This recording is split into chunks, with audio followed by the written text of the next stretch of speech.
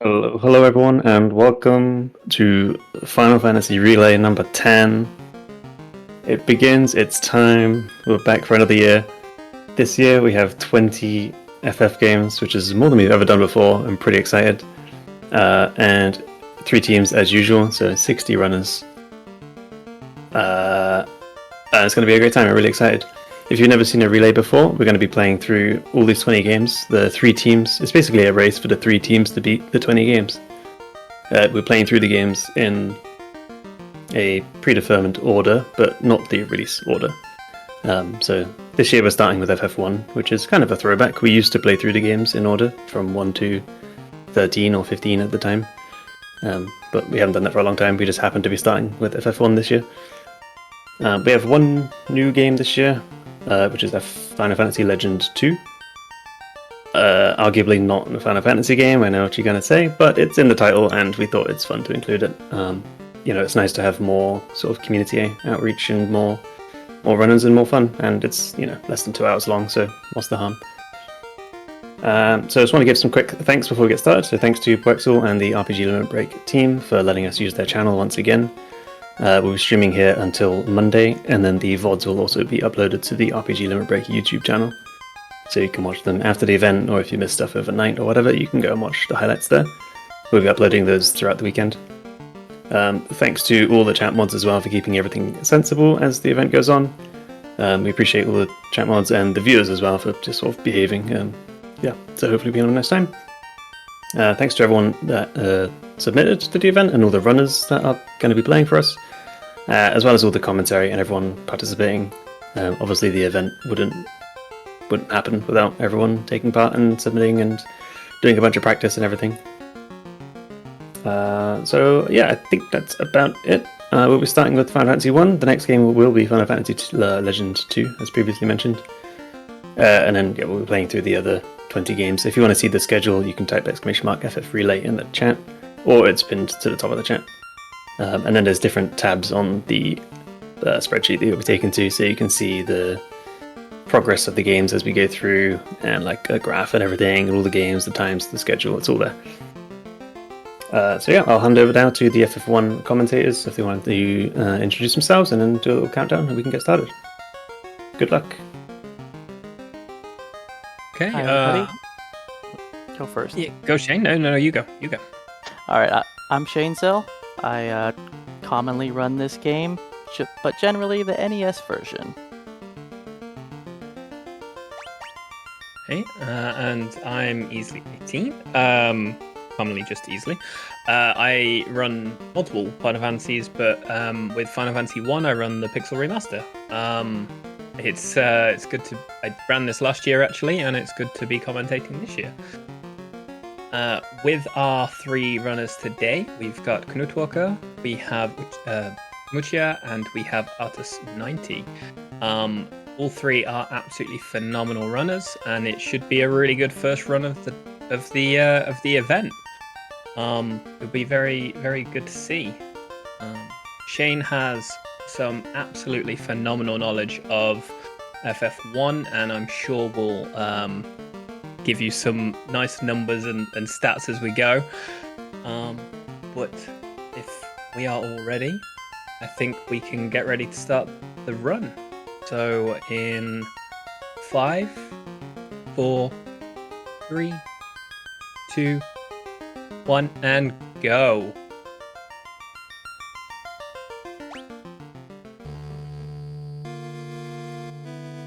So everyone's favorite part of the run here. We have a 2-minute long cutscene at the beginning of the game. Unskippable, which is the bane of every speedrunner of this game. Yeah, nice. The only real big bit of lore dumping we get in Final Fantasy 1, unless you go and speak to every NPC, but otherwise, between this and the small intro you get on the bridge, we don't really see much else in the story. You just kind of play and beat some bosses, and then before you know it, you've saved the world. Yeah, you can definitely get some lore if you talk to like all of the different NPCs at different parts of the game, but the story in FF1 is very bare bones. So most everything for the speed run is just focused on combat and running to the next dungeon as quickly as possible. With So some of the dungeons being particularly nasty to run through, one of which will be one of the early ones when we get to it. But should be a nice, interesting run to see. I didn't see if Muchiha has a different team composition, but usually he's been running with 2 fighters compared to 2 black mages like everybody else. So we'll have to check that out in a bit. But most everybody uses the same composition. So we've got a fighter who is our tank. Their whole goal is to just take hits for the team, then later become a unkillable tank. We have our black belt, which is our damage dealer, or monk. And then we have our black mages, which do all of the early game nuking, and late game they're just buff machines.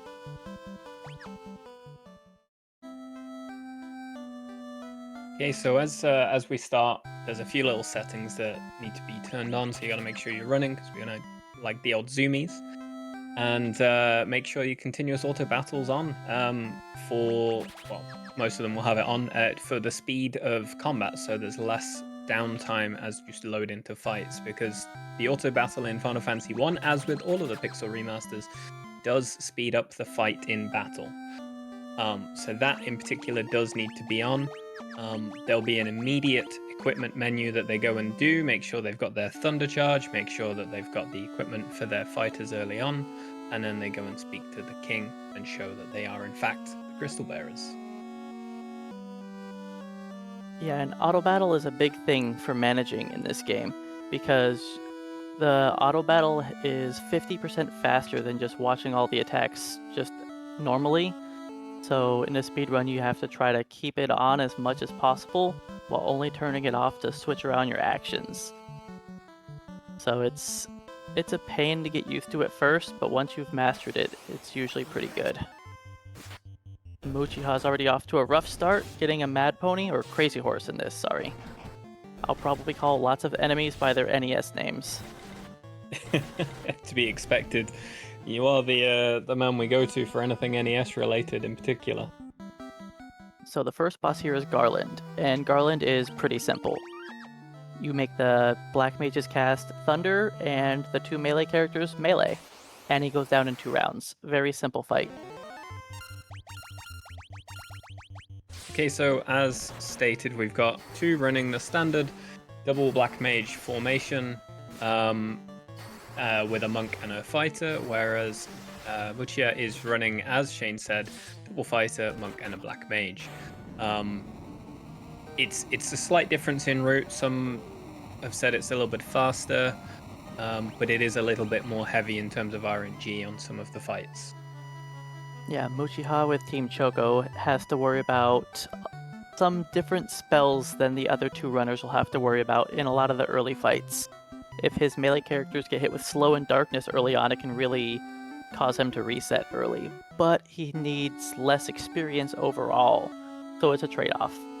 And nobody got the longsword drop. Well, it's a very, very low percentage drop. Is it 2 or is it 4%? I believe it's 2%, and Astos' mithril sword is 4. Yeah, very, very low percent chances, but I mean, if you were to get one of those drops, a lot of the runners call that a curse rather than a blessing. Oh, it's definitely a blessing for a double fighter run, I imagine so. because the fighter will be Choco's main damage dealer for a lot of the early fights, so that would be very helpful. But yes, Artists did not have a very good Garland battle with 2 dead black mages. Makes for a very, very rough initial crossing over to Provoka. I imagine there'll be some quick saving along the way just to ensure safety. As the runners head over to Provoka, which is the next town that they need to go to, they'll be looking out for certain fights that they would like to take. If they see an ogre, absolutely fantastic. However, if they do have the possible outcome of seeing 4 crazy horse in one fight, which is an absolute don't fight that. Try and run away or quickly reset and run back in. But hopefully they have a nice walkover, but we'll soon see. before that, Yeah, there's we a have nice another little cut. cutscene. Yeah, this is where most of the cutscenes are for the whole game. After the bridge cutscene here, there's no more cutscenes until you get the dynamites. So you have a while before any actual other cutscenes. But this is the bulk of all of the sitting around doing nothing. Luckily, there is an autosave right after the bridge scene. So you don't actually have to do a save here. It's such a long cutscene that is completely unskippable. On PSP, it's skippable. Yes. It's shorter on NES as well, isn't it? On NES, yes, it's only a few seconds. So it's fastest on PSP, then NES. I don't remember if it's skippable on GBA. I believe it is, but I'm not positive. And PR, it's very lengthy. But PR does make up for it for a faster game overall compared to most other versions. And what we're going to be looking out for here is the Black Mage is gaining HP. So in the Pixel Remaster version, your characters get guaranteed strong level ups of hit points every set number of levels, and every other level it's just random. So our Black Mages don't get guaranteed hit points until level 4. So if you're lucky at level 2 or 3, you can get bonus hit points, which makes a huge difference of survivability of your casters for the whole early game. It is possible to see a Black Mage with 100 health very early, but is much less likely than seeing them at 50 to 70 by the time you head to the sea.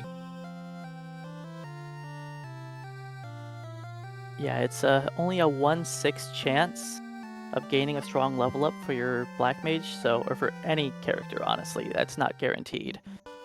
So it's not that likely, but we'll see it on some of our runners for sure.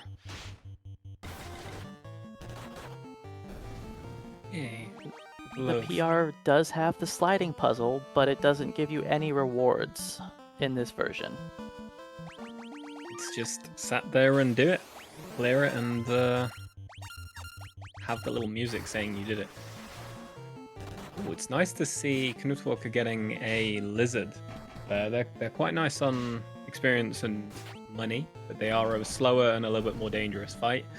But there is the dangerous 4 crazy horse fight for Astos as well. As you see, 2 Black Mages down again. It's going to make a very scary pirate fight. Yeah, I'm actually not a huge fan of lizards. They're okay. Their XP is a little bit worse than an ogre, but they only give 50 gold, which really hurts compared to fighting like an ogre, which is 195 gold. Ogre's, in my opinion, the best thing to be seeing early on. I thought it was wild that Muchiha ran from them. He fought a 2-pack of ogres, which I think is an ideal encounter, but I guess because you only have 1 Black Mage, it can be difficult to take them down. I would agree with the 1 Black Mage. That probably is quite a slow fight.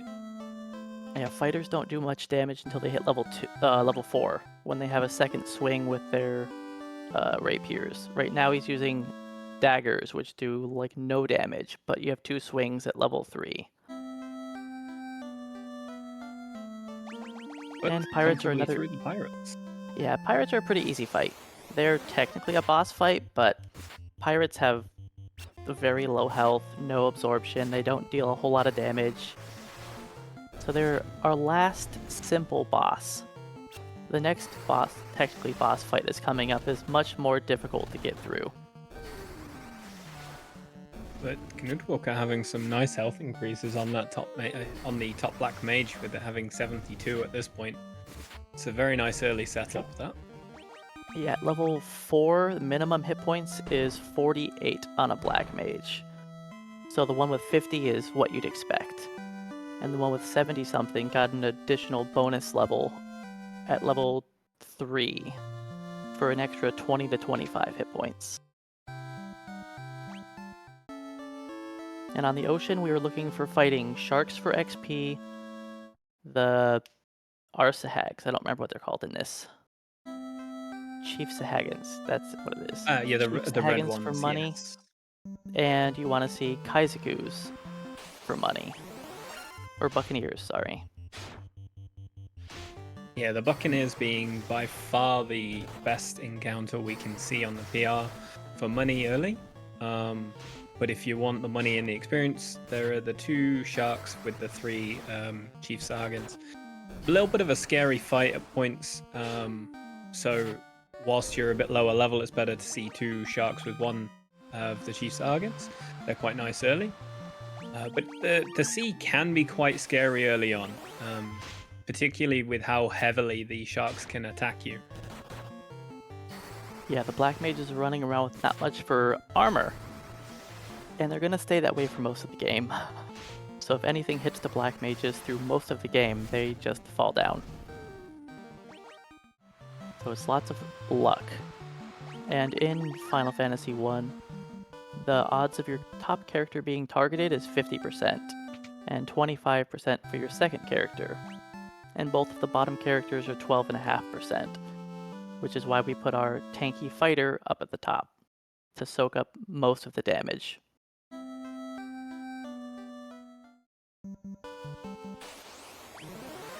So there's definitely a difference of party compositions, as chat has mentioned. The double fighter is just a personal preference of Team Choco, and Muchiha just likes using a fighter for a damage dealer in some of the early fights instead of a secondary black mage. He just takes less battles and has riskier boss fights, is pretty much how it goes.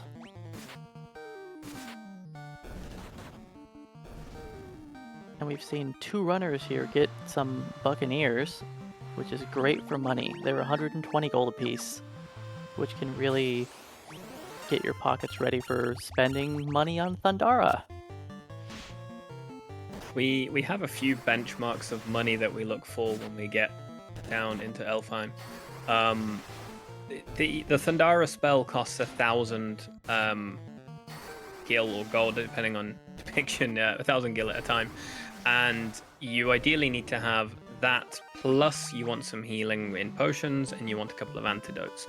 So the ideal kind of minimum benchmark for most runners that they'll take will be about the 1,1400 mark if they're rushing, 1,700 for safety, and if you really want a safe strat, if you're running the double black mage comp, you could be looking at around about 2,300.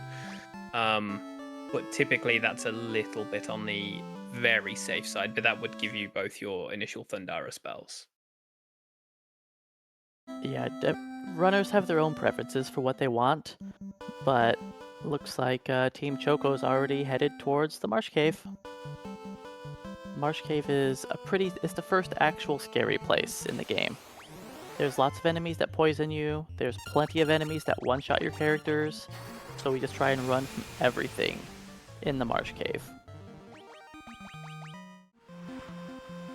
On the Pixel Remaster, there are a couple of fights we may take in the Marsh Cave.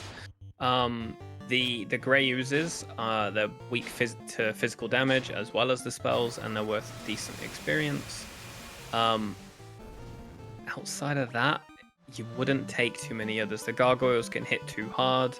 One of the nicest encounters that you will see will be the green slimes, because they're very easy to run away from, and they're usually quite slow. The only downside is if you don't run away, you're almost guaranteed to be poisoned. Yeah, green slimes in this version are pretty easy to run from. Which is it's based on the enemy's agility. So the faster the enemy is, the harder they are to run from. The scary fight being what Muchia just saw. You can see more scorpions than they just saw, but the scorpions are the you need to run away from fight as a must. You're not really strong enough to beat them, and they can do a lot of damage and poison you. So they are a very much need to run away. Yeah, for some reason scorpions used to be one of the most rare encounters in the dungeon, and in Pixel Remaster they made them one of the most common encounters.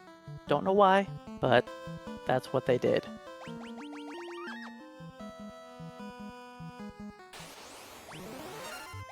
So yeah, getting level 8 is a good safety level for before fighting the Pisco demons, because at level 8, that is the second guaranteed strong level up for the black mages for their hit points. That'll get them up to 80-ish. at least. If you're really lucky, you will see a black mage over the 100 threshold, as knutwalker has currently. We do see Artus taking a little bit longer with the sea because he's farming some additional money, most likely to gain some additional safety as the first little bit of the run has been particularly nasty to them. Yeah, I believe the Black Mage's dying in most of the fights have caused him to need to take some extra encounters and make up some XP. So the Pisco Demons here that Muchiha is fighting are very difficult. You have to get a Thundara off before your Black Mage dies. And they can die in one hit from Thundara. Muchiha getting a very, very nice Pisco Demons with 3 of them dying to the Thundara, leaving only 1 needing to be finished off. Very nice fight. Yeah, that's a big reset point for a lot of runners when they're getting into this, because you can just sit there resetting to the Pisco Demons over and over again. Because they can one-shot your Black Mages. So throughout a lot of the run, you'll see that all of the runners will have points where they may have to do a little reset. And that'll take them back to their last quick save, which every screen transition is a quick save, and then you will also make some safety quick saves as you run through the dangerous areas. The huge advantage that has with the Pixel Remaster is it does allow you to still make progression. The downside is you may still get caught in a quick save loop if the enemies are still being quite mean. Fingers crossed that is not something to worry about, but it is possible. So as someone mentioned in chat, thunder spells are not technically the best spells in the early game, but all the enemies that we're fighting take the most damage from electric spells.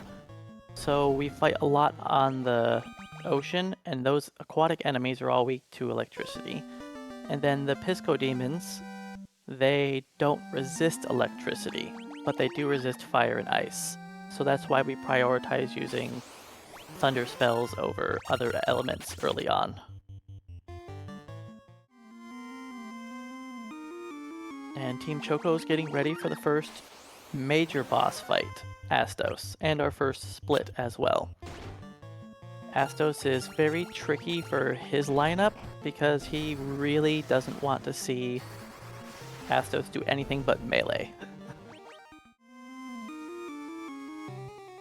Astos can blind your characters, slow them down. If they're slowed, then their number of swings drops to 1.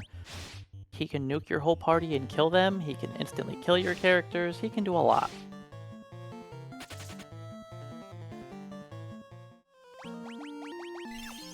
So right there, getting blinded makes his characters really struggle to land attacks on the enemy. Astos being our first split point in the run, it can, as Shane said, be a very, very scary fight. He's got a very dangerous mix of spells, ranging from a melee which can do not very much, versus he can do death, blind, slow, Thundara, Fire, and if you don't have 100 health, that can be an issue. And But for there Team is the Choco, first that was a split. smooth Astos. Yep, very nice early game so far. It looks like Team Tonberry's been struggling a little bit here with the Pisco Demons. They just can be mean. It was nice to see Artus get down there quite fast, so that's quite positive. Ooh, that's kind of sad. That was that one hit away, but it would have been a bit too low on the experience. There we go, preemptive strike. That should make it almost guaranteed. So in the Pixel Remaster, it's the only version of FF1 where you can get preemptive strikes on unrunnable encounters. And the Pisco Demons, you actually have a very high chance of getting a preemptive strike on them, which is the opposite of what it was intended to be on the NES. For all encounters in this game that on the NES had a high ambush rate, On other versions of the game, you have a high preemptive strike chance against those enemies. Okay, and knutwalker getting into Astos as well now. Good turn 1 with a slow on a black mage. That does pretty much nothing.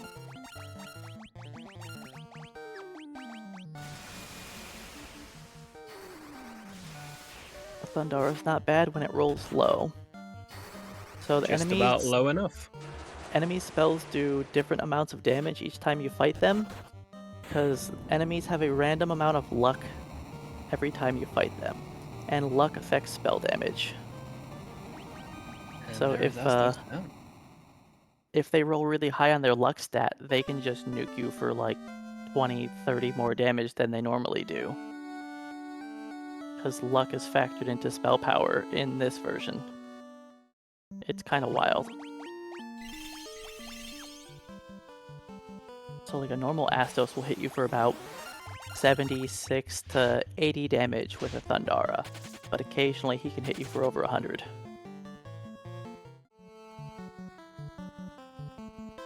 Lots of RNG in this game. Lots of RNG. And now 2 of our runners are on a massive fetch quest. After beating Astos, we pretty much have to run around the inner world and deliver all these key items. We have to give a witch her crystal ball, we have to revive a prince from a deep slumber, and all sorts of stuff to eventually get out of the inner city and can actually start exploring the world. Crazy horses are generally, in my opinion, never worth taking. They're I worth... find if you get 2 on a preemptive, they can be okay, but unless you get a preemptive, I wouldn't bother personally. Yeah, they're 15 gold, 63 XP, which really isn't worth much. Most enemies in the game are worth more than that for experience, gold, or both. And Artis is going to have a difficult time here with Astos, being down a black mage, and his other mage still isn't level 8. Seen Tonberry opening with some rather unfortunate RNG in the early game.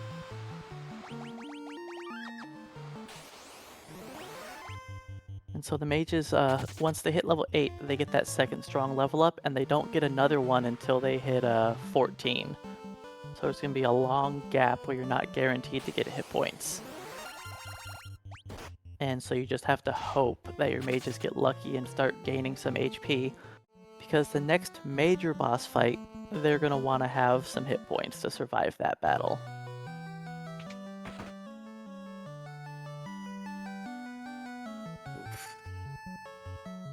Yeah, this is going to be a difficult Astos. He's going to have to hope for a lot of melee attacks on the fighter. Joys of the very low health mages early on. Yeah, it's always a struggle. Okay, so Mutia is on the way after getting the Mystic Key. They are now going over to get their dynamite, which will allow them to open the map, as Shane said. So you get these first 3 chests to sell, and then you get the next 3. And the third one, that is the dynamite, or TNT, depending on your which version of the game you run.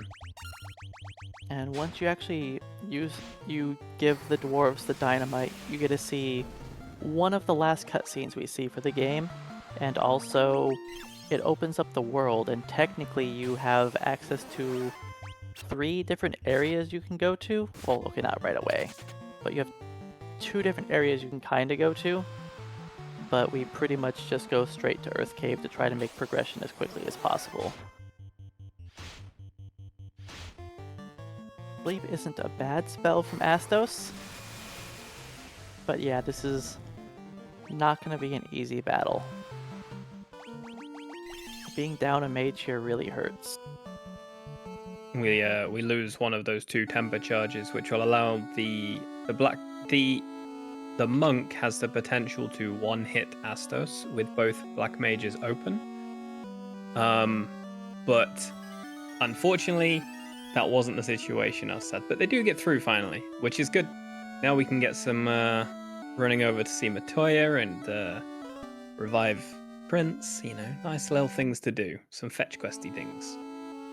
But yeah, that goes to show how random some of these fights can be.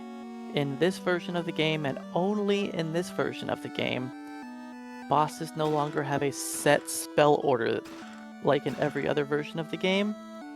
In other versions of FF1, Astos always started off his first round using the death spell, 75% of the time, and 25% he would melee.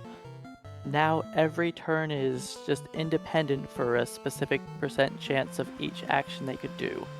And they could do the same action in a row an infinite number of times. So it's very random now compared to how fights used to be.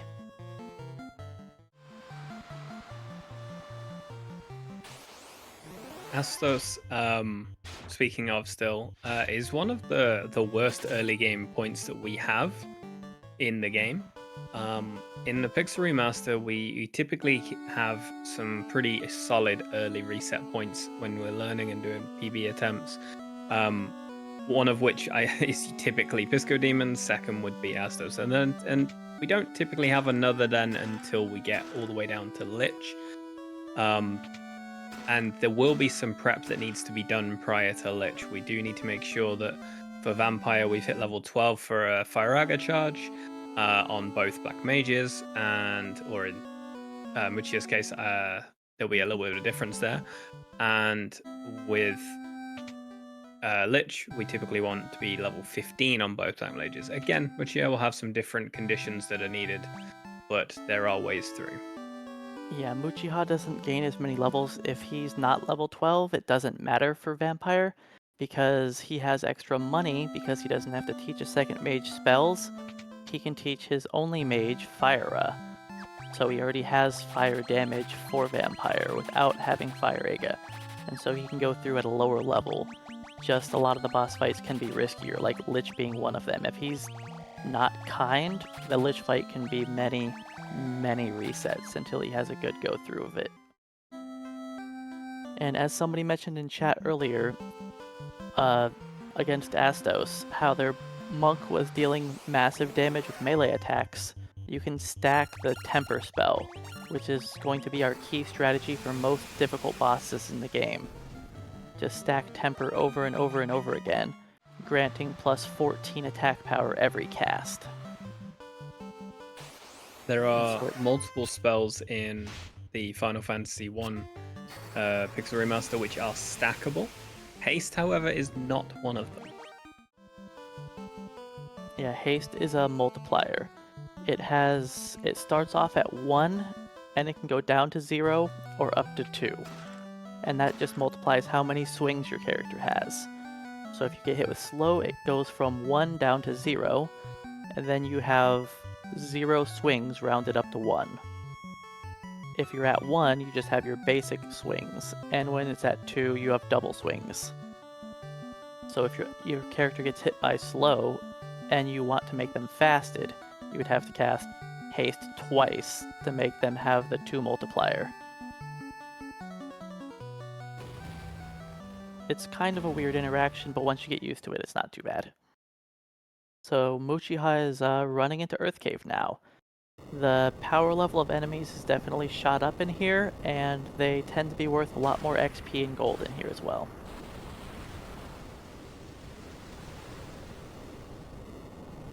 I believe he's going to be picking up the Coral Sword.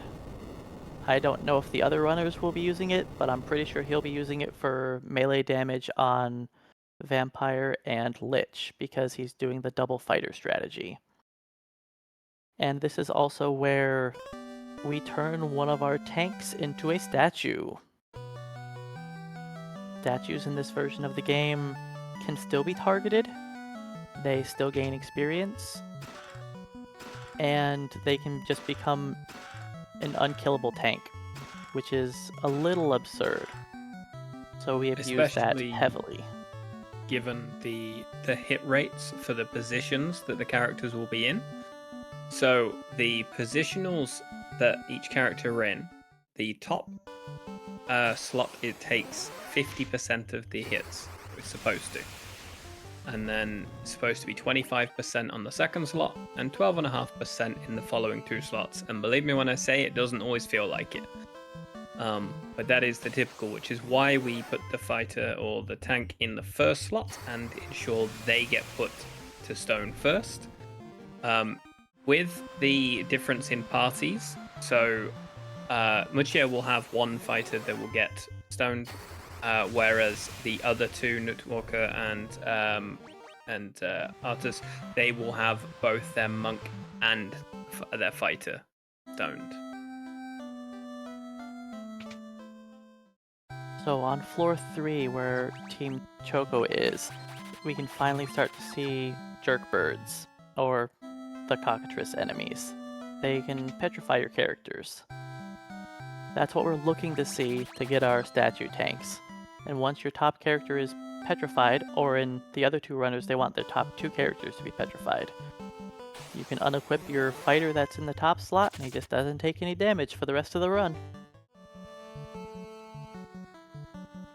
But yeah, on NES, those cockatrice are very scary to see. In this, we want to see them though, since they kind of turned petrification into a buff in the Pixel Remaster.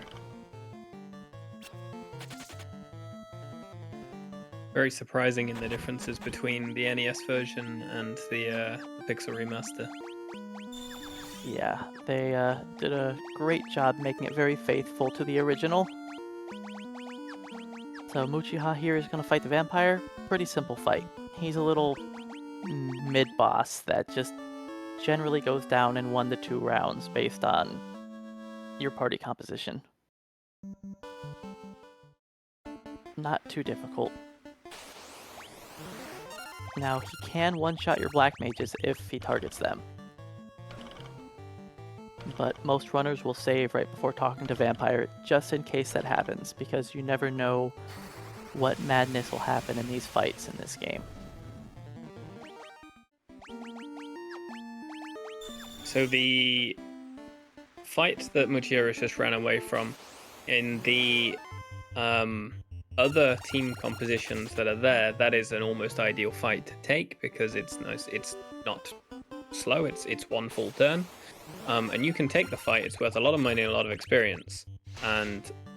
But as Shane has said, Muchia doesn't need to be as high a level. But they are taking the Earth Elemental out, which is worth good money, good experience. But the other 2 runners, they would take the Groger and Ogre pack fight in majority of situations. Yeah, Muchiha doesn't have 2 spellcasters to be able to take out a 6-pack of ogres, so he has to run away from them. That's just part of his team's composition. His team is better at fighting lesser enemies. Like if he fought giants, he could take those out by meleeing them quickly and using no spell charges. That's just something that you have to adapt to if you're using a different team composition. The double black mage is the most straightforward, and with the right spells you can take out every encounter in the game, or every random encounter with just your mages. So with the Earth Cave, we have the double dip going on, so Muchia has beaten the vampire. Knutwalker is heading down to vampire. After beating vampire, they go up. They hand the ruby in that they get from behind the vampire into the golem that's in the pathway. It moves out the way. You run past and get the earth rod, and that will allow you to progress through to the lower levels. So there is a double dip happening there. Yeah, this is the only dungeon in the game where you actually have to double dip the dungeon. You're forced to go in, do half of it, grab a key item, leave, get another key item to finish the dungeon. Which casually, I believe, is actually a positive for the game, because it gives you time to loot half of the dungeon, leave, go resupply, then come back in later. But for speedrunning, it's just a little annoying.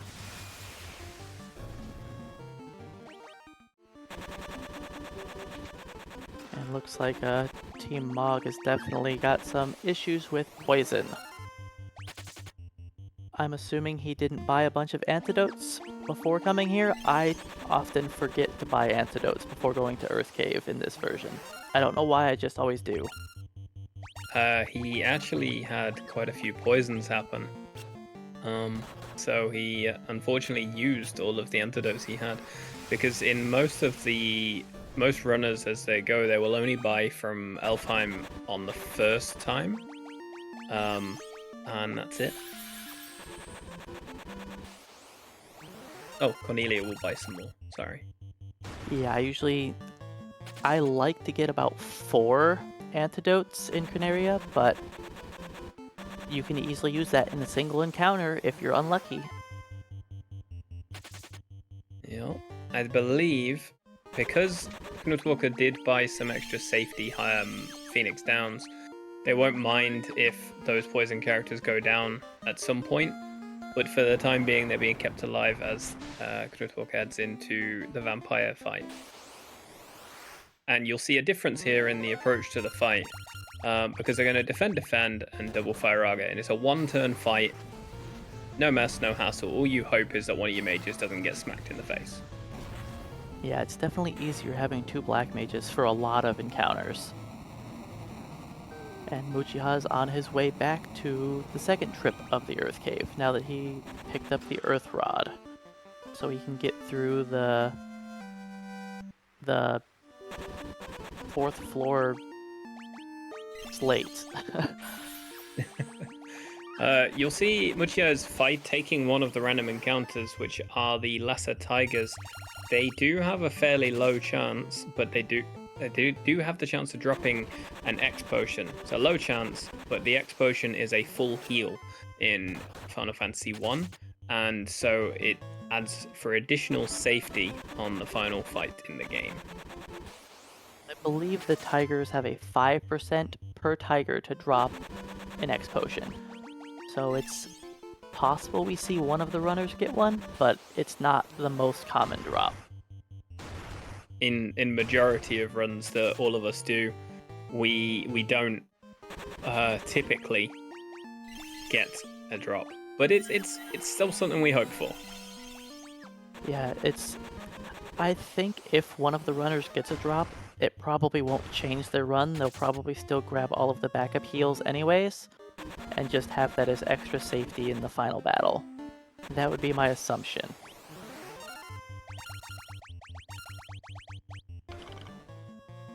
Normally doing PB attempts at the game, a lot of runners only grab 2 safety items of X potions / elixirs for the final battle. But I'm assuming for this, everybody will get at least 3, if not 4, of the full heals for the final battle. And that's what the X potions are, is just another full heal.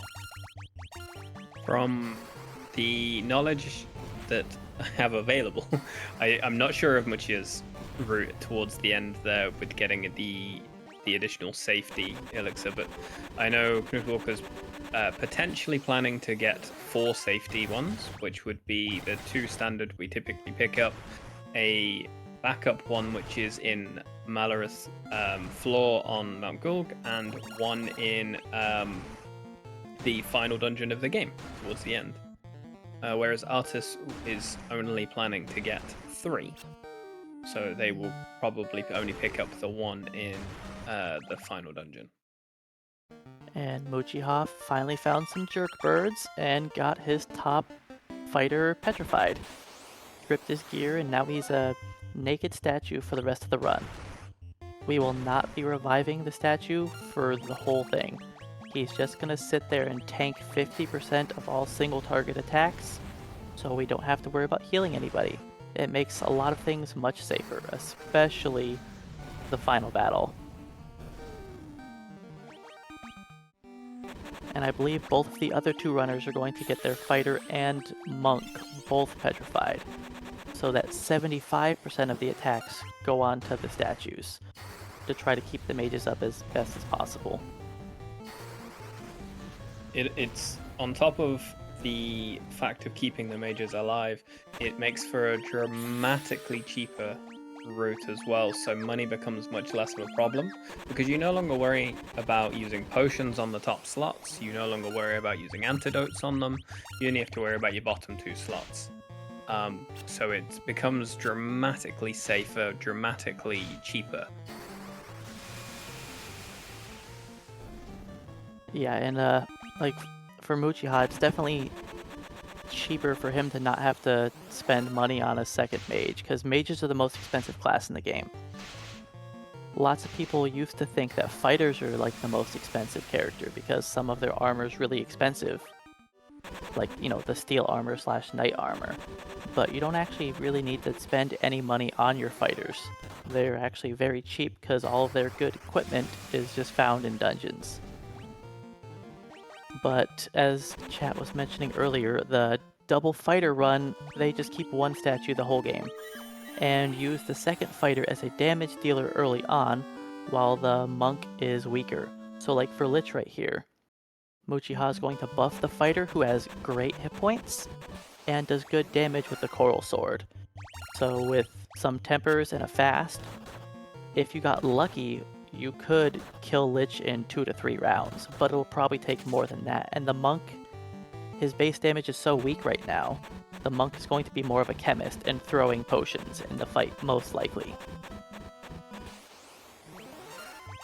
So Lich is definitely a very tough battle, and has a lot of RNG in it. He can just open up with Blizzara, and that pretty much one-shots the Black Mage, and can end the run very quickly. Typically, your Blizzara will hit for about 140 in a lot of cases. So as Shane said, that's good night to the Black Mage, which is incredibly detrimental. More so out of any for the Team Mog and Team Choco and Team Tonberry runners, as they have 2 Black Mages, and they only use spells to beat Lich. That was a pretty lucky Lich battle so far. Should be winning it here shortly after this round if he's lucky. Nope. Didn't get the haste off first. But still, the Lich has been very kind. Easy fight. Lich down for Choco. Nicely done by Muchia. Not a single AoE spell, which is very unlikely to happen, and Lich dropped the 1% high ether. Incredibly rare for that to drop. 1%. It's mostly useless. It can be either used or sold. I don't think it sells for too much. It just restores all of your spell or five of all spell charges. Yeah. Yeah, it's mainly used in the final dungeon as far as most PR runners would go, but we don't even factor that into the drop rates typically because you so rarely see it. Yeah, I kind of forgot that it even dropped it until I just saw it there. Now, I can't read Japanese, but I just know what he drops.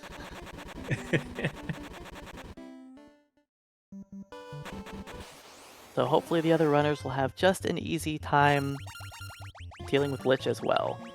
Because the fact that Lich didn't use any tier 3 or 4 spells for dealing damage, Thundara, Fyra, or Blizzara definitely makes the fight way easier. Because usually if he casts 1 to 2 of those spells, it's just a reset.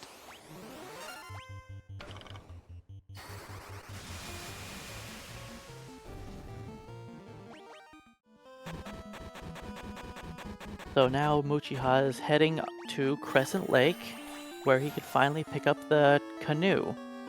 Once you get the canoe, which is the reward for beating Lich, the game really opens up, and you end up getting access to 3 different dungeons.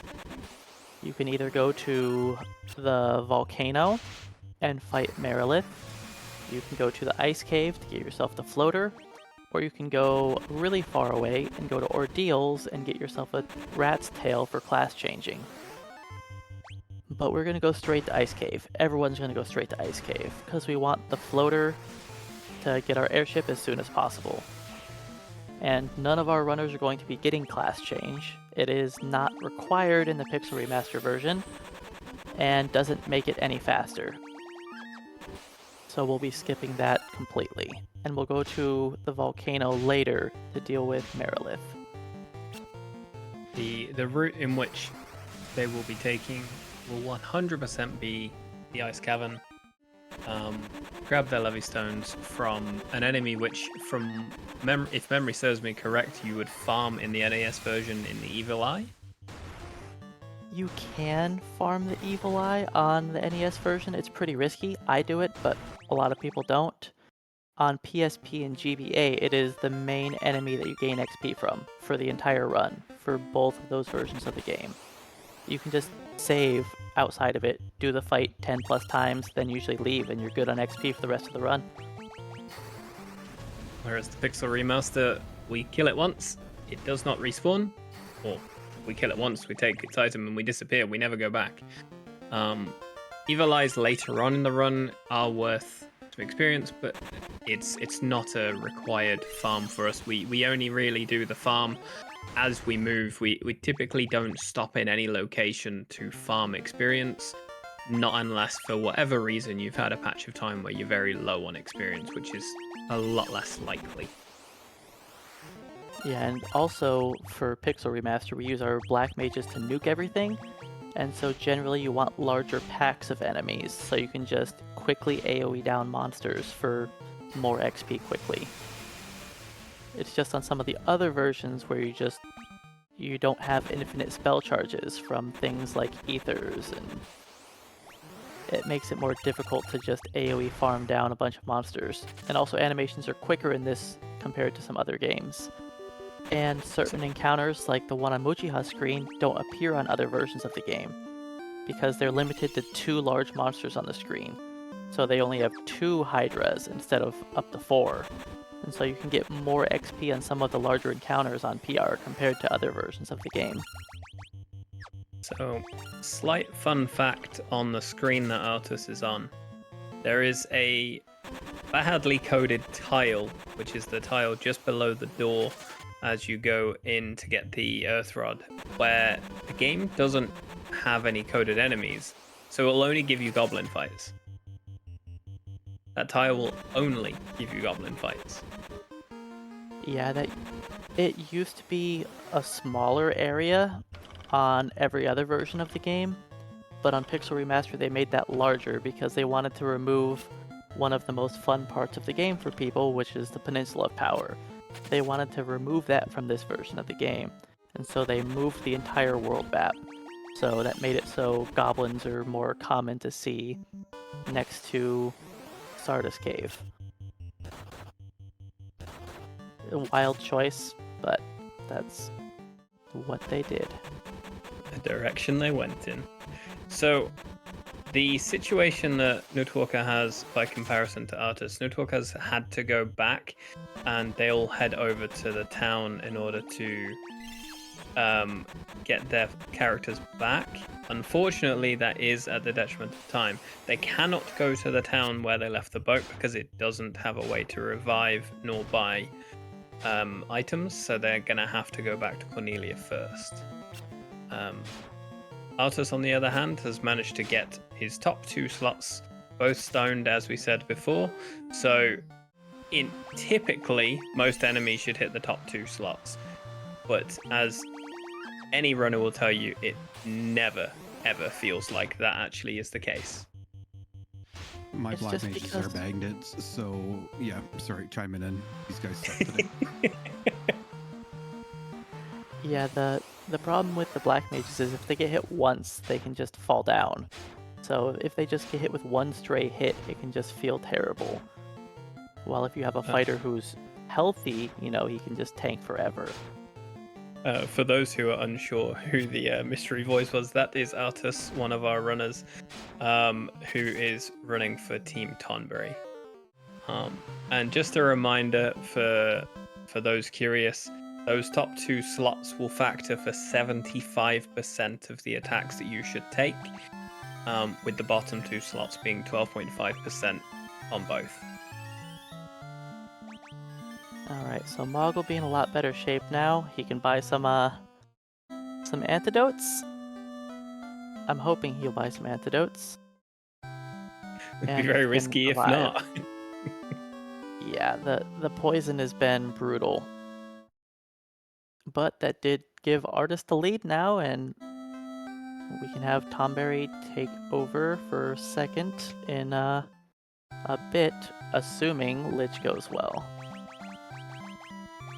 And So Mujiha's we currently going through Ice Cave and is about to finally fight the Evil Eye. So we didn't really talk too much about the river. Shane mentioned some of the encounters that are there, but one thing that's very strange in a sense is all of the river tiles share the exact same encounter table. So all of them will give you the same risk, and so all of the encounters you find there are actually quite scary, particularly when you go from the sea, which all shares the same tile as well. The sea encounters are much safer, and you enter the river, which has quite scary encounters, to a point where you can have a 240 health mage die in one hit, if you're really unfortunate. Yeah, for the Pixel Remaster, they combined both the North and South river tiles, so they're all the same enemies now. On the NES, they were split up. So the South River had much easier enemies, while the North River had much more dangerous enemies. For some reason, they just combined them in this, so a lot of the encounters are pretty scary to fight early on. Muchia is exiting the ice cavern at the moment. The tiles that you can see in there's some of the enemies which are quite friendly to go against and others which are not so much of a problem. One of the worst encounters you can see, simply because it gets very annoying, and they can do a lot of damage, is the 7 Winter Wolf Pack. They don't do a lot of damage on their own. You'll run away from them in most cases. However, if all 7 decide to hit you with an ice storm, it's a long animation and they hit for 20 each. So it can hurt, and it can be very slow. Yeah, and you can also take them out with one Fire Ega, so I personally just have at least one mage always on Fire Ega to take them out, because you don't want to fail to flee and then just very slowly die to them. Yep, that's exactly how I do it as well. I've been burnt too many times by those wolves. Yeah, Mujiha's just flying right along and is about to get the airship. And with the airship, you have much more freedom of the overworld. You have the options to go most anywhere, but a lot of runners will just go straight to the Waterfall to get lots of money as quickly as possible, then go to the Sea Shrine.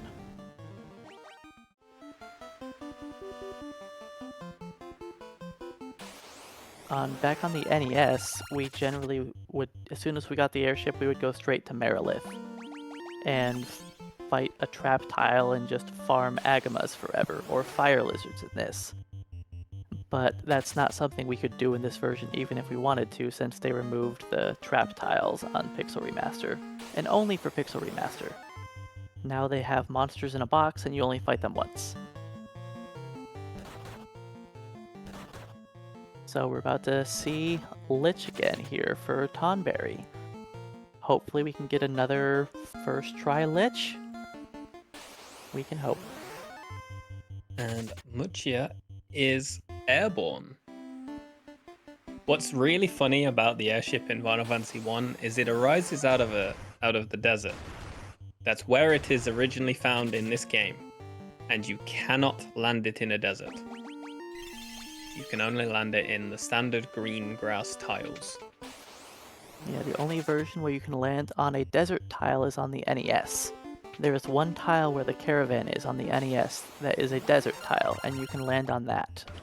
But that's the only one. It was definitely not supposed to be that way, but that's just how it is. Okay, right so Muchia's just grabbed grabbing the... yeah. You got it? Yeah, you got it. Yeah, he's grabbing some money for some purchases of equipment, and most importantly, X potions and elixirs here. There's 2 of them close by. One's an X potion, one's elixir. For this run, they're pretty much the same thing. They're just a full heal. And the money is just because we have a lot of money to spend here in the next town. Because we're going to want to learn Blizzaga and buy protect rings. If you technically had enough money, you could also buy a diamond bracelet. Is that what they're called in this? Ruby bracelet. It's the ruby. The rubies in Gaia. But I don't expect anybody to be buying a ruby. I don't think they're gonna have the money, but it would help if they could afford it. The rubies are 40,000 and the protect rings are 16,000 each, whilst Blizzaga is 30,000. I personally, as well as many of the other runners, don't grab the protect rings anymore. Especially as most runners are running double black mage, which would have 60,000 spent on Blizzaga to start with, and we also don't typically grab the ruby armlet as well, because it means fewer shops, but it is also more risky. So on Artis' side, we just saw what Lich can do when he actually casts magic that deals damage. The party got wiped pretty quickly. His spells can really hurt. Now, it typically takes 6 Fire Egas and 1 Thundara to finish off Lich. So he was close to ending the battle last time.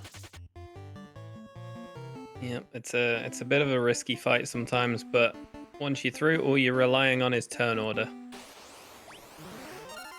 Unfortunate. That would be a probably lack of ethers by the end to do the full Faraga charges. But Astos will get the second black mage is only 14. That makes more sense. He was going back and forth trying to gain some extra XP for a minute there. But yeah, if Lich doesn't play nice, you can just sit there for a while, and there's not a whole lot you can do about it. Just hope that he targets a statue and doesn't nuke your team. Or he can cast haste all day long. That's perfect too. Haste, But the Lich... slow, hit the top 2 slots, any of those options. Yep.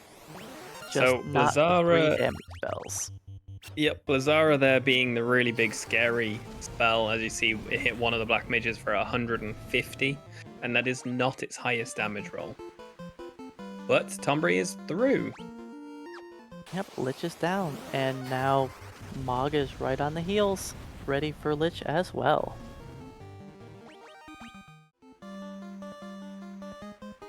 And Muchiha is running through, mostly done with the Waterfall. Acquired all of the loot, getting the cube. I think it's called the warp cube in this version. Yep, that's the one. So that you can make it through the Sky Castle. We'll be going there eventually, but not yet. Before then, we will be going to get the Bottle Fairy, and go get the Oxyale, and go and beat Kraken. Yeah, the Sea Shrine is a great place to earn some experience. I don't think Muchiha's going to take very many of the fights, just because his route, he doesn't take a lot of fights. He's also got fairly good stats as well, looking at it. Yeah. He got pretty lucky on his hit points on his Black Mage, and even his Monk isn't too bad. knutwalker working through the Lich fight. So far, so good. 2 slows in a row is very, very nice for turn order. And then we should just have to see 1 Thundara, so turn order's all that matters here. And we didn't see any of our runners with a Black Mage with high intelligence. If you have a Black Mage that gains bonus int, they can actually deal an extra 100 damage to Lich per spell, which is very helpful. The no early int is sad. We didn't have the luck. Again, every random stat you gain is a 1 in 6 chance. Black mages get guaranteed intelligence every even level, and every odd level it's a 1 in 6 chance you could gain intelligence. So if you're lucky, you could have that intelligence very early on. And if not, then you don't get it until 20. To show the damage difference that you may see, the intelligence that is standard that you'll see at this point, Firaga hits Lich for about 180 to 194. Typically closer to 190. When you get the additional int, they'll typically hit for about 246, 248, that kind of ballpark area. So you kill much faster.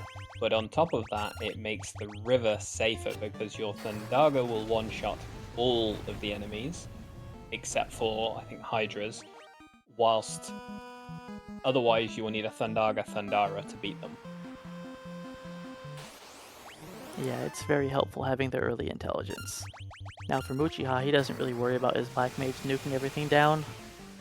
He just kind of runs through and hopes for the best on the boss fights. Which, as long as you get lucky, I mean, it works.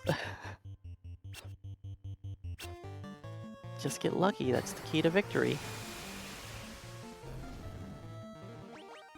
But he's about to enter the Sunken Shrine. And I don't know if he's going to melee down some of these enemies here, but sharks are pretty easy to melee down and are worth decent XP, so it is a place he could get some good XP. And with Thundaga, Blizzaga, he can also one-shot a lot of enemies with just a single mage, so it's a possibility.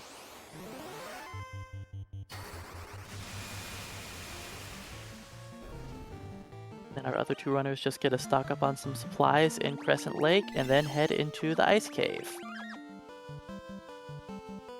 So with Team Mog and Team Tonberry being fairly close together, only maybe 30 seconds to a minute between each other, there's a lot there. There'll be a lot to make up for to catch up to Muchir at present, but with the RNG in this run, there's no calling it on anyone's part there. Yeah, chaos can always Chaos hurt can be chaos. everyone. But before we even get to chaos, we have Tiamat, which is such a strong fight at points. We also have Lich 2, who can sit there and be nasty. A lot of the Guardians can be a pain, but with the way the game is routed, both Kraken and Marilith on the first time through are pretty easy to get through. Yeah, Lich is generally considered the third most difficult boss in the game, with the second difficult being Tiamat, and the hardest being Chaos.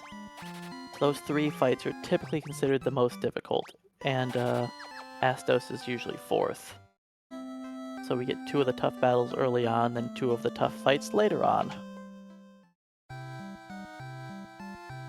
But yeah, I figured Uchiha was going to take some XP finally in the Sea Shrine. Generally, waiting longer into the game to gain XP is ideal, because each fight you're taking is just worth more XP overall. So the longer you can wait to go without gaining XP, the better. That's usually more of an NES strategy than a Pixel Remaster strategy, but I mean, whatever works.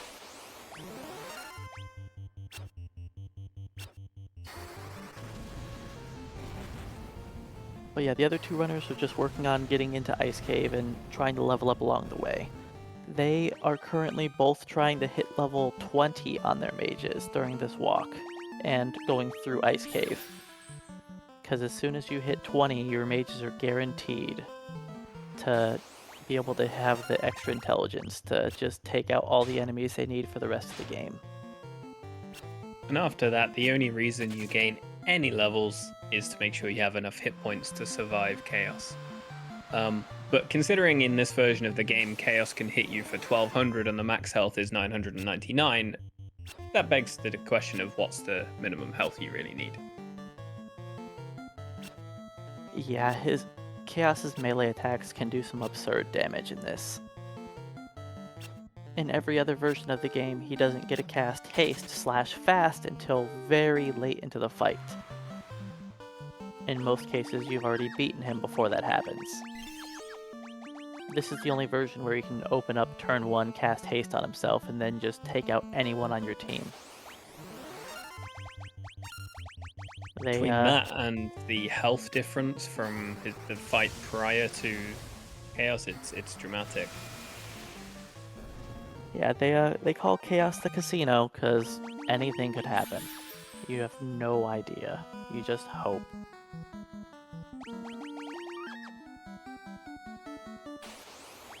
Well, But yeah, the Sea Shrine for Muchiha is definitely where he's gaining some XP, finally. He can actually cast Thundaga now. When he first came into the Sea Shrine, he wasn't high enough level to cast Thundaga. well, as Astos is running through the ice cavern, we saw that there was a white dragon. The white dragons can be very scary, but they're worth a lot. They are very much worth taking. They die to a single Thundaga cast, and once you've got your bonus int, they also die to Firaga. Yeah, most enemies in the ice cave can die to one Firaga or one Thundaga. Which is kind of nice when you're just trying to run through quickly. You can have your mages usually on either of the spell and just, until they run out of charges, don't switch it. Especially as those spells are on different spell slots, so they don't use each other's charges. Because the thing with Final Fantasy 1 is there are 3 spells that can be learnt on each spell slot. So on the first level you can learn, say, Fire, Thunder, and Blizzard if you want to, but typically speaking, in the speedrun we don't tend to share spell slots through the run. Yeah, so you want to try and use up all of your different spell slots before you have to go to the menu and throw ethers. And ether will give you +1 to all of your spell slots. So if you can just time your ethers well with counting your spells, which a lot of runners don't do, because it can be challenging trying to count lots of different spells based on the order that your characters go and who actually uses up which charge. But if you do it well, you can definitely save time of having to menu less. Yep, you save time on menuing, and on top of that, you have ether efficiency, so you're not just throwing ethers because you feel you should, you throw them because you legitimately have a good time to do it, and you've used the spells that are relevant. We do see Artus has made it onto the Evil Eye, so they're about to get their Levy Stone as well. It's one single Firaga and you're through. Yeah, as long as you have the intelligence for it. If your mage is too low of level and doesn't have the intelligence, then it can take 2 spells to get past the Evil Eye. Which isn't a big deal, because in this version the Evil Eye is not that threatening. On the NES version he opens up with a spell called XXXX, which one-shots a character that it targets if they are under 301 hit points. Yeah, that sounds quite nasty. Yeah. And on the NES, you level up a lot slower, and you're usually level 9 or 10 by the time you get here, so nobody has 300 hit points. That's vastly different since the Pixel Remaster is typically pushing level 20s. Yep. In a lot of runs, you typically end up starting Ice Cavern level 17, level 18. And then obviously you gain levels quite quickly. The Ice Cavern is one of our areas where we do gain levels because a lot of the encounters are quick to kill and they're pretty friendly.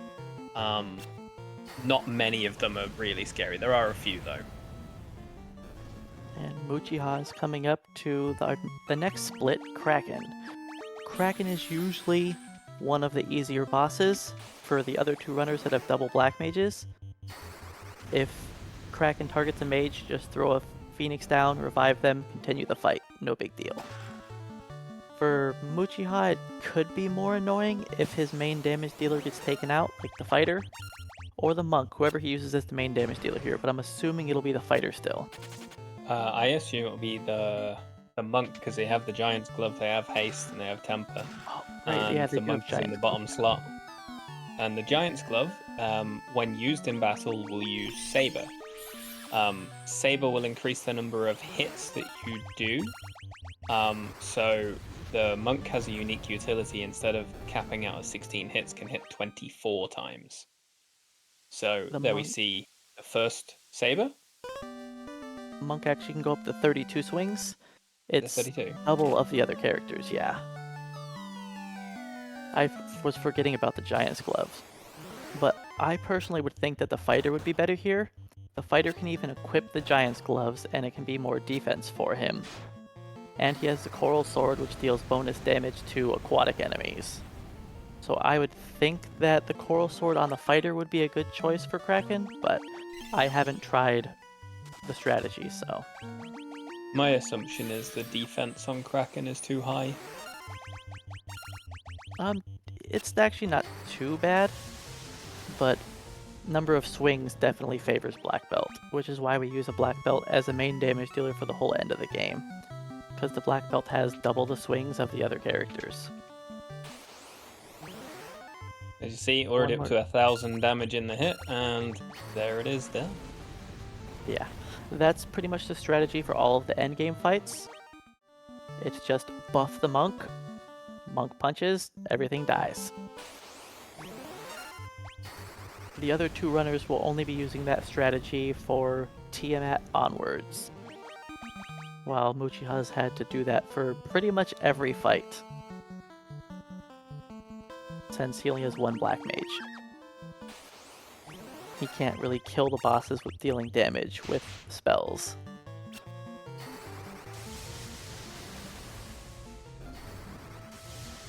And so as we've seen, there's a little bit... If the fight goes well with Muchiha's comp, the fights go smooth.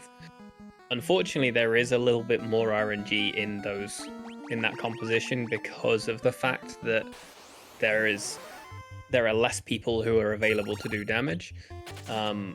That's where the time difference can come in. But if you were to take both fights and do them both well, there'll be similar time. Yeah, it's also that Muchiha's lower level as well, which also can make the fights pretty risky. If his characters don't get lucky and have good stat gains, then it can be real painful. But he's a top runner, so I trust his judgment on what will work.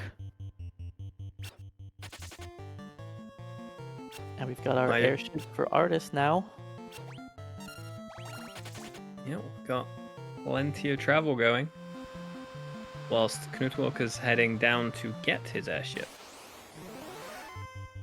And Muchiha chose to do the volcano before doing Mirage Tower Sky Castle. Typically, most runners will do them the other way around, simply due to the pathing. However, I assume because of the lower level that Muchiha is at, they're choosing to take the easier Guardian in Marilith first, get some levels, and then go to Tiamat's area, which is also great for getting experience, as you can one-shot cycle some of the enemies. Yeah, if you get some of the good enemies, one Blizzaga takes them all out. But the problem is most of the enemies in the volcano aren't worth much until you hit like the 4th and 5th floor. And on this version of the game, you cannot get into an encounter on lava, but the lava tiles do tick up your number of steps until your next encounter. So it's... you generally you're want almost guaranteed to get an encounter the first step out of the lava. Yeah, it's kind of weird, but you can also push back encounters further. Like, on the previous floor, he was running back and forth a little bit. On the lava, that was to try to trigger the encounter to reset, because it was... if you're at the exact number of steps, or like just past the number of steps for your next step is going to be an encounter, if you do that, as you go into the next zone, you can push it back and kind of skip over the encounter. It's weird to do, but once you get used to it, it can work out pretty well for just skipping a fight. As long as your movement is good in the dungeon. Because you have to walk on all of the lava tiles just right, which is difficult to do with diagonal movement. And Marilith is not much of a threat. As long as she doesn't punch the monk, generally the fight is free.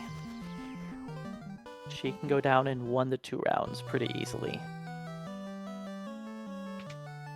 So one of the major key differences that you'll see that the three runners are going to be having, both Team Mog and Team Tonberry will be buying some additional spells to ensure that their mages are able to buff faster. So we'll see that there are 2 hastes bought. There'll be 1 or 2 Blizzagas, depending on the runner, that get bought. And typically speaking, they will make it so that one of their mages ends up being the targeted second slot instead of the monk, whilst Muchia could put that they left their fighter in that respective slot, and so they are effectively safer whilst having 3 people unstoned. Gotta love the fun police there. The Berettas, or Rankelos, depending on the version, easily one-shot the mages if they get hit. Can deal They 300 can be plus nasty. damage. Yep. They can be very, very scary. But yeah, so many enemies in the game can just one-shot the poor black mages. So many enemies. And we now have the warp cube for Team Tonberry. Definitely making up some good time now. The warp cube is necessary to get onto the second half of the Mirage Tower. So the Mirage Tower, which is the next dungeon that Muchiha is going to be going up to, is kind of a 2-part dungeon. There's the bottom section is Mirage Tower. Then you beat a little mini boss there, and it gives you access to the upper floors, which is the floating castle or sky castle, floating city, whatever you like to call it. And to get to there, you have to have the warp cube, which is weirdly placed in the waterfall, which is also strange that you don't have to learn the robot's language or native tongue to be able to talk to it, which is lucky for us, but it is kind of weird when you think about it, because the robot is from Lufania, which is where Muchiha just went to and just barely learned how to speak their language. So the fact that you can talk to the robot earlier is kind of odd, but that's how it is in all of the FF1 games.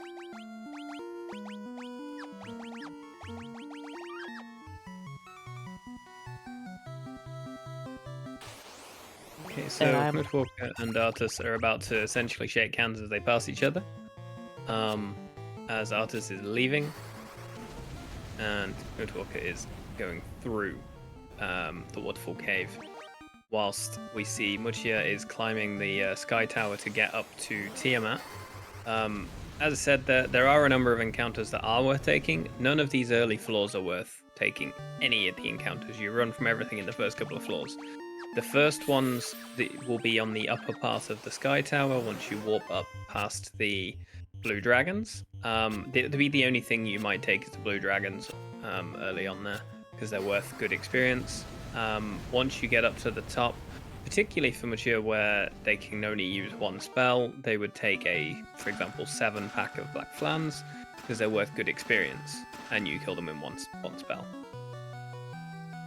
yeah, there are a couple fights that are actually worth a lot of XP on the early floors, but they aren't the most common. That Like being one of them. on floor 2, the encounter that he did fight, the 2 saber-tooths and the 6 were-tigers, those are actually pretty good, because 1 Thundaga takes them out and it's 6,000 XP, which is the most XP on that whole floor. So it's actually not bad. He didn't want to kill it, it was more of a double flee and run, or double flee and nuke. If I have to kill it, I will. But that's also one issue with Muchiha's team, is the character that has the best chance of fleeing is the Black Mage, and you only have 1 of them. So he just kind of has to rely on the other 2 characters that have a lower chance of flee and just hoping one of them does. But having 3 characters that could run compared to 2, you know, it kind of offsets the difference of only having the 1 mage.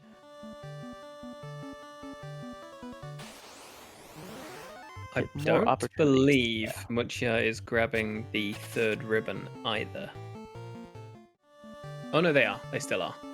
Yeah, his fighter is going to be a chemist in the Chaos battle, throwing potions of all sorts at the black belt still.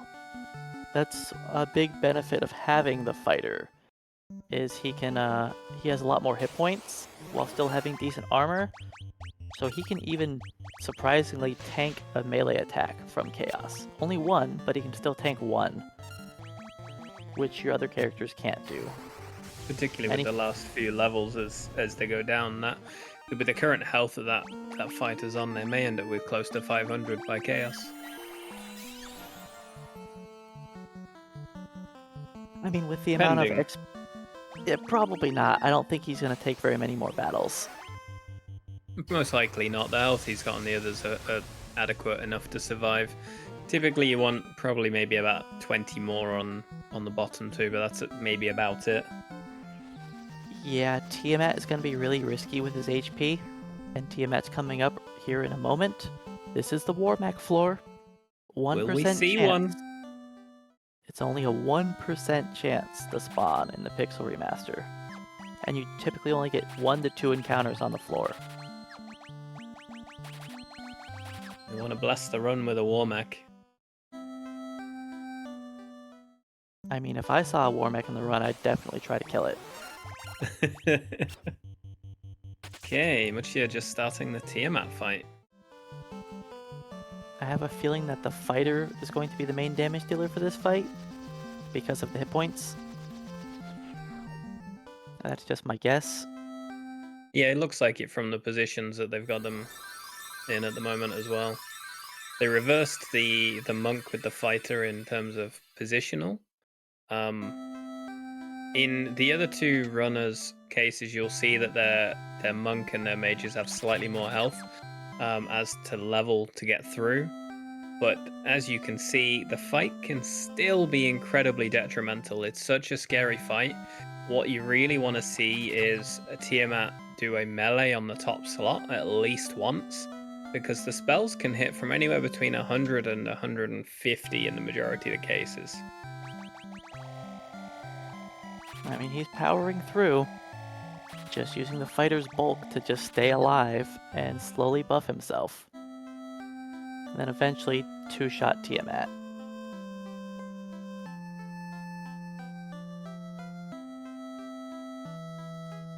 And I'm guessing he'll start swinging after he's healed.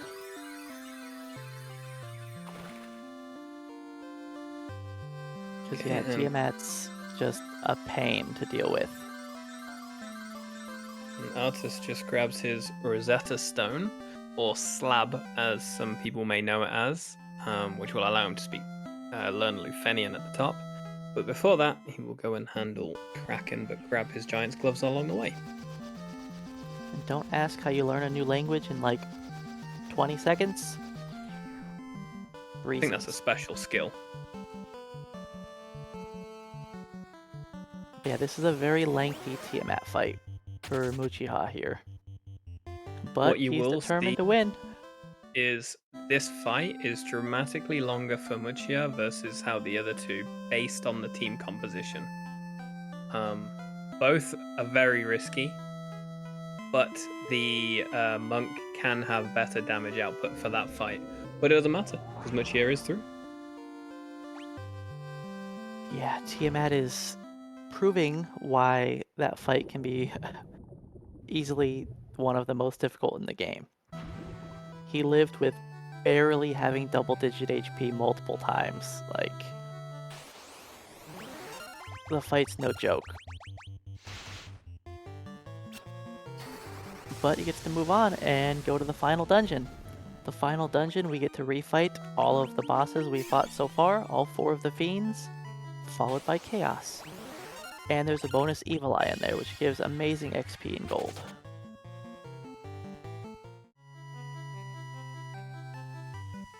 People always tell me to farm the evil eye on the NES version, not the evil eye. Yeah, is it evil eye in this one? Yeah, we've got a Deadeye and an Evil Eye, I think it is. I don't know, Phantom. That's what I know it as. The one that's the green one. Yeah, it gives a whole 1 XP, 1 gold. Great Yeah. boss fight. I believe it has an incredibly low chance of an elixir. It does, yes. I want to say it's 2%. I'm pretty sure it's a 2% drop. Yeah, that I've sounds gotten about them right to what before. I've heard. And you can actually fight them as a random encounter on Chaos's floor. And But- they're actually worth something on those floors, just not here. And no one's gonna take them. Not in this run. Gotta go fast.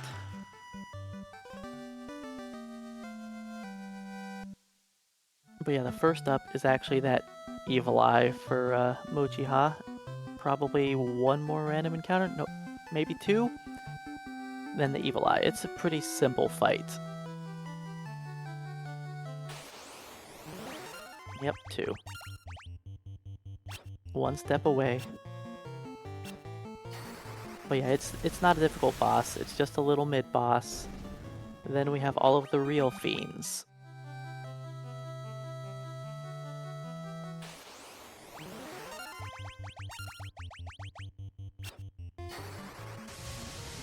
Simple As you enough. can see, the fighter is able to do some damage.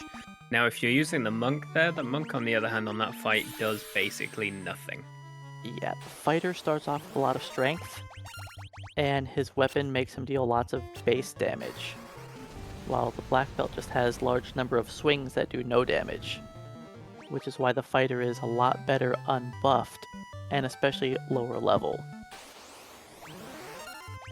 But with buffs, the black belt just has so many swings, and they just deal a lot of damage because he just has so many swings once you can break through the enemy's defense.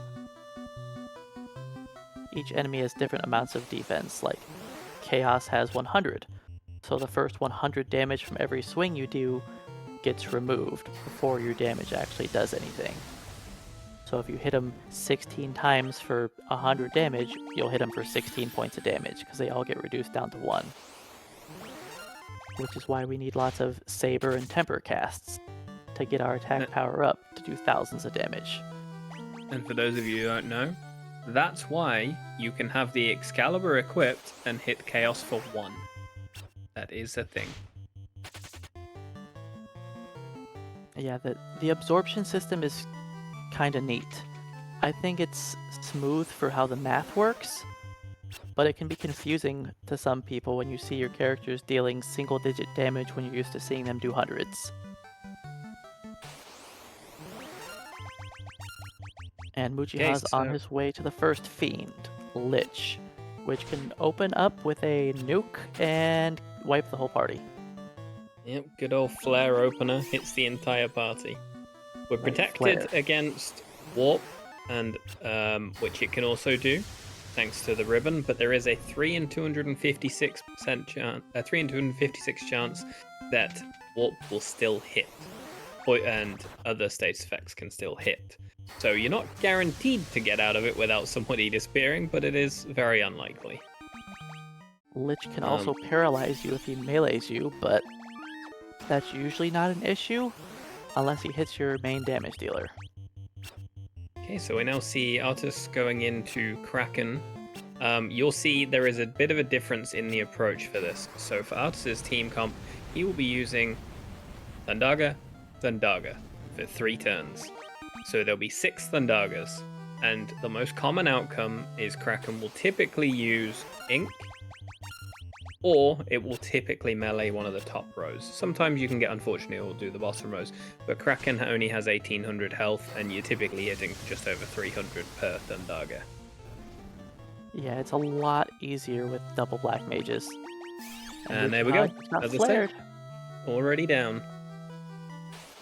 Got flared, but thanks to the resilience of the fighter survives that, but gets buffed, and down goes Lich 2. Yeah, the fighter just is so tanky. I like the fighter. He's my favorite class. Has been for quite some time. You know, your icons would signify that when you look at your stream. And fighter's really overpowered on the NES compared to other classes. On this, he's just good. But yeah, Artis is through Kraken. Pretty Soon easy we'll fight. have knutwalker reaching Kraken as well. Again, that will be the same strategy used by Artis to get through there. I And do like the Muchihad. health on Artis's monk. That's quite nice. Oh wow, 320. Yeah, that's pretty good. Yeah. And given that the other two runners will likely take some more encounters along the way, versus Muchia's route, the other two runners are likely to have more health than they currently do. Yeah, Muchihad's strategy is going to be the same for all of these fights. Just buff a melee character, two-shot the boss. That's all of our late game fights. Pretty simple. The Chaos- really Chaos is a little scary different. part around some of these end game bosses is if that Marilith 2 decides to hit someone physically, she can hit for 700-800. Granted, I would imagine that the fighter would take significantly less, but it would still basically be a one-shot or close to. The fighter should survive if he's full. But not But by if a lot, he's I not don't full, believe. then he could die. Yep. Same thing for Kraken. Kraken actually hits harder than Marilith. Yeah, Kraken hits for a lot. They hit stronger than Chaos does without haste, anyway. Yeah, Kraken has 8 swings, compared to Chaos's 2. So just having more swings gives you more chances of critting, and you just deal so much more damage. It's honestly crazy, the difference. Okay, knutwalker's just getting into Kraken 2. So as we see, if it goes the same sort of attacks used by Kraken, it should be a nice and easy fight. So turn 1, and then nice and easy. And we Just can leaves see auto 1. he didn't even bother healing his mages, because if they get hit by a melee attack, they're dead anyways. Yep. All you need to do is make sure you have your spell charges. And there you go, there is Kraken down for Team Mog.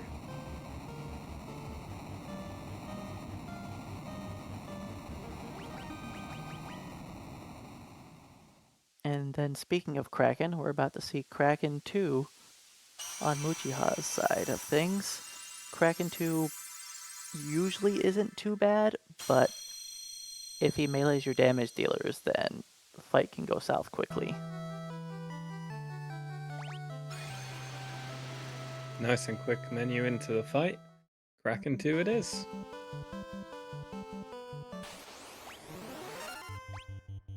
So, same strategy used.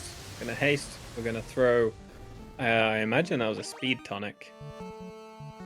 Yes, throwing speed tonics is... You can throw speed or the strength ones. Strength is just a slightly weaker version of temper, but it still gets the job done. And there we go. We see the fighter hitting for 1600 fairly quickly as well. And there is Kraken 2 down. I wish Kraken's that easy when I fight him on the NES. Never is. But yeah, this next floor here for Tiamat 2 is really short. One random encounter, fight Tiamat 2. One random encounter again, then chaos. Only sad part was getting an ambush there. And getting nuked.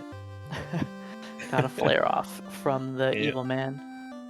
And then we see, so Tiamat 2 for Muchia, and we see Artis heading up to Tiamat 1. You Tiamat will 2 see is- there is... Sorry, go on. I was just say Tiamat 2 is actually easier than Tiamat 1. She has more hit points and takes longer to kill, but she now, instead of only having skills and melee attacks, she gets access to 3rd tier nuke spells, which hit for nothing. So she's actually a lot less threatening. And for some reason, her damage is lower in general. Like Snowstorm hits for about 50 less. But what we will say is the difference that you're going to see from Team Tonberry and Team Mogger coming up. This is the building where they will unpetrify their monk to be able to start using them, and from Tiamat will be when they use their buff strategy, which is what you can see Muchir has done there. And you see a 3,300 hit on Tiamat 2. Yep, pretty easy fight. One more random encounter, and then we've got Chaos. Can always hope for the best. Chaos can really ruin your day.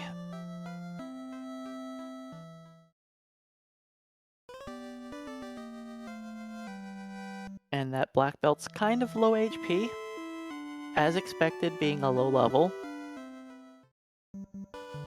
I'm sure he's got an additional Giant's Tonic to get that HP up to 999. But we'll see how Chaos goes. A very long fight. It's around about 3.5 minutes long if it goes well. Potentially a touch less, but if we're talking load-in time.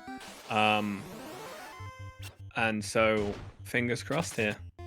And hopefully our next runner for Team Chocobo is ready and waiting, because yes, it could be under 2 minutes now. If the fight goes well. Which first attempt did not. Every runner who's done this game has had struggles with Tiamat, or not Tiamat, Chaos. Like, it just depends on what he uses. Very random.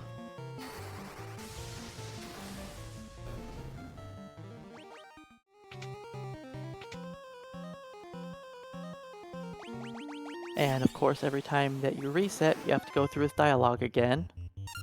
Yep, But we'll just hope for a better fight. Tsunami Opener isn't terrible, but it does mean that his Black Mage goes down. Yep. Much less of a risk off for the other two runners. They will have a little bit more health on their Black Mages. And they'll have there is two the 800 hit. Fast, or haste. Having two mages with haste is very helpful also, because if one of them goes down, the other can still cast haste. Haste is very important for taking out Chaos.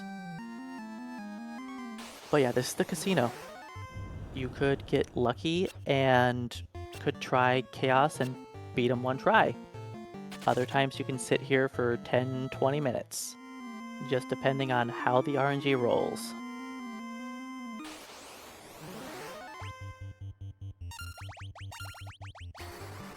And in case anybody's wondering, Muchiha's pace is actually very good. With a first try Chaos, that could have been easily sub 140, which is incredibly fast. Given the current verified world record pace is a 141. I believe she has a 140 waiting for verification. Yeah, I think it's a 140-41, something like that. So if this fight actually does win, it could theoretically be world record. Theoretically.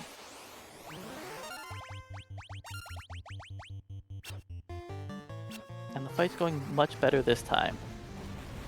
It can change in a moment's notice, though.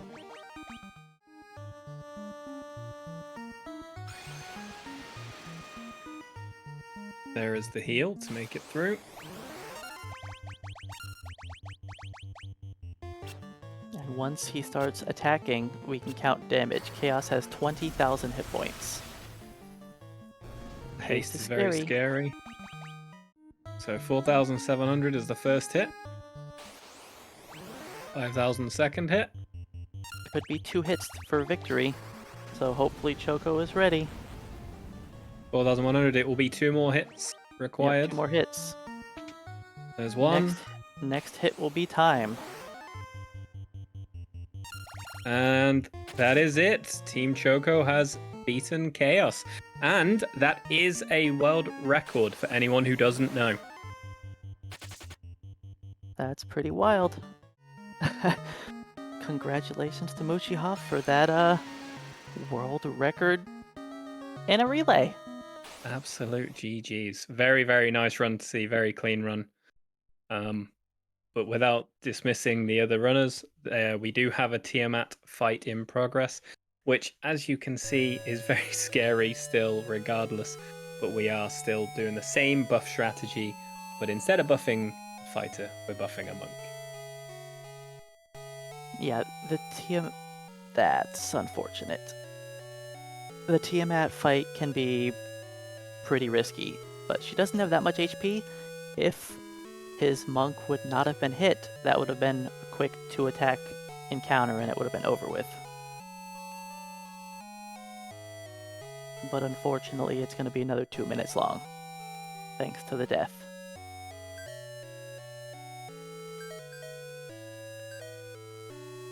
But that's why we save before each of the bosses, so we can just try again. Whilst the other runners are just getting through Tiamat and making their way up to Tiamat, do any of the commentators for the next run want to introduce their run whilst we're waiting to go? Yeah. So, hi everyone, I'm leggystarscream, and I'm joined by It's a Starman to commentate Final Fantasy Legend 2 on the Game Boy. We've got one of our runners underway, and just like FF1, one of the things you do at the start of the game is you build a party.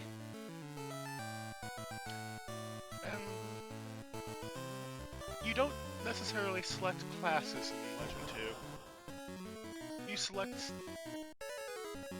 a composition of different types of characters. Like class sense, but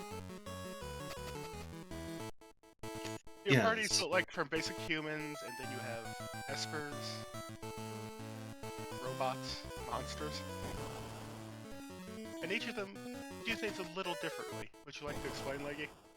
Yeah, so we'll explain espers if any of the other runners decides to take one. That tends to be the high risk, high reward class pick. But humans, we're always going to take one human who's going to be our damage sponge. In particular, humans gain stats randomly at the end of a battle if they survive. We have monsters who grow by eating the meat of their fallen foes, so any monster enemy who dies has a chance to drop meat. For instance, that baby worm right there could have dropped meat, and if we eat it, our monster will transform into a new monster. As we're going, one of our monsters is always going to be a baby dragon, and we have a very particular meat route planned out for them to get through the game. And then, of course, we have robots. Robots gain power by duct taping weapons to them, in addition to giving them access to whatever the equipment wants them to do. Weapons also increase a robot's stats.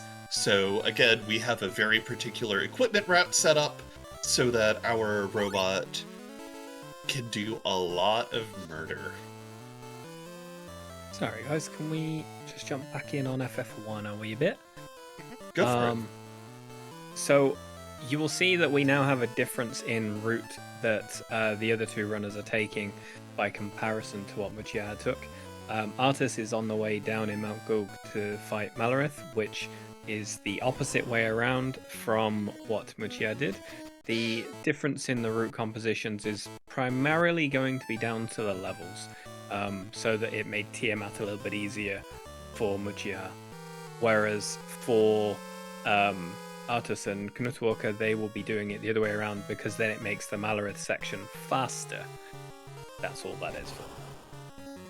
I also like to have the third character unpetrified to be able to run away from the encounters easier, which they want to keep the monk a statue as long as possible. So if they would have tried to revive the monk here for the quick carry kill, they would have had to go through an entire extra dungeon with him taking hits. So it's just an optimization that some players want to make that way to just make their life easier. But yeah, it also came down to party compositions for the routing choices as well. But Marilith should be really easy. You can get lucky and kill her in one attack in the second turn if you do haste, temper, Giant's Gloves, then Temper attack. But a lot of runners will just do 2 rounds of buffing and then a guaranteed one-shot. And if you get bad turn order like that, by just going Temper attack, then it's guaranteed 2-round fight. But still not bad. With Malarith's health pool being quite low. As you see, there goes Malarith for Astos. It's nice and fast. It's not a particularly scary fight. As we said, the only fights that are scary in the first round of the Guardian fights are Lich early on, being an RNG heavy fight, and Tiamat, which is arguably second hardest fight in the game. So Marilith is actually designed to be taken out before you acquire the floater. The intended route through the game wanted you to do the entire Mount Glug before going to the Ice Cavern. So that's why she's incredibly easy for us now, because we've gone through multiple other dungeons and gotten better levels and gear. So fighting her now, she's just a pushover. But there's nothing important to acquire in her dungeon, so it's typically just skipped until as late as possible to just blow through it as quickly as you can. Yep, we don't even take a single encounter on the way down. You run from absolutely everything. And Artist is going to be going through the final dungeon to do all of the fiend refights also. It's going to take a minute to get there though. So if there's anything more to talk about, Legends 2, now's a good opportunity. Yeah, so to catch you all up on the story, we are adventurers looking for our dad who mysteriously went out through the window many years ago. We escape the starting town and are off in the world. We met up with Key, the powerful witch, sorceress, it's not entirely clear to me, who watches over this world, who is helping us collect the Magi Stones, which are powerful artifacts that are sealed away and are definitely not plot important later, but they're also stat sticks if we equip them. We gained access to an agility boosting Magi, which we put on our robot. We got a magic boosting Magi, which has been put on the baby dragon, who will be evolving. And now we're going through Ashura's base with Key, Ashura being an evil god who is here to take over the world, and Key's not about that, joining us to push him out. And so this is about our second dungeon of the game. Yeah, important. Go on. No. I was going to say, importantly, one thing to note is that your run chance is based off of your party's total agility. If you don't have a guest character in that 5th slot where he is, the game assumes that your party member has 100 agility. The same is true if a party member is dead, so if someone dies, or if you only have the 4 party members, running away is really easy. Key, being a relatively slow character in this game, makes running away in this section really, really annoying.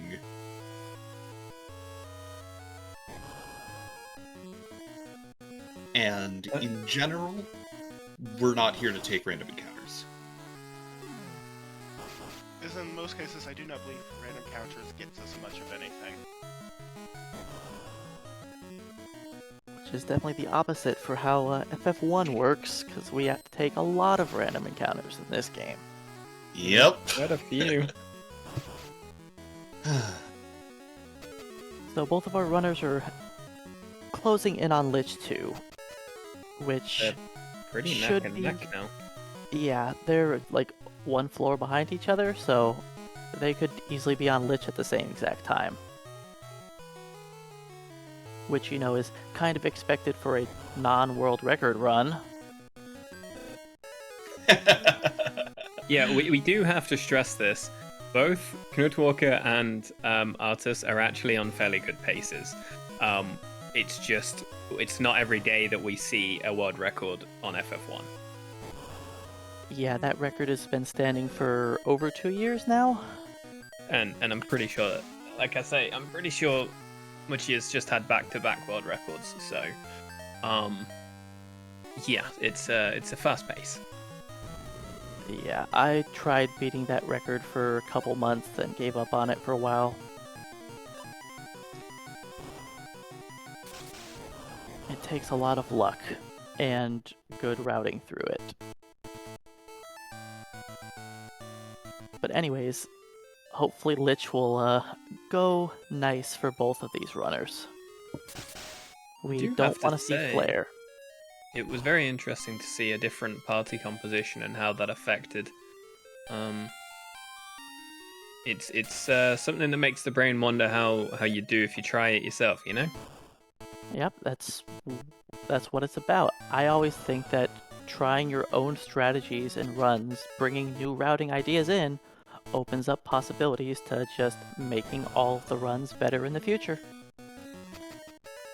And now that he made a record with that run, there's a good chance other people will try doing other wonky strategies.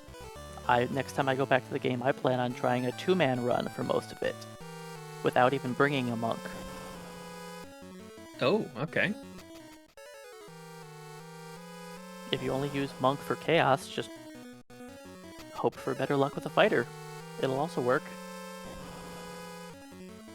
But anyways, Lich 2. Hope for no nukes. I don't want a flare to the face.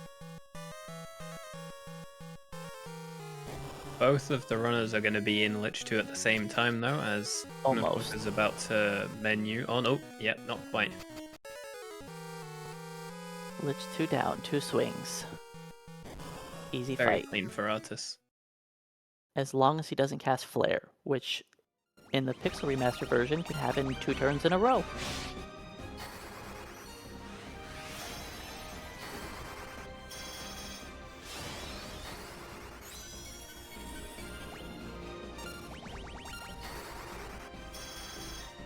So hopefully no flares again. For Mog, we want both the runners to be at chaos at the same time, right? Yeah, nice team close race part for that one, wouldn't it?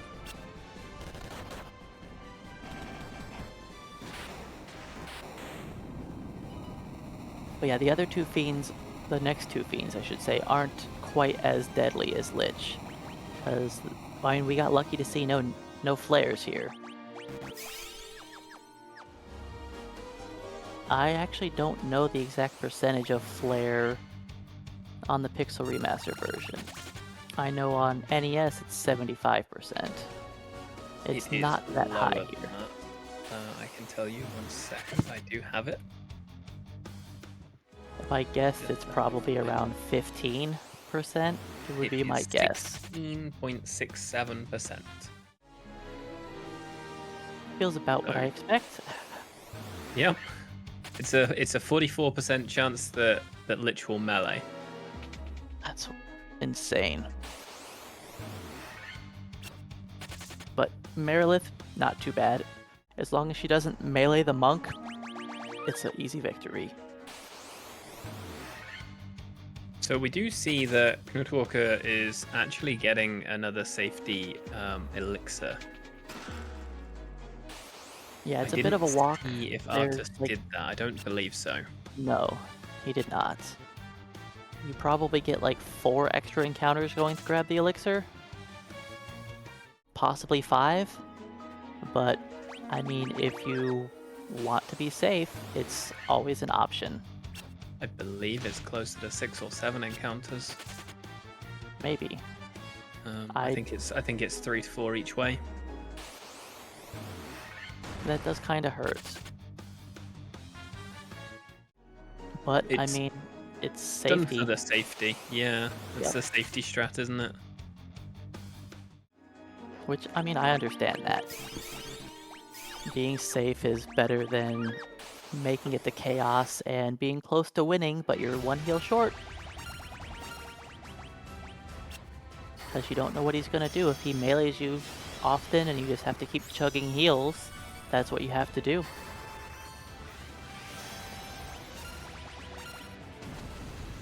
But yeah, Marilith, she usually just casts a couple spells. They don't do that much damage. Then you can just take her out.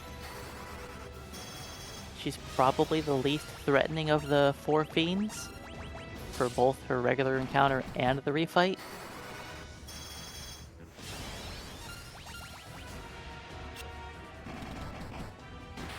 Yeah, you could almost say she's a bit of a pushover in general in the speedrun.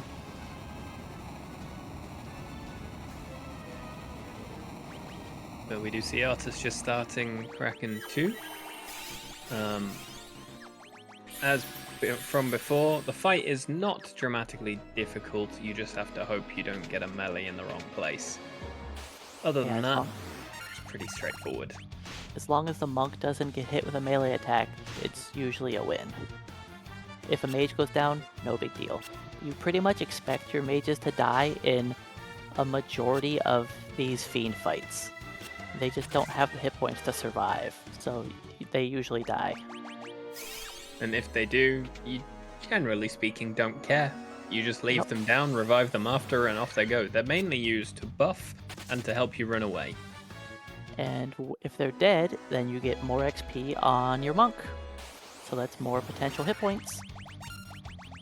The only sad part about what Kraken 2 can drop is eye drops.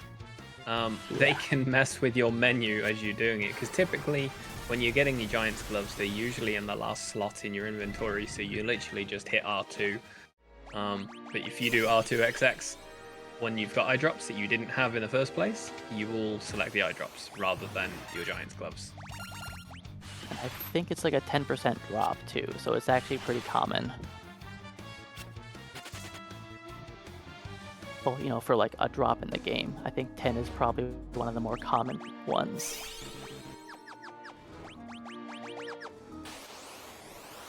And Tiamat 2, generally not too threatening, but if she melees down a black mage immediately, the fight can actually get a little scary. Because she actually has a good amount of hit points.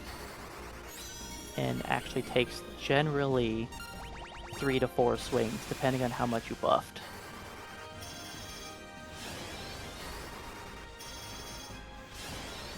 But it should be a pretty easy win here. Yep.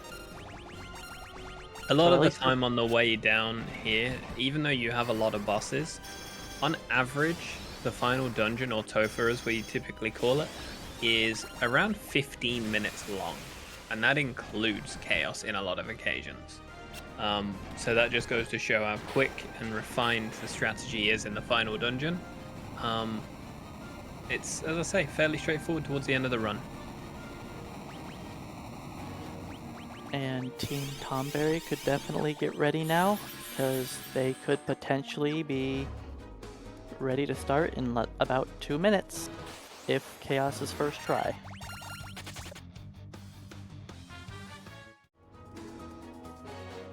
But as we saw with Muchiha, it can be scary. It could take multiple attempts, or we could get a first try. It's always nice to see first try Chaos. Sit there and go, please, Chaos. Just let us through. Just melee the fighter. That's all we want.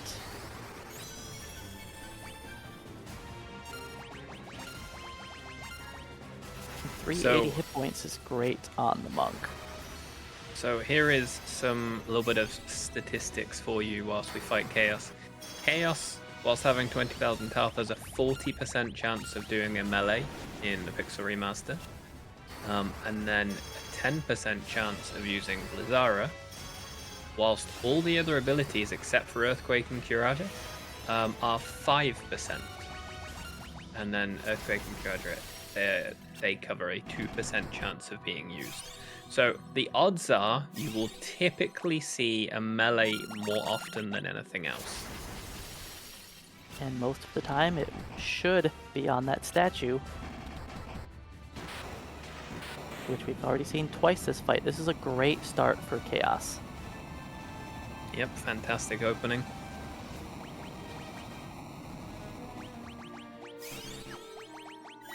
So should be ready to start meleeing now, and we can start counting for our final damage. We typically do 7 turns of buffing and then we start hitting. We're fortunate it's a bit early, but as you see the damage is a touch low on the 3.2k. But I'm assuming Artist is just going to go from there and hope to get through on an extra hit or 2. That's what, 10,000? So 3 to 4 more swings. Yeah, we're at literally just over 10k, yep. So Tonberry, get ready. 38.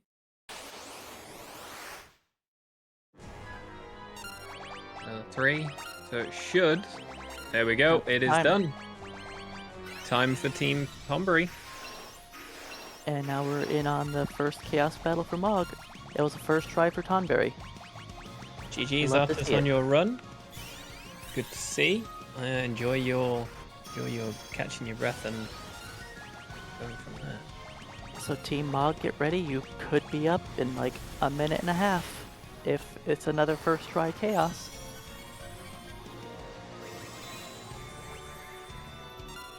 So, in the meantime, over in FFL2 land, we've got one runner blazing along. We'll catch up with him in a little bit. For now, we've got Nightshade for Team Tonberry getting started.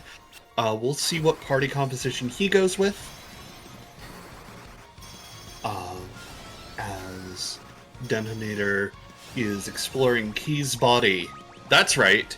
In the meantime, while we've been doing the Temple of Fiends Revisited, aka Chaos Shrine, denhonator defeated the evil god Assur, who shrunk down his army to attack Key from the inside, and our runners will have to go to the land of the giants to find the Micron to allow them to shrink down and extract the Magi from Key's body as a way of defeating the evil army. The lore's a little unclear.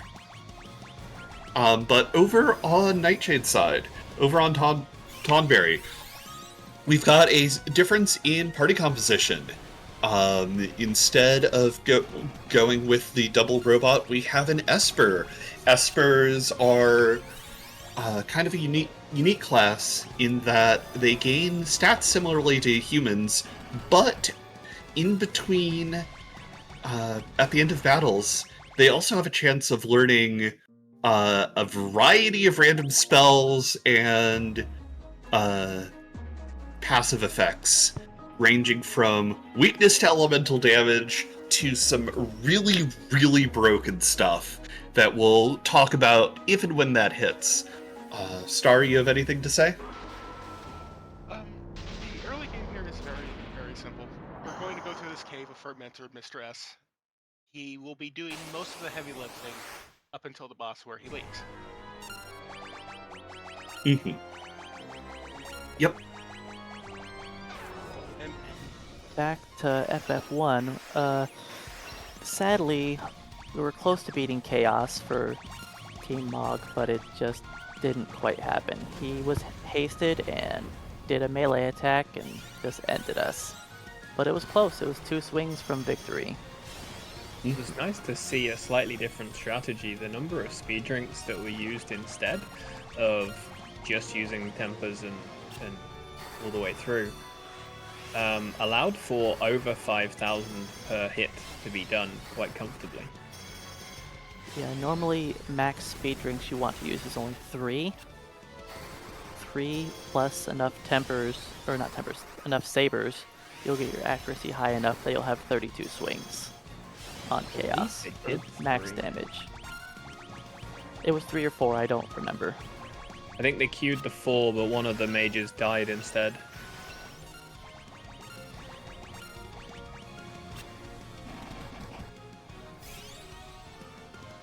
Alright, starting some damage. Hopefully Chaos will go down this time.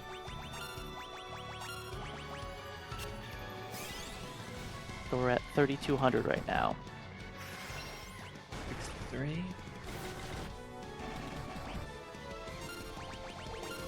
This is just below 10. About 12 and a half. Should be 3 swings and victory. Possibly 2 after the temper.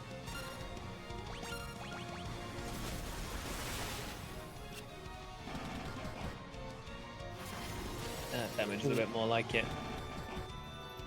Alright, that's it. And there we go. Time. Time for Team Mog. GG's FF1, and we now leave you with Final Fantasy Legends 2, guys. So over on Team Tonberry, we see our runner exploring that first dungeon that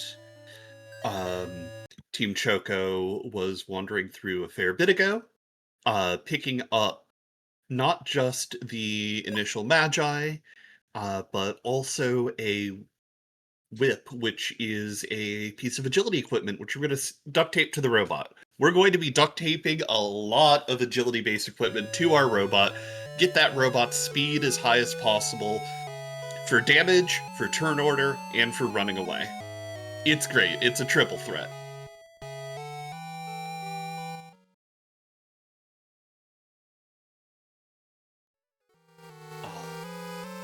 Let's check out Team Mog as Toorima is going to be building his party composition shortly.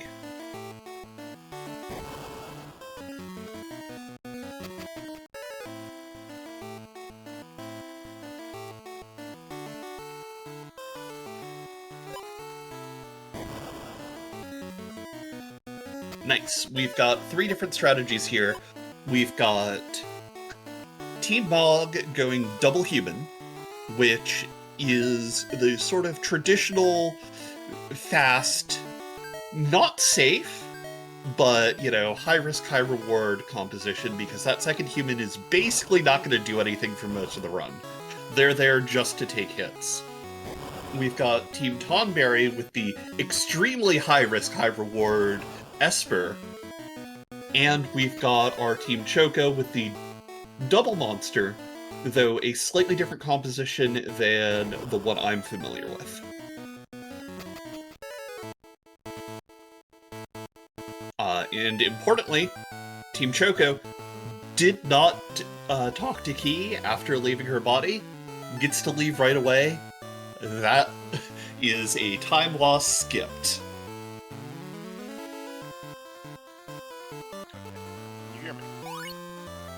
Yes, can you hear me? Yes, I can. Yay!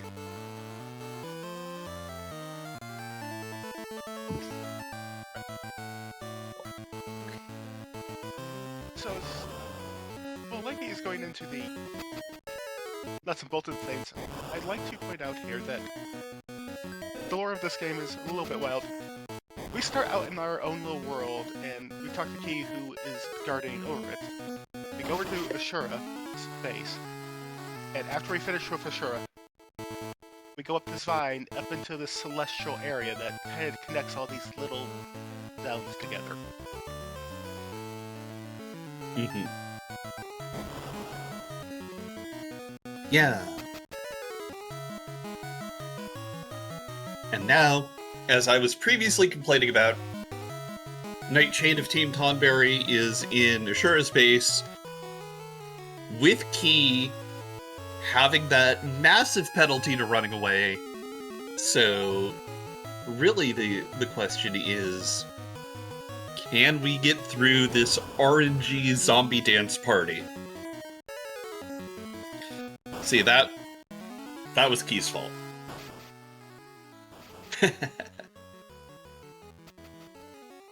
unfortunately, areas like Assura's base have these roaming NPCs that can get in the way, and if you talk to, I believe they initiate a random encounter. Mm-hmm. Yeah, and a lot of these random encounters have a lot of enemies in them, and since running away is determined by the sum of your agility versus the sum of enemy agility, having a large pack of enemies to fight means that running away is pretty difficult as well. Like, there's 8 enemies in this pack. Luckily, as I previously mentioned, once a party member falls, the overall party is going to get a massive agility buff to running away. And with characters that are not the robot, you don't really care if they go down. Because at the end of every fight, they'll come back with... They'll heal back up to 1 hit point. And pros and cons of this. Pros, you never have to worry about revival items between fights. Cons, well, if you get into another fight, you might not be able to run away again, and you have to wait for them to take another hit.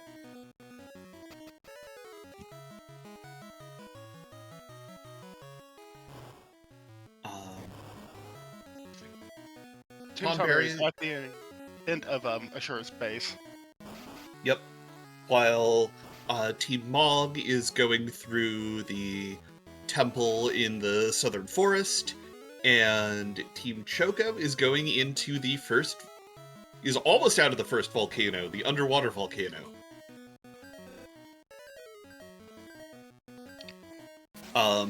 This is the point where I make sure to give a motion sensitivity warning.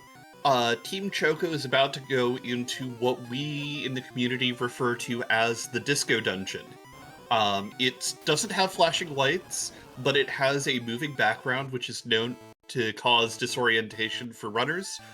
We'll let you know when Team Choco is out, and when the next 2 runners go in and out.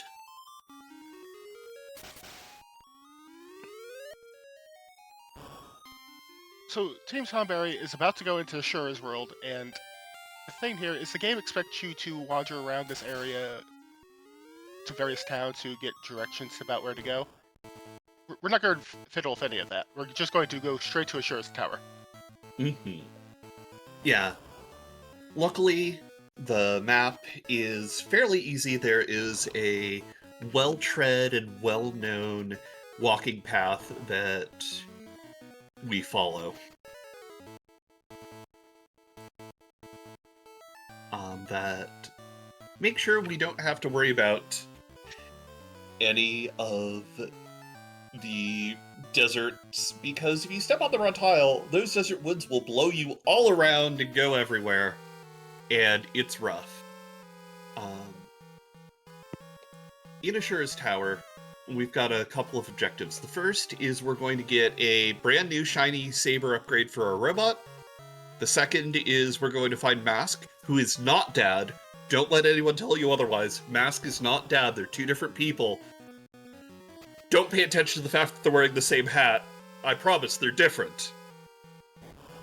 We at least think they're different. They might be different. We don't know. Jury's still out. We'll also be picking up a few boxes for selling in a minute. And then, of course, we're going to kick Ashura's butt. Ashura, being the final boss of Final Fantasy Legend 1, now reduced to the first boss of the game.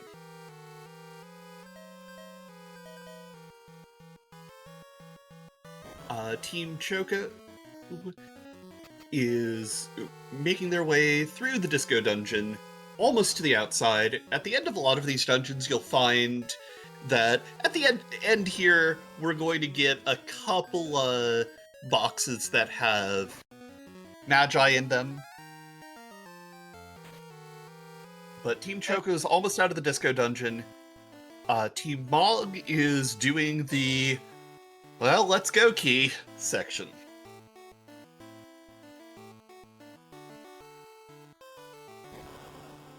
And as we exit the disco dungeon, we will be, I do believe, swapping around magi depending on the situations we're going to be going into.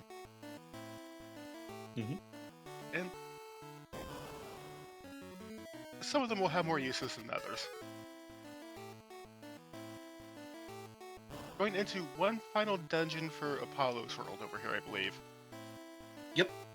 This is actually going to be a very critical dungeon for all of our runners to keep our eyes on.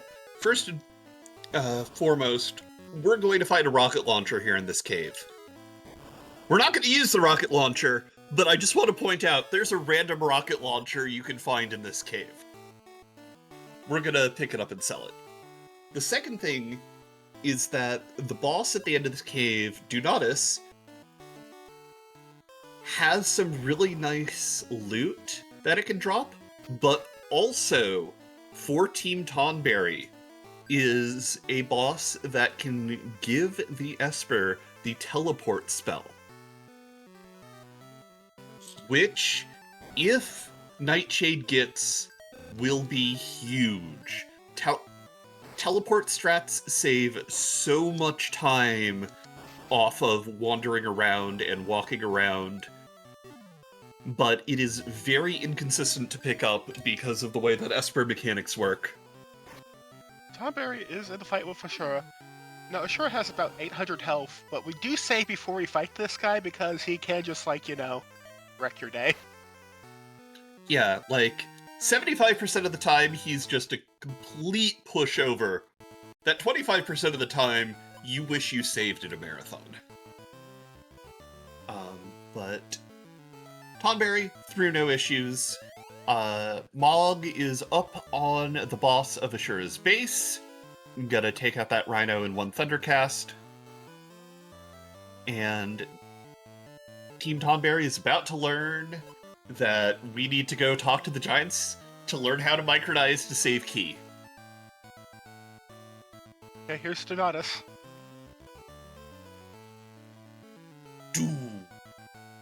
Do not. And Donatus is dead. Donatus. No bonus drops. That Execure is 100% of the time dropping. So that's a fairly standard Donatus fight.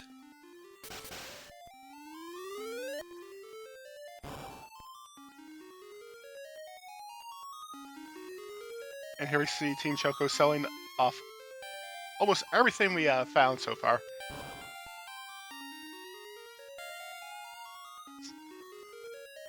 Team Tonberry is about to go to the Giants World to have a look around, see if they can find the Micron. Yep. As Team Mog is wandering the desert, and Team Choco is on their way out of Apollo's world after learning that Dad had a secret family all along. Shock. Scandal. Emotional catharsis that will not get paid off in any real way.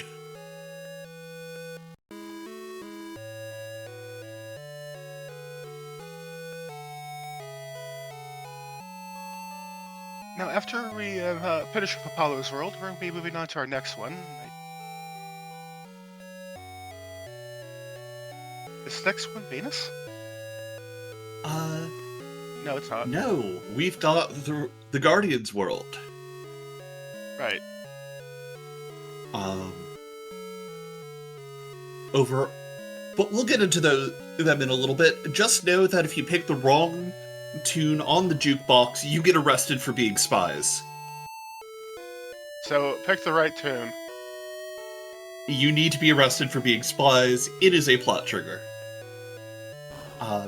Team Mog making their way up Assur's tower, going to be taking on the mini-boss right now, and Team Tonberry, found Dad, who is not Mask. Remember, Mask is not Dad, is not Mask. Well, we know he's not Dad because he's wearing a mask. Right, exactly. In Giant's World, you run into Dad, you go talk to the bartender after sneaking up behind the bar. Your robot probably looks at the bartender menacingly and said, talk to Johnny. Johnny knows about giants. Johnny, who is definitely not a giant. If you accuse him of being a giant, he'll say that's not true, and no NPC in a video game has ever lied to anyone.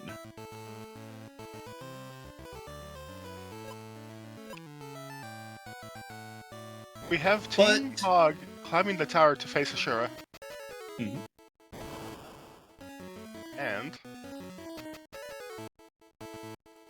But Johnny does tell you about the secret entrance into the Town of Giants which Team Tonberry is cleaning up right now, while Team Chocobo...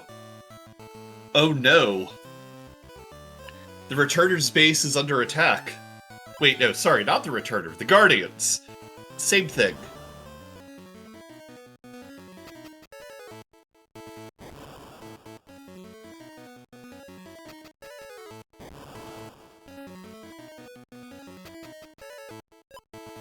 And of course, Team Bog taking on Ashura. Let's see how this goes. Was it Flame? Yes. This is getting scary for Team Mog. Oh dear.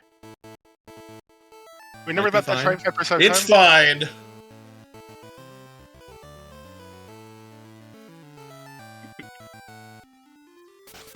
And that right there is what we say before Ashura. Yep.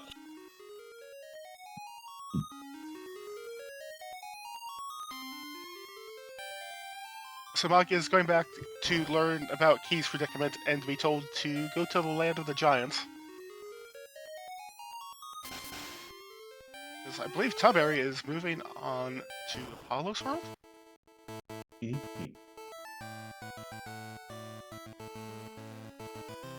Yeah. Bit of a difference in terms of current status, but most of that is thanks to the world record set in the previous run. God damn. Over on Team Choco's side, we're on Ninja Ambush World. That is the canonical name, no one can convince me otherwise. Because, hey look, they got ambushed by a ninja. Who died instantly. After killing Dad. That's right, Dad's dead. It's very tragic. Rest in peace, Dad. Yeah.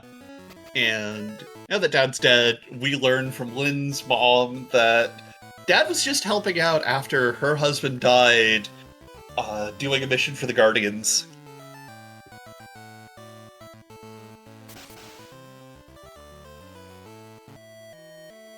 My theory at this point is there's multiple versions of Dad. One for each world we find. Dad is eternal. Dad is every video game where your dad is missing, this is who your dad is. It's the unified dad theory of video games. Trust. The phone you use in Earthbound to call Dad? Same Dad. Mm-hmm. Over on Team Tonberry, we've shrunk down using the Micron. After picking up a SMG, which we'll use to take out the boss of this dungeon, the way that enemy formations work in this game is you have 3 slots for enemies to appear in. Each of those slots contains one type of enemy. For instance, we have a Gripe and a Plasma. Back when I said that, Nightshade is running away too quickly for the demonstrational purposes, but each one can have a bunch of copies of the same monster in it. Some attacks will just hit a single target, hit one monster in a stack. Some attacks will hit all monsters in all stacks, but there are also attacks that will hit all monsters in a single stack, the SMG being one of those. The boss of Key's body, the Phagocyte, is one of those monsters that has a giant stack of one target, so the SMG will one-shot those on the robot when we get there. Of course, you need to sell some of your hard-earned loot to pick it up, which, if you accidentally sell the Micron, is more time lost than your body has room for. Almost literally. So Team Mog will be picking up the Micron soon. They will be going to Key's body, and they will find our fantastic voyage dungeon. And But Team Wow. Choco has arrived in Venus's world. And Venus's world, I believe, has a whole bunch of, like, NPCs you must talk to in order to trigger flags that might not be super obvious when you're first playing it, but... Would you like to talk a little bit more about this place, Leggy?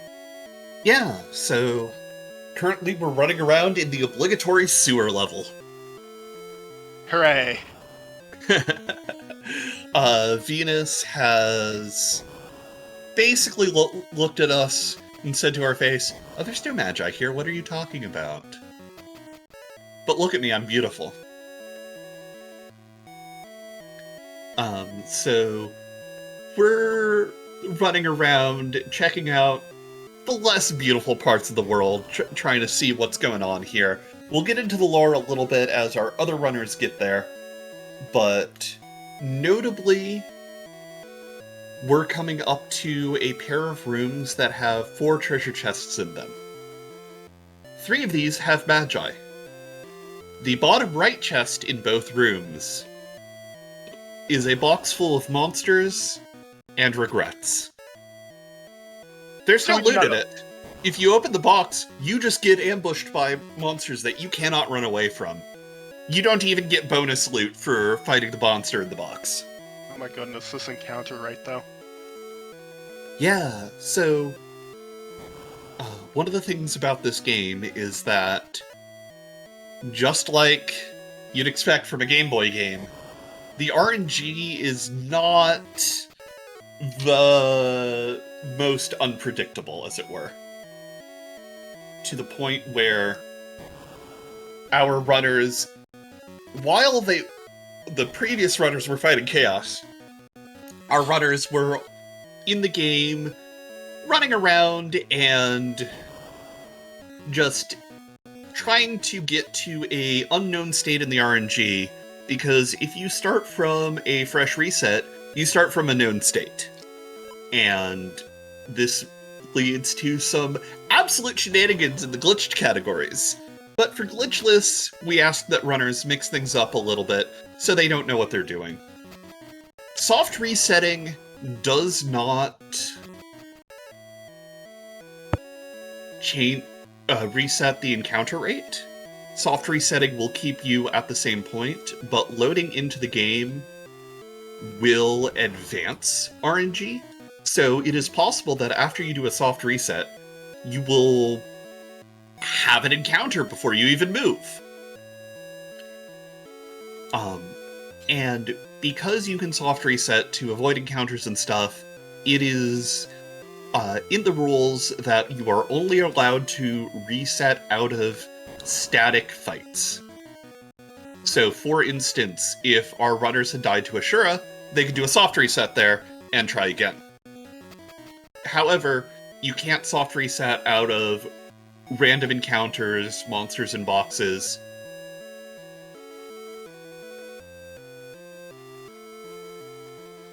Basically, anything that's... You cannot reset out of any fight that is, like, kind of predetermined, like, on the overworld. Yep. Yes, a volcano just emerged from the ground. I don't know why. You talk to Flora, and then... There it is. Well, so the lore reason is that us collecting all of the magi is causing all of the worlds to become slightly unstable. Chat calling out that the volcano's name is in fact Sam Reich.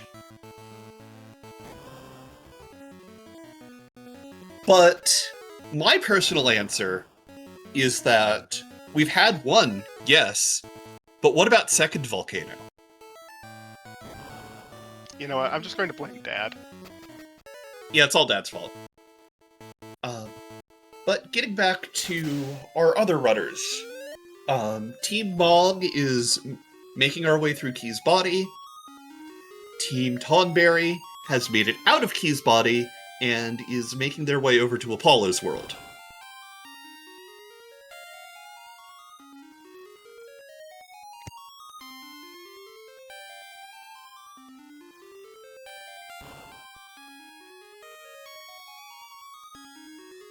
Case Buddy, I didn't talk about this, but if you look at how it's laid out, it's kind of laid out with like 5 branching paths off of a hub, because you're going to each of the limbs and then finally finishing off with the head. Notably, there are also 2 central cavities, one for the heart, one for the guts, that you need to collect. Go down each one of these sort of branching caves, collect the magi at the end of each of them. And one of the things about this game is that you are hard locked from opening doors until you get all of the magi in the game up until that point. And so if you miss magi, the game will be very clear about telling you, and that's when you start panicking, of course. It's kind because it's like, which box did I not open? Where did I leave the magi behind at? Over on Team Tonberry, we made it to Apollo's world. Apollo is the long, long man. And if you don't know that reference, definitely look it up after. Notably, Apollo is one of the few, as I do believe they're termed new gods, that isn't hostile to us when we talk to him. Yeah, he even gives us a magi. He's like, oh yeah, no, I'm doing great, I'm a new god, here, have a rock. What a swell fella. Definitely will not betray us. Any character who is bigger than 1 tile is evil. That is the rule of Final Fantasy Legend 2. Apollo is 3 tiles tall. Do with that what you will.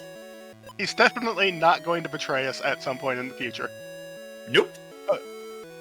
Okay, so we got to the end of the volcano. We found some magi, although we got mugged for one of the power ones. And we actually had some double volcano action going for a little bit. Unfortunately, all volcanoes must come to an end. Yeah. With that volcano, Team Choco here is going back to Venus's town in Venus's world because there's a wedding. And we like to visit. We like to sit in the gallery for weddings. Especially because it's between 2 NPCs we've been talking to, both of whom have been ordered to get married to each other. Don't worry about it. No objections allowed. Now kiss or else. Leon, who we'll get into his lore in a little bit, is coming here with a knife to attack Venus. Did not work. He tried to beat up Venus after stealing a magi. Oh, I like to issue the warning for Team Tonberry because they are in the disco dungeon. Yes. Apologies. Going back over the disco dungeon while Team Choco starts up a boss fight. While we're in here, we are going to be picking up our next major weapon upgrade for our robot in the disco dungeon. We'll be getting a laser sword. That's right. Our robot is now General Grievous. The robot is our main carry for most of the game. I do believe that switches over near the very end, but for the vast majority, the robot will be doing the most damage because the robot makes the best use of the equipment we have. So, let's just put it like this. The robot is our main carry for the entire game. The problem is the robot is a ADC, whereas our monster becomes a bit of a drain tank, which, given the damage output of the final boss, does mean that our robot is going to explode a little in the end game. We can talk about when we get there, though. Venus went down relatively quick for Team Choco. Yeah, which is good. Venus can be a bit of an annoying fight. She has some status effects she can use that troll the party. She can also do a bunch of damage. As Team Mog is making their way back to the Celestial World, we'll see where things are going. I think Team Mog's on their way to Apollo's world. I think this is second Apollo. Because Apollo Apollo's like, I have first world, but I could have second world. We keep making that joke. But that's the thing. Apollo has multiple worlds. He shows up multiple times. He's just very interested in our journey. Yeah, For very, but very benign reasons. both Mog and Tonberry are going to be in the first Apollo world, while, yeah, it's time for dragon racing, baby!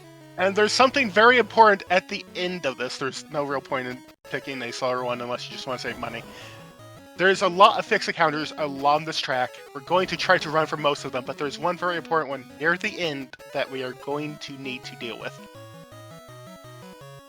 And, hey, Leggy, why are these eyes on stocks important? Well, all the better to see you with, my dear. Importantly, it is worth noting that which dragon you pick does in fact impact the number of fixed encounters you get along the way. So that dragon turtle that Team Choco saw, if you pick the second fastest, will not show up. These Lamias will show up. They are unrunnable, unfortunately. Yes, I do believe there are several unrunnable counters along this track. Yep. And as we see, there's the reset because that fight was not going well. Generally, you don't want to see more than, like, 2 enemies on this track in a group. Yep. And here we come to the Watcher. So, who watches the Watcher meat? This is going to be the single most important piece of meat we can pick up. We'll be feeding it to our baby dragon. And it will turn the baby dragon into a Watcher. This is hard required. This is a reset point for our runners until they see the meat. Does the number of enemies in a group dictate if they drop chance on the mate? I believe it's... I like to think that it's you get 1 meat roll per enemy, and whichever one rolls the meat, that's the meat you get. This comes into play later. Don't worry about it, we'll get there. But in the meantime, while we're grinding for Watcher meat, we've got one runner getting out of the underwater volcano, about to go into the disco dungeon, so our third and final motion sensitivity warning. And this is going to be make or break for Team Tonberry. Our runner, who has an Esper, is about to fight Dunatis. And they're saving, so they might give it a couple of attempts to get the teleport. Mm-hmm. Dunatis fell. Nope. Alright. Did not get it. Can still get it in Venus.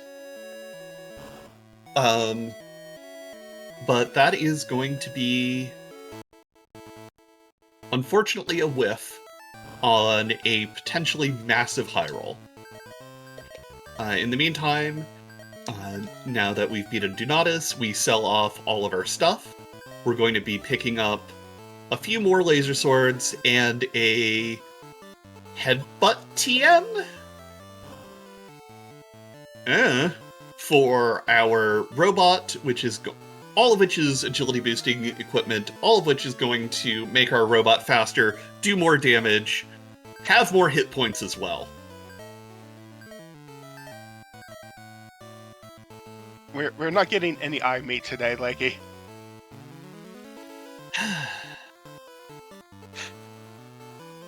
Welcome to Apollo World 2. There's a reason why this is the second split. Yep. Please, give us the meat. Yeah. So Team Mog making their way through the disco dungeon. Team Tonberry heading on down to the Guardian world, Where we're going to get thrown in jail again. It just seems to be a reoccurring theme. I mean, it's the same place we got thrown into jail last time. We only get thrown into jail once in this game.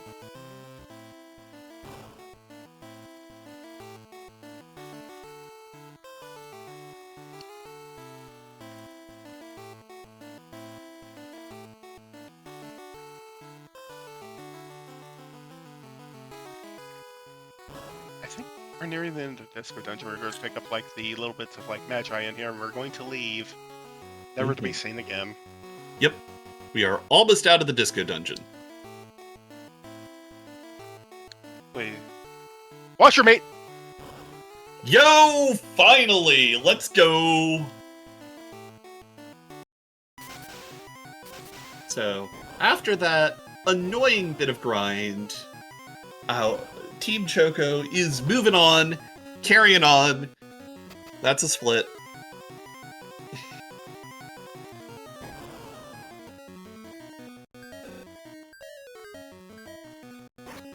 So we're at the Disco Dungeon, and we're going to have our last team finally meet up with Donatus. Mm-hmm. And wait, we meet a little girl in this dungeon. Why is she there? She was looking for something, fell down the hole, can't get back out. On account of killer robot in the way. Mm-hmm. She knows karate.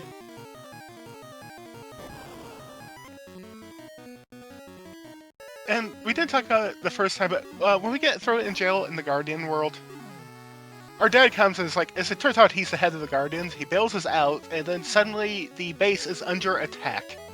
We don't know who sent the army here. It could have been anyone. It certainly isn't like a 3-tile new god, like a world back. Oh yeah, no, it is new gods attacking. Don't worry about which one. It's all of them, maybe. Definitely not the one with ominous theme music. Look, he's so trustworthy. Mm-hmm. Anyway, we're in a new world on Team Choco side. We're looking for bananas. Yeah, so on Team Choco side, welcome to Edo World. This is by far the largest world in this game, and there's a conspiracy afoot. We got jumped by gangsters when we got into town who wanted to rob us. We kicked their butts. And then we got saved by the Lady Detective Hana, who at least one of our party members is extremely impressed with, which, relatable.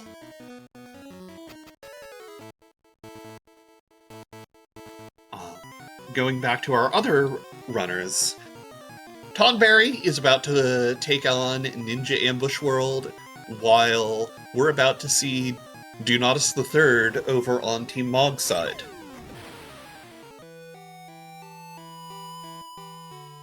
Dad's dead again. Or Rip is he? run.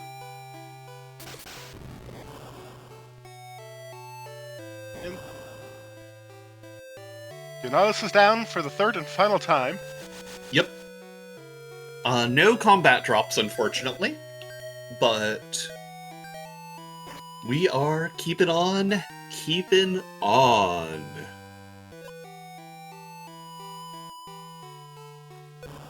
Ninja Ambush World is literally just one encounter. You go there, and you never have to go back. Yep. Gonna pick up a pair of headbutts and a laser sword, which is the expected purchases you make here. If your money is very good, you can pick up 2 laser swords. If your money is not so good, there's a couple of different options you can go for. But all of our runners doing pretty good on money, as Team Choco finds a laser gun in the Edo Japan smuggling ship. I don't question it. The how the worlds work in Saga 2 or FFL 2. And a whole tank. clearly the smuggling operation must be smuggling advanced technological weapons and arms. And what do you mean it's the bananas that are the issue? Well, you see, these are the old type of bananas, the bananas that we would think of as extinct. Yeah. In particular, getting into the real world lore here, the bananas are a censored version of a particular substance which one might find in Edo period Japan. Obviously, Nintendo did not like that particular historical reference and decided to make it bananas instead. Which is hilarious.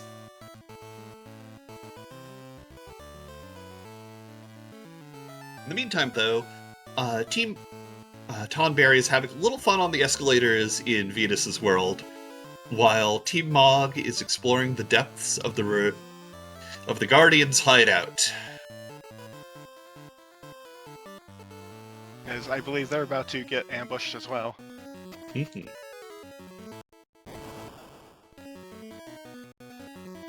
Oh no. How did the good guy's base get discovered?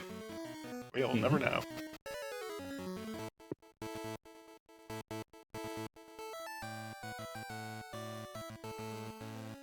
Team Tonberry, going through Venus's world, talking to Leon, who is one of the people exiled from Venus's castle due to ableism.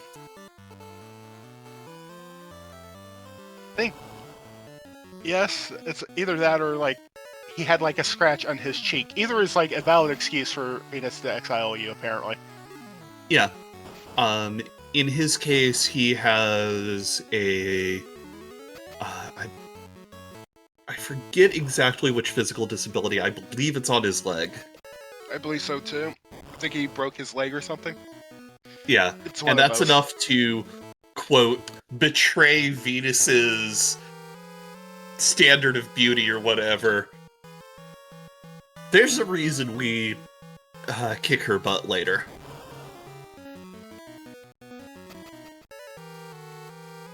There's a lot of very good reasons to kick Venus's butt.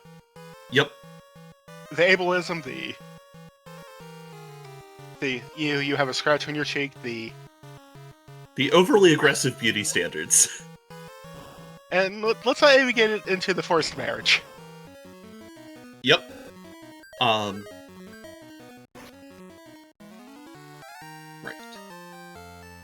Team Choco coming up on my favorite moment in this game. For multiple reasons. First and foremost, we have Ichigoya the Shogun talking, and I, of course, did bring extra money for you. Oh, sir, you are bad. That's a very nice compliment, but not as bad as you, Ichigoya. And they're about to make out, but diegetically, the music changes. I like to think it's our robot blasting our theme on its internal speaker as we bust in and kick Ichigoya's butt and the Hanamoto's. And the Shogun just was like, I'm out. Peace. Yeah. And, of course, Rip Dad Part 3. As Ninja Ambush World is done and dusted, it's out of here for the books. Mm-hmm.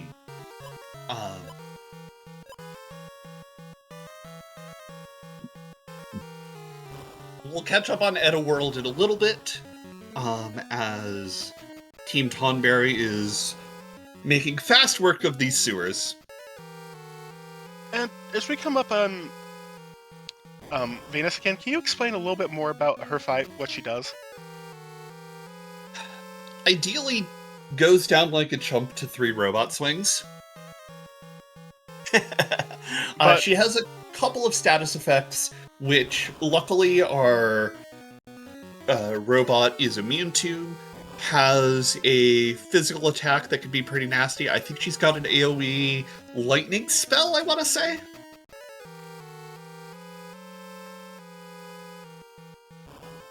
Okay.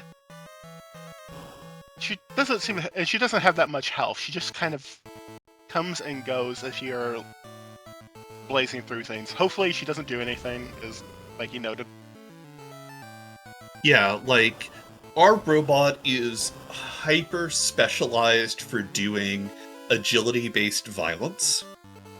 So, because we've really gone all in on the one stat, our hope is that we can just 3-shot her.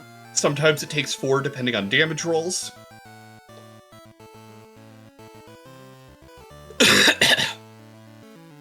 We have 2 runners in Venus's world, and Team Choco is in our final dungeon for the Edo world, as we are ulting the Shogunate's castle.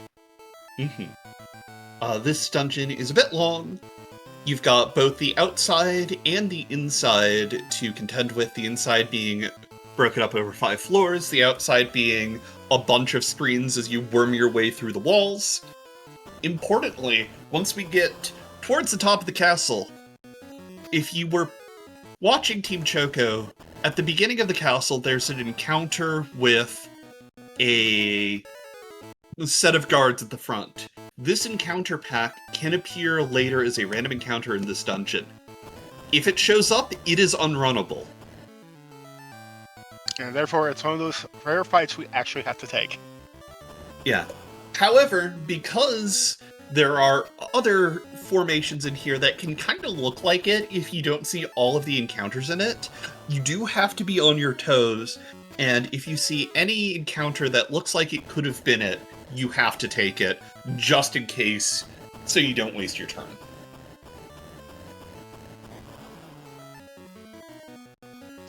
That's a little devious, actually. Yeah. It's a mechanic we see in things like FF1 as well, you know, where you tag the run ability to the encounter rather than setting it spot by spot. And I do believe this looks like the formation, so they're taking Yes. Team Choco's taking it so they don't waste their turn. Yes, this is the formation. Ninja Knight Stone Man.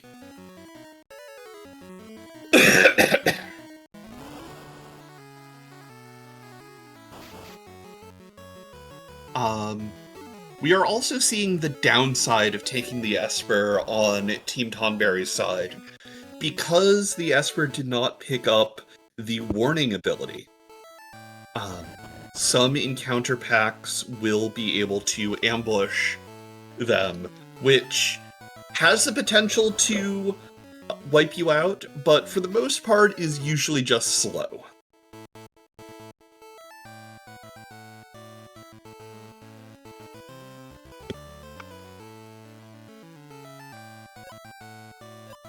I love the little fat snake sprites. Look at them. Right? They're just little orbs. Like, tag yourself. Which FFL2 enemy sprite are you? I am definitely the fish sprite. Because all of them are a very different mood, but all of them are incredible moods. And we're here fighting the Shogun. He's a very difficult boss. And he's going to do this thing. Oh no. Oh no. Yeah, like, Shogun isn't even the final boss here. Oh no, he's dead. Oh no, he dropped 1 gold. Of course, you get 1 hit. So we have a question in chat. Does equipping Magi do anything? Yes. In particular, there's a couple of different classes of Magi in my book.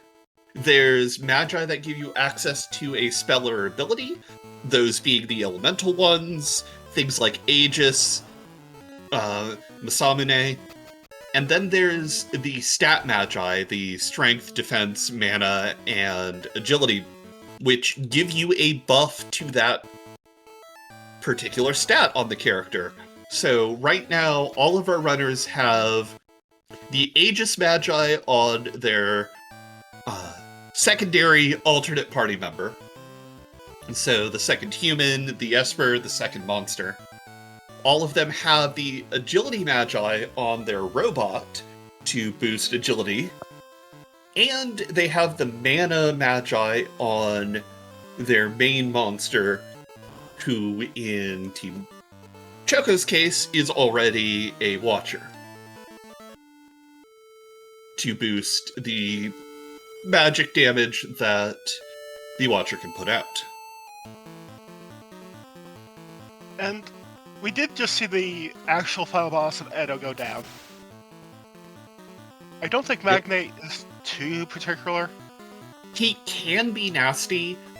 He's the first enemy we run into who can really use the tornado spell, which is strong, non-elemental damage. So the Aegis Shield, it will cut right through the Aegis Shield. And can't, like I said, can be nasty. Wiping to Magnate is not uncommon if he decides to spam Tornado. And we did see him use Tornado once that fight, and it wiped out about half the party. Yup. And left the other half at about half health. Here we have the Venus fight over on Team Tonberry. You'll notice she used Charm, confusing a party member. Luckily, seems to be not doing much otherwise. She is trying to Sam Charm, though. Yep. Which, honestly, great. It's not 100% to affect things, and most characters that can be charmed do not matter.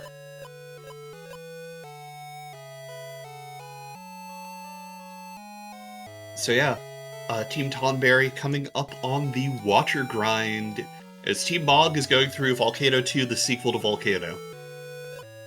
And they will be at Venus very shortly. As soon as they exit this volcano, they'll basically be ready for the fight. Yep. On Team Choco's side, we are in Valhalla. Shout out to the RPG Valkyries. And there is a very certain guy here you will see if you game over at any point before you fight him. Yep. We're here to fight Odin. The Odin fight is notable not just because it's another boss, but because it is a major point of divergence in routing. I say major, you have to do a detour. But the way that this game's after battle drop system works is once a monster decides to drop meat, you no longer get any further rewards from that encounter. The first monster in the Odin fight is Sleipnir. Then it's Odin, then it's the two Odin crows. If you get Sleipnir meat, you do not get the money from Odin, who has most of the money in the fight, like 99.9% of it. So you're kind of hoping you do not get the horse meat. If you get the horse meat, you're out of cash. This is, fairly common. Runners know about it, runners are prepped for it. There is a very easy backup you can do, but it's always like, gosh, darn it, I got Sleipnir'd again. And the other thing to note here, if you have died before you got to Odin, he will talk to you here. If you get to him without having died, he's just like, I don't know who you are, let's just fight. Yeah. So, not dying and not having to deal with the Odin dialogue, both after dying and before this fight, is a huge time save, which is another reason why on fixed encounters you'll want a soft reset. Team Tonberry is coming up on the Watcher. They're hoping to get that Watcher right very quickly. Yep, we've got one more fixed encounter before we get to the Watcher grind. Gotta go around the guy. Yep. So, gotta get through these Lamias, and then the next fight for Tonberry is everyone's favorite Watcher. Oh, hello. Team Choco is through Odin. Mm-hmm. Making their way downtown, walking fast, faces pass and they go down. I think those are the lyrics. there's one more thing I will note now. Hmm? After you defeat Odin, you no longer get the chance to continue if you lose to a fight. It's Yep. just a straight up game over. Saving is vital. Our first pack for Team Tonberry is a triple watcher. Hopefully it goes well. It is considered good practice to reset if you see more than 2, but this one seems to be going okay.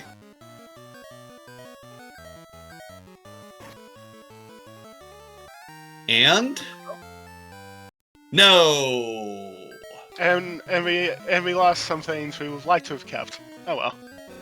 Yeah, like, really, the meat matters here more than anything else. If you are doing Esper route, the Esper's combat potential is not what you have them for.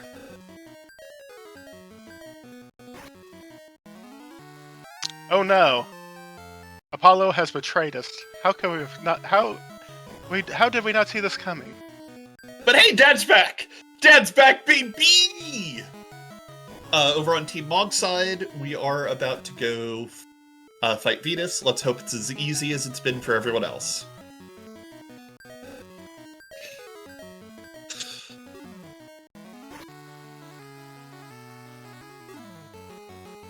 That's a laser sword hit. Charm did nothing. The only attack you have that will actually hurt Venus is that laser sword. She casts Flame. That's not great, but she's down. Let's go. We have no more worries about Venus. Yep. Me? No me. Watch her meet proven surely. As if we didn't know this. So what's this dungeon that Team Choco's in? Why are their faces on the wall? It's the final dungeon.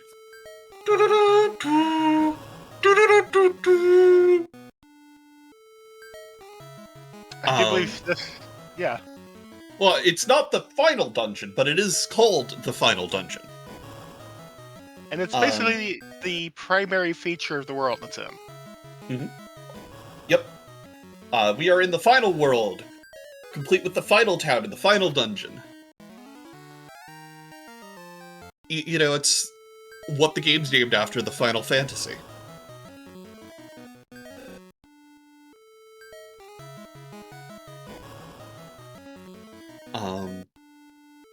Yeah, there's some really good loot in here if you go out of your way, but for now, we are just running through, trying to get to the end to find the secret, hidden last Magi that the Guardians didn't tell anyone about.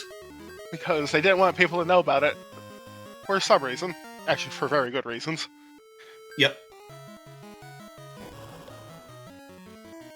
And we should point out, we don't have any of our Magi anymore. All of it got mugged from us by Apollo, who, as it turns out, was the bad guy. Who could have known? Right?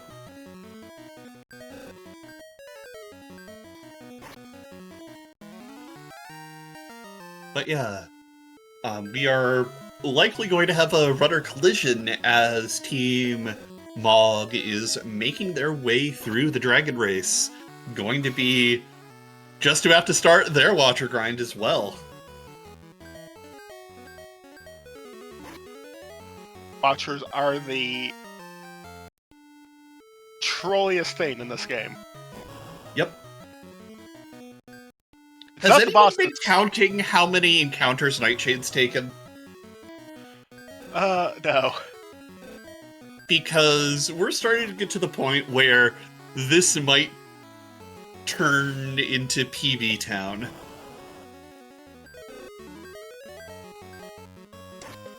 I do know that this is usually a very... Hey, watch me! Woo! Final and warning. Nice. We love to see it.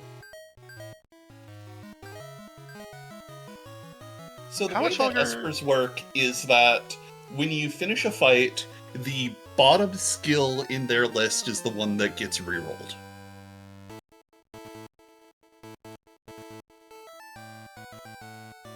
Hello, Warmech. The boss. We have found the boss of the final dungeon. It's Warmech. Yeah. Importantly here... Yeah, that's a reset. Importantly, the previous fight, the minion, which is a bird for some reason, and Warmech here are both vulnerable to the Watcher's Stonier's ability. Also, this is not Warmech, it's legally distinct Warmach. But yeah, that's how you want that fight to go. First try, petrification, bada bing, bada boom, forget about it. As we exit the final dungeon, we're going to go... Do we have to do any more shopping? Yes.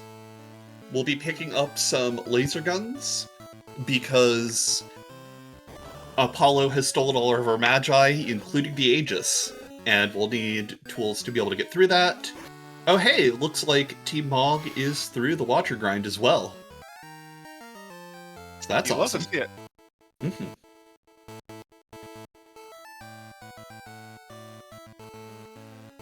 But we're going to pick up some laser guns. We're also going to pick up some tents and elixirs here in the final town. Those will allow us to heal and, more importantly, restore spell charges in the dungeon. And we need to do this now because as soon as we get through the next boss fight, I do believe we're at a point of no return. Yes. And, in fact, we'll be getting our final extra party member. You're supposed... That final laser gun is supposed to go over the laser sword. Looks like we're having a little bit of menuing issues, but that's okay. Sell some things. Yep. Buy a couple of elixirs, which are a full heal for a specific character, and tents, which are a full heal for the full party. Notably, elixirs will remove status effects, while tents will not. Over on Team Mog, we're fighting the Hanamotos, the gang of goons who showed up and are like, hey, we're the bad guys here. I totally imagined them doing, like, West Side Story, but they've got, like, the samurai outfit. Yeah, and they,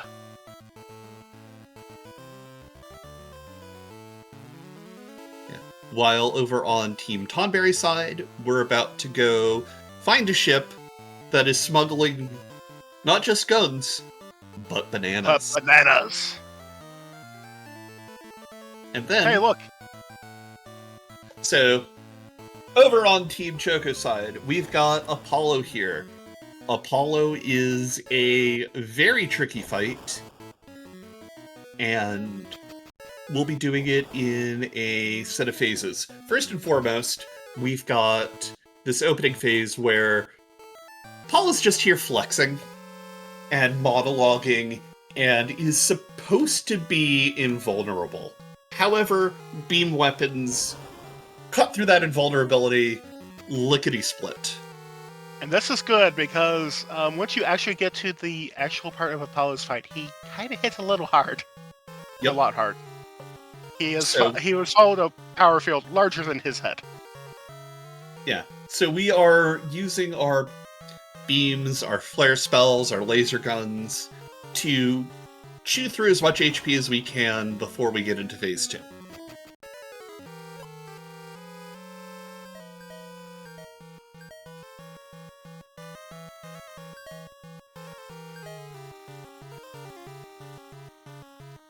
Feel how sharp this Musume is. Does not swing it. Right? Hey, come on, boy.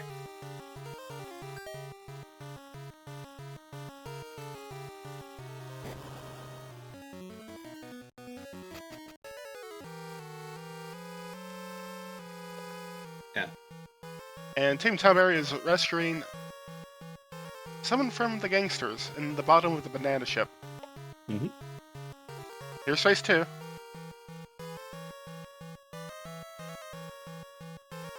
No, We do have the Heart Magi equipped, which is a full party heal and res that will fire regardless of whether or not the holder dies during that round. So it is a great safety for right there. And it's important to note that once he starts melting, the fight is basically over, but you had to survive some heavy hits. Yep. Dad is going to cover our damage and die. Again. But this time, we have all of the Magi's, and by their powers combined, we are going to channel the Spirit Bomb, bring Dad back home with us.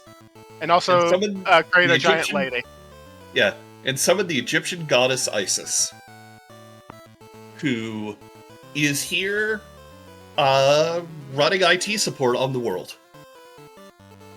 As it turns out, that is her job, and the Magi are just her playing a part to rest until she needs to perform maintenance on the world again. Yep. So now we're going... Sorry. So now we're going into the final dungeon, into the roots of the very world, which are having a bit of a malfunction due to Apollo's entire ordeal. Yep. Luckily, Isis has the ability of resurrection, so Dad's gonna be fine. Going back to Edo World, though, after we investigate the ship and find those oh-so illegal bananas on it, we go and we tell the courts, and the courts are like, yeah, but the rich guy said they weren't there, so nothing we can do about it. Oh well. That's right, the cops are in on it, so we have to take justice into our own hands. We're gonna go beat it out of Ichigoya, the merchant who was doing the smuggling to begin with.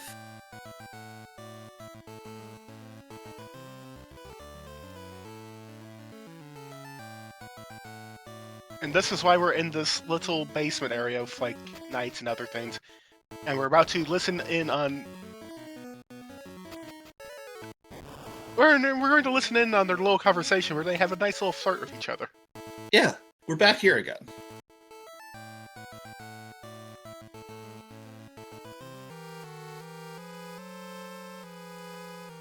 Also, I do believe a lot of these encounters on the slide down to the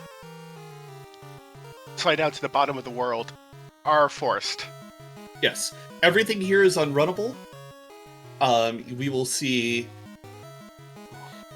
Detonator eating a bunch of meat as he goes through, trying to set up the non-Watcher monster to evolve into a final form. As we go through, there will be 2 orbs like we've seen before that contain 2 boss fights. We have Fenrir and Tianlong. Each of those will drop meat that will level up our monster into a massive final form. And we're just trying to get the best monsters we can out of it. For the Watcher, it's going to become Madame Butterfly. That is hard routed in. We are doing that every single time. That, as Madame Butterfly, is going to be a big part of how we fight the final boss. Yeah. With our other monster, we're just trying to get it to the best form possible, which is Slime God. We are hoping for Slime God. There's a huge spreadsheet talking about all the different ways that monsters evolve, which monsters will evolve into which once you eat the meat. Our runners have access to it. Might even have it up right now. But then back in Edo World, we have Team Tonberry breaking their way into the Shogunate's palace, while Team Mog is taking out Ichigoya and bringing him to justice. Mm-hmm. And so here's our first fixed encounter down here in the center of the world. 4 Tianlong pack is not going to be worth it. We are out. We are resetting. 2, manageable.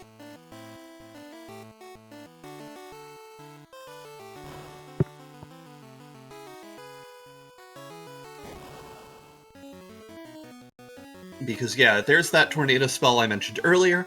It is a big AoE non-elemental attack that does way too much damage. But that allows us to evolve our Watcher into Madame Butterfly, who has the Absorb spell, which is great because it'll let our Butterfly absorb damage from specifically the final boss arsenal.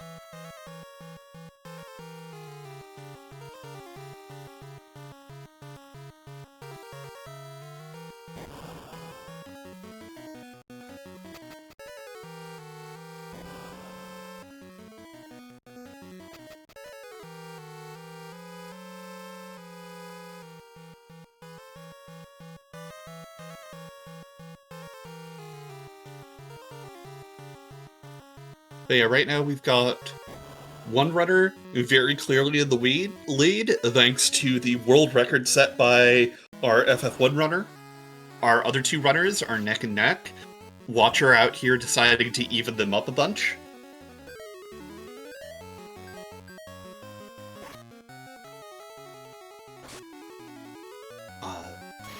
Mog and Tonberry are going through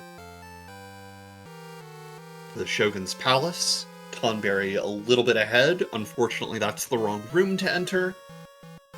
While over on Team Chocobo's side, we are going through the core of the world. Going down, down, down, down for now. Coming up on the Fenrir fight, I'm gonna go ahead and take it on. Fenrir, of course, also knows Tornado. Tornado is one of those abilities you really have to look out for on whatever mob or boss has it.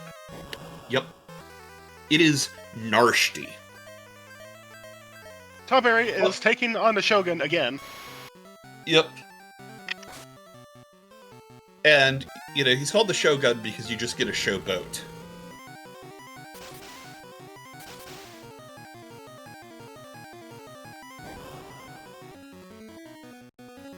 Please laugh.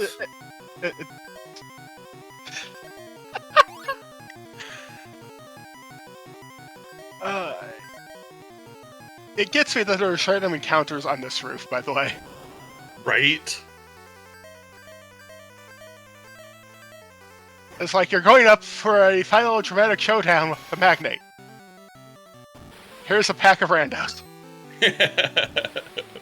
Toadstool. I do believe Team Choco is coming up on the final boss.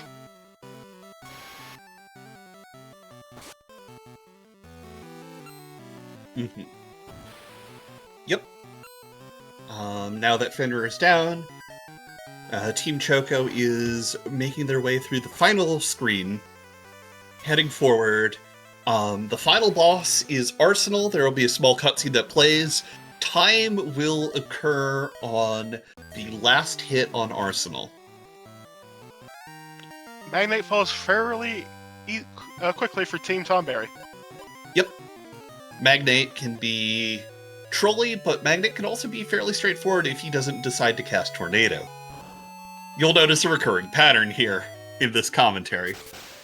Every boss of this game can and will just decide to ruin your day if they feel like it.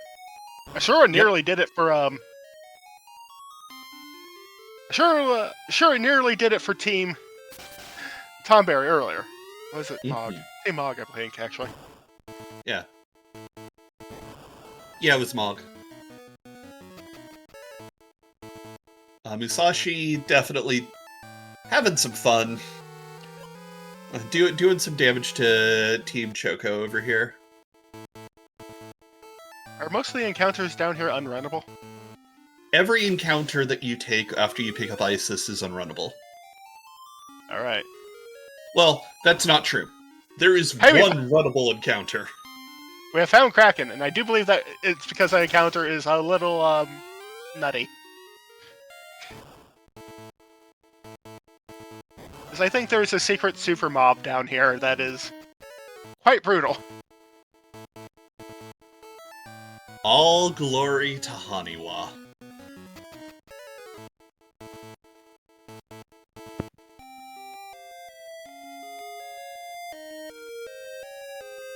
Yeah. If we run into a Haniwa, it is runnable.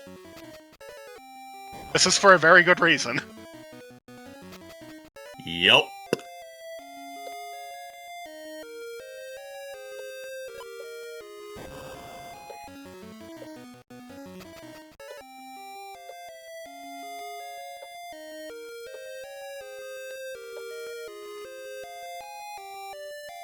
All right, All here right. we're going to say right before the final boss here.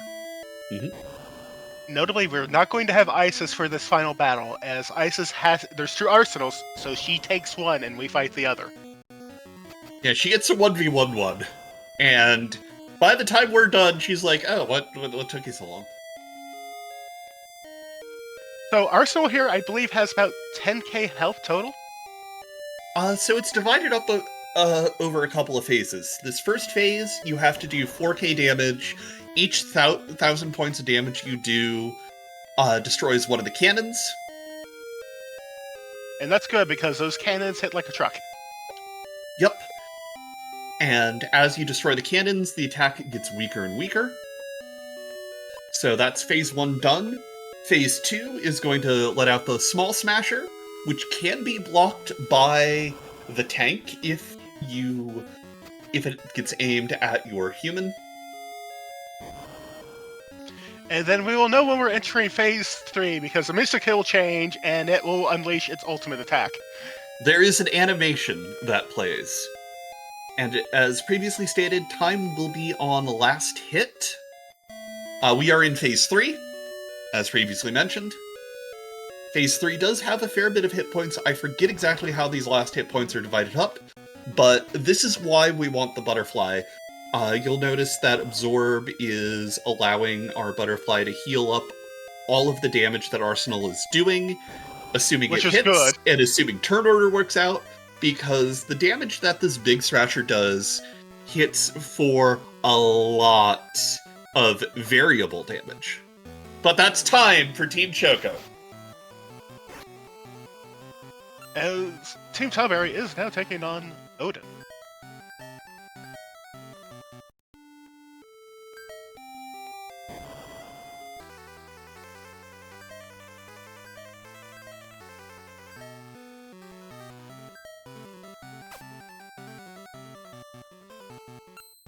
I believe that was a 142, which is a very respectable time.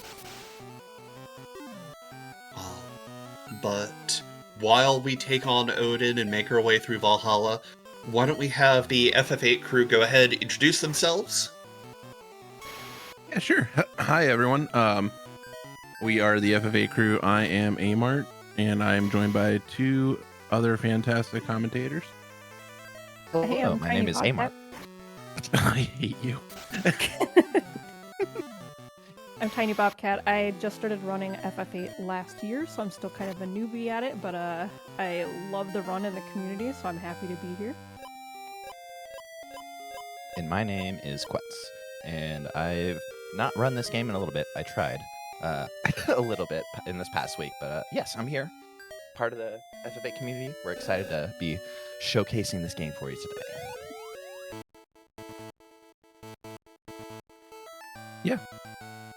Yeah, so sorry. Nope, you go ahead. Yeah, one thing we didn't mention earlier is that one of the magi we pick up before coming up here to Valhalla is the Pegasus Magi in Nasty World. We don't do anything in Nasty World because it is nasty. It is one big, long, disgusting, fight-filled, optional dungeon. All you have to do is go in, grab the Pegasus Magi, and leave. Notably, the Pegasus Magi works like the teleport spell, lets you move around the map, and in particular, if you use it after defeating Odin, it takes you to the exit to the Valhalla Palace, saving us a little bit of walking time.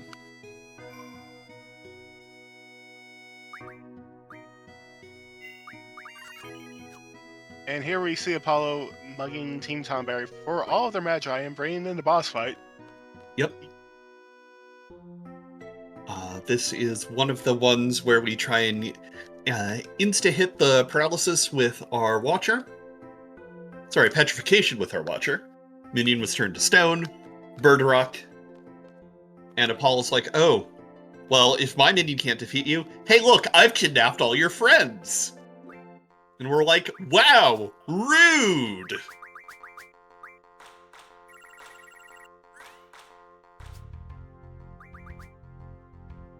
But hey, at least Dad's alive. Dad seemingly died and then just popping in from off screen like, hey, no, nothing actually happened. It's just a running theme of this game.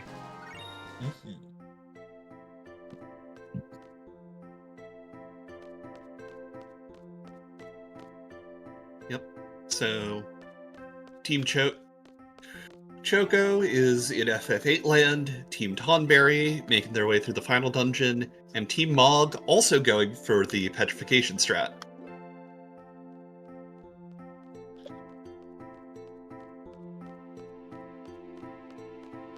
While our runners are just kind of running through this last area, before anything super interesting has, if the FF8 crew wants to talk about things, you should feel free to go ahead for a few minutes. Yeah, so just really quick, kind of touching on what Mike was doing there. So we're acquiring the Quistis card. We're going to be using this a little bit later on in the run to refine into some very important items. I believe they're called the Samantha Souls, and we're going to be refining those into some pretty high level magic. And so we'll be getting the Quistis card early. It's a lot safer to do it earlier rather than later, which you'll see some runners do in PB attempts. But for marathon safety, we're going to actually, I believe all 3 runners will be going and getting it early. We're going to do a little menu here to get set up before we go over to the fire cavern. But yeah, we'll touch a little bit more on card mod later on. So yeah, Mike's just going to go ahead. I was just going to say one thing to touch on that people are talking about in chat just a little bit. This year we are, excuse me, we are doing cutscene remover. So I think this is the first time that we've been doing cutscene remover for FF8. So no epic intros. We're just meat and potatoes of this run. So expect it to go pretty fast. Yeah, I believe this shortens the run by anywhere from probably about 3.5-ish hours, maybe 4. I don't know the exact number. Yeah, roughly but 3.5. yeah, okay. My times sounds right. Gotcha. Okay, yeah. Cutscene remover jumps around really weird. It looks really jarring when you're not used to it. But it makes it you're pretty much down to your meat and potatoes. Everything is menuing boss fights, doing some type of inputs. A lot of the long dialogue sections and the actual cutscenes get taken out. So it goes by real fast in comparison to the any percent run. Makes for some funny transitions, though. I will say that. You might see some like floating glasses and some floating books, some floating binoculars, things like that. Some tiny SIDS that become big SIDS. Yes, that too.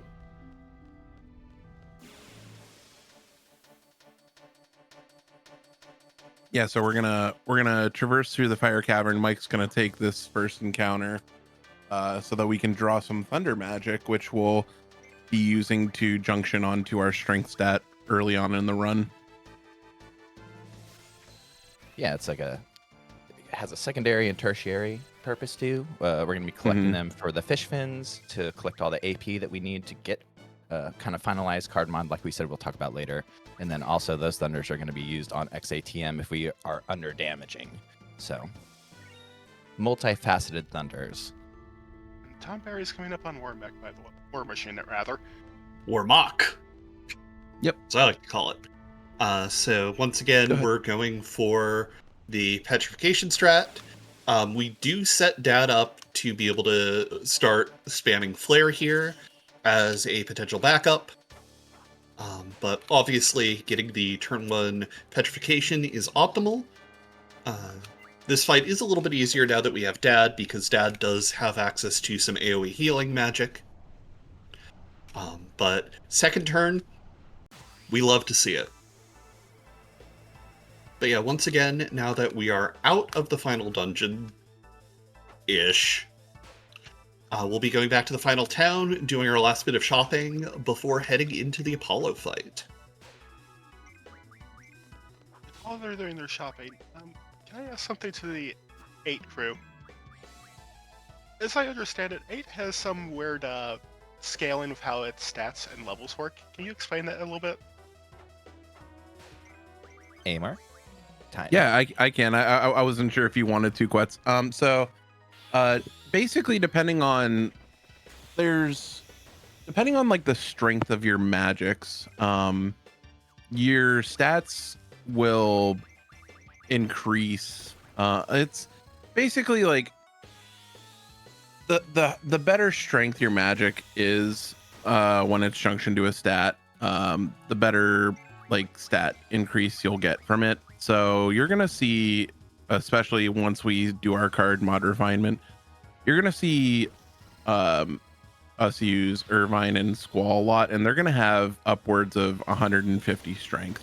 And when we don't really level a lot in this run, that's gonna be more than enough to pretty much just take it's gonna be enough to take pretty much anything you want out of the game. Like every boss is just gonna be, we're gonna be spamming a lot of limit breaks with Irvine.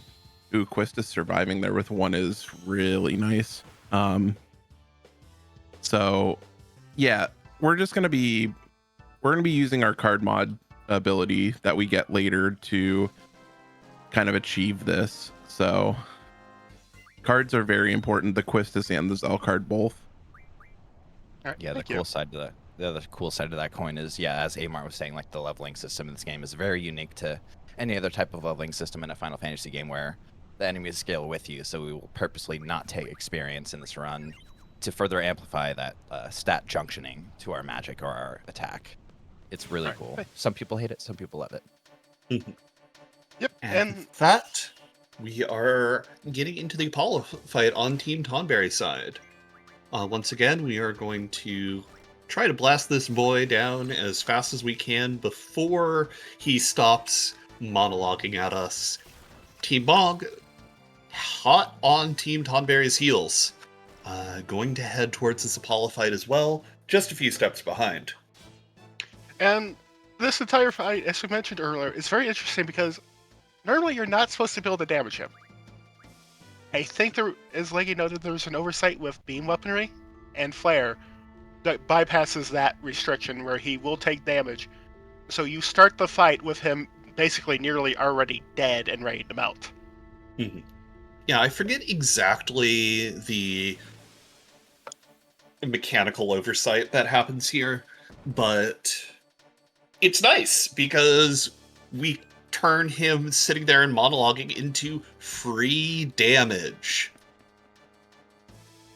And would you like to explain what Apollo can do if we don't hit him here? Oh, well, you know how when he gets out of this phase, he starts using the Masamune and starts hitting you with things like, oh, I don't know, flare. Yeah, he'll start just hitting you with super annoying, super powerful attacks and abilities that will just do that. Give you a bad time.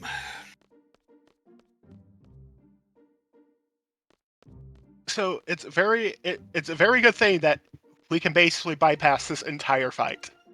If we had to take this legitimately, it'd be a real nasty time. Yep. Unfortunately for Apollo, he's starting to melt because he has absorbed a little too much power. And Dad is dead again for Team Tonberry.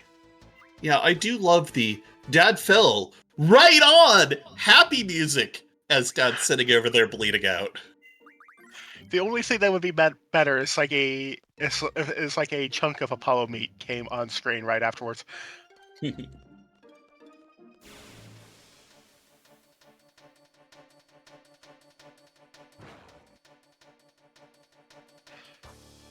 And Issus and possibly Odin is the exception to the rule in Final Fantasy Legend 2 land that If you're more than 2 tiles tall, you're evil.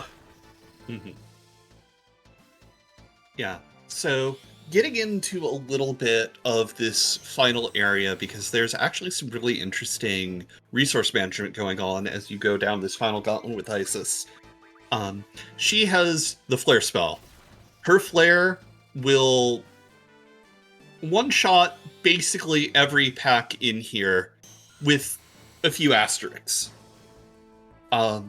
So a lot of what you're doing going through this final gauntlet is counting down from 5 and using a healing item when she hits 0. Of course, this gets a little complicated because all of these staircase-looking tiles are forced movement. You do not stop there, so you have a small frame window if you're on one of these escalators to pause the game and use an elixir if she's out of flare charges. And we have seen the last of Apollo for all of our runners. At this point, it's a final gauntlet to the end of the game, to Arsenal. Yep. There are 2 mini-bosses along the way, Tianlong and Fenrir. Tianlong will be converted into meat and turned into Madam food Butterfly, for our Watcher to turn into a butterfly. Yep. Neither of our runners have a second monster, so none of the other meat matters.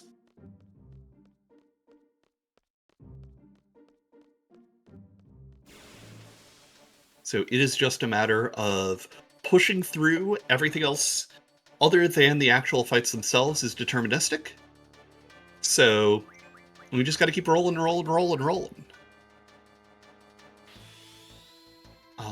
So while we're going through the gauntlet, if FF8 wants to talk about what's going on their side. Quetz? Bobcat? Talk about some fins. Yeah, let's talk about some things. Yeah, what's going on here? We're right now, Mike is on the beach. Infamously, I like to call it Whistle Beach. But picking up fish fins, we're going to do 3 fights here, collecting 6 AP from each of them, respectively. Because that AP is going to carry us towards card mod for the Quetzalcoatl GF. And yeah, hopefully we're netting up to 5, potentially 6 fins here. But the minimum we want is 5. Oh, that's bad. Yeah, we're going to have to take an extra fight here to capitalize on the fish fins, because we do want 5 fish fins, because those will refine into 100 waters with Shiva's Ice Magic Refinement ability. Very unlucky to get 0. Getting 1 or 2 is pretty likely. 3, 4, or 5 is pretty unlikely, but getting 0 is actually very, very lucky, quote unquote, on the wrong scale of things. Yeah, he got 110 so far. So sorry, my mic got turned up, so hopefully everybody can hear me more clearly now. Sounds good. Sounds good, yeah. Good. Okay. So yeah, we get fish fins here that refine into a magic that we're going to put on for the next section of the game. It's quite a bit stronger of magic than what you would normally get at this point of the game. I guess they figured that players weren't going to sit and just kill these fish on the beach over and over and over again in the beginning. So it gives us a good boost to get kind of ahead of that scaling curve that FF8 has. You don't want any extra XP that you can avoid in FF8. You guys were mentioning that earlier. That's so unlucky. He's getting trolled so hard. This is rough. You guys were mentioning that earlier. At the end of my first playthrough when I was a kid of FF8, I grinded levels in Ultimisia's castle because I was stuck on the boss and I still didn't know at the time why it was so hard. I grinded levels and it was impossible to beat. The enemies skill past you. So yeah, we're spending a lot of the times dodging fights, even killing characters in fights to try to make sure they don't get XP so that they don't get too high level. And then when you go through the speedrun now, it's like everything dies on like 1 limit break. It's super fast. You get so overpowered. This is kind of the first step towards getting that overpowered, again, staying ahead of the curve started. yeah, the first hour or so of this game is a lot of setup, just collecting resources, just so once we hit a certain gate where we're flooding and just going, just killing everything. All right, here comes the Collecting 4 fish fin drop. Yep. And we have... Wow. Are you kidding me? We got a card. Are you kidding me? What is this fish fin luck? And that card, getting that card with no fins together, like we're on very low odds here. Compounded across. This is probably the worst fish fin luck I have ever seen.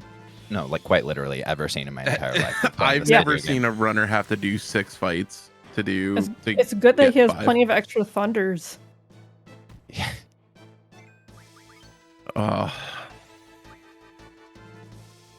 Not like this.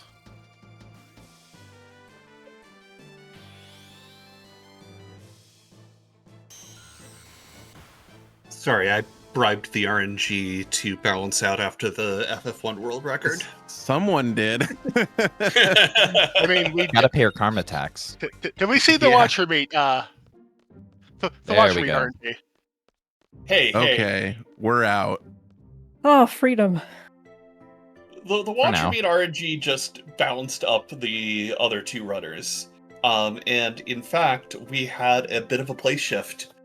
Team Mog did overtake Team Tonberry on the Tianlong fight, as Team Mog is now on Fenrir, and Team Tonberry is coming up on that soon.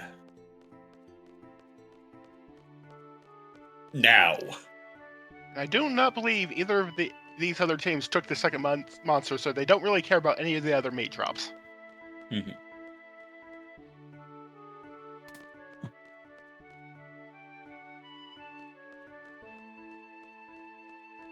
But Mog should be at Arsenal very soon. Yep. And yeah. Tonberry should be there not too much further behind, because Fenrir is down, and we are moving on to the final maze. And as we come up on Arsenal, again, it has 3 distinct phases. The first phase will open up with the standard boss music, then it transitions over to the normal battle music, and then finally into Save the World for the final phase. Mm-hmm.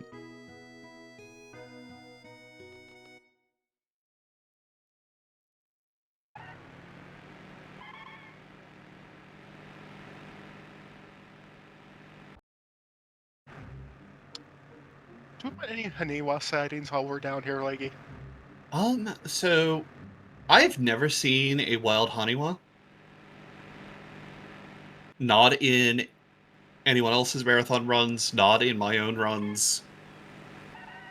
Never seen it. I do believe it's vanishingly rare. Yeah. Like, we talk about Warmech FF1 showing up and being, like, the rare occurrence. This is way more so. Oh, Natara just noted that it happened for Team Mog. Wait, really? Yeah, and we missed it because we were yapping. Oh my god! It's just a morning of firsts. Right? I will have to watch that back because, yeah. But yeah, Haniwa is optimal to see here because you can just run away. It sucks. You hit the bricks.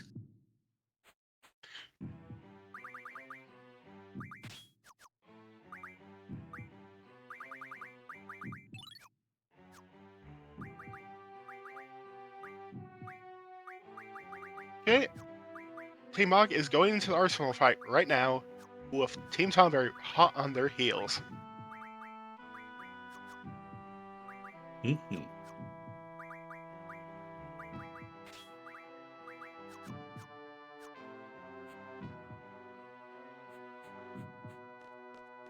Yeah. So As previously stated, this is a 3-phase fight. First phase, you are going through 4 cannons that you need to destroy that have 1,000 HP each. Then you have the 2 other phases, which are 5,000 HP each. When you are... Phase 2 is a single target smasher, which doesn't do too much damage, and the human's tank can block. And then phase 3 is the big smasher that hits everyone for massive damage. We see Team Mog doing an alternate strat where our robot took a little bit of damage, so the Madame Butterfly took a turn off to heal up the robot in this small smasher stage before the big smasher hits, so that we can make sure we get all the damage out we can. Because you'll notice our robot is still doing twice the damage of Madame Butterfly. Down on Team Tonberry's side, we are also in the second phase as Team Mog is officially into phase 3. Where the big final boss music kicks in, and it's going to be spamming Smasher. Yep. Unfortunately, that is a fallen butterfly. This could be bad for Team Mog. Yep, that unfortunately is a wipe. If you get bad turn order with your butterfly, and you take 2 high damage smashers to the face, you will unfortunately go down. Alright, and Team Tonberry is in phase 3 now. They have seen the Smasher get unleashed. Yep. No! That is a wipe for both of our runners, unfortunately.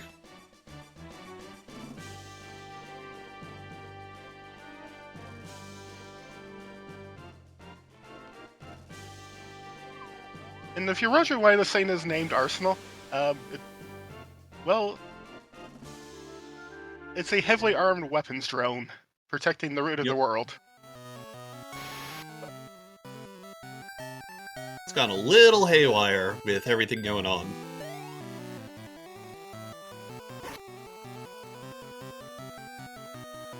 Yeah, so that is still in phase 1 for Team Tonberry. Looks like we're in phase 2 upon Team Mog. Using the tank to try and block any smasher hits that come out. And switching back to the laser gun. Probably about to put... Yep. Team Mog has pushed phase over. Oh, that's a big hit. Yeah. The big smasher does anywhere between 99 and 639 damage. Unblockable, random roll for each. This time, the butterfly is up and the robot is down. This is fine. Slow, but fine. As long as absorbs don't miss, and as long as you have the chance to heal up between hits. Oh! That's another wipe for Team Mog.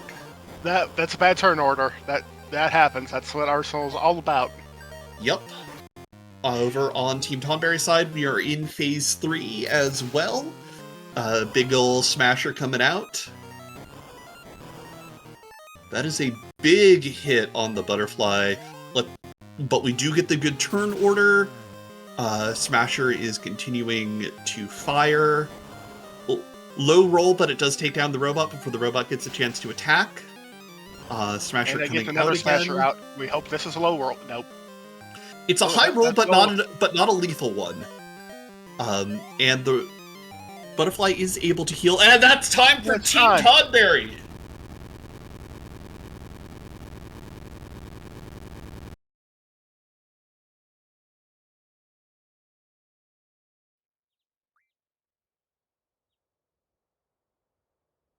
Going up to Team Mog. We are hopefully getting it on this attempt, but at this point, I will hand it on over to the FF8 crew. Show us what you got. All right. Yeah, so, yeah, Mike is coming up towards the Dalit Tower, just gonna fight this, the Anaconda here. bodcap getting started for Team Tonberry. We're gonna Renzo this snake down. Dead snake. That is a very dead snack. Just a couple of things, just something to mention. For when you're doing PB attempts, and also these runners may be also tracking the RNG through different actions throughout the first 40, probably about the first 40-ish minutes of the run. And the way you track this is through different methods. We have the camera angles at the end of battles. We have attacks from Zell and Squall, limit breaks, spells being cast by enemies, etc. And so this is Best Girl Selfie.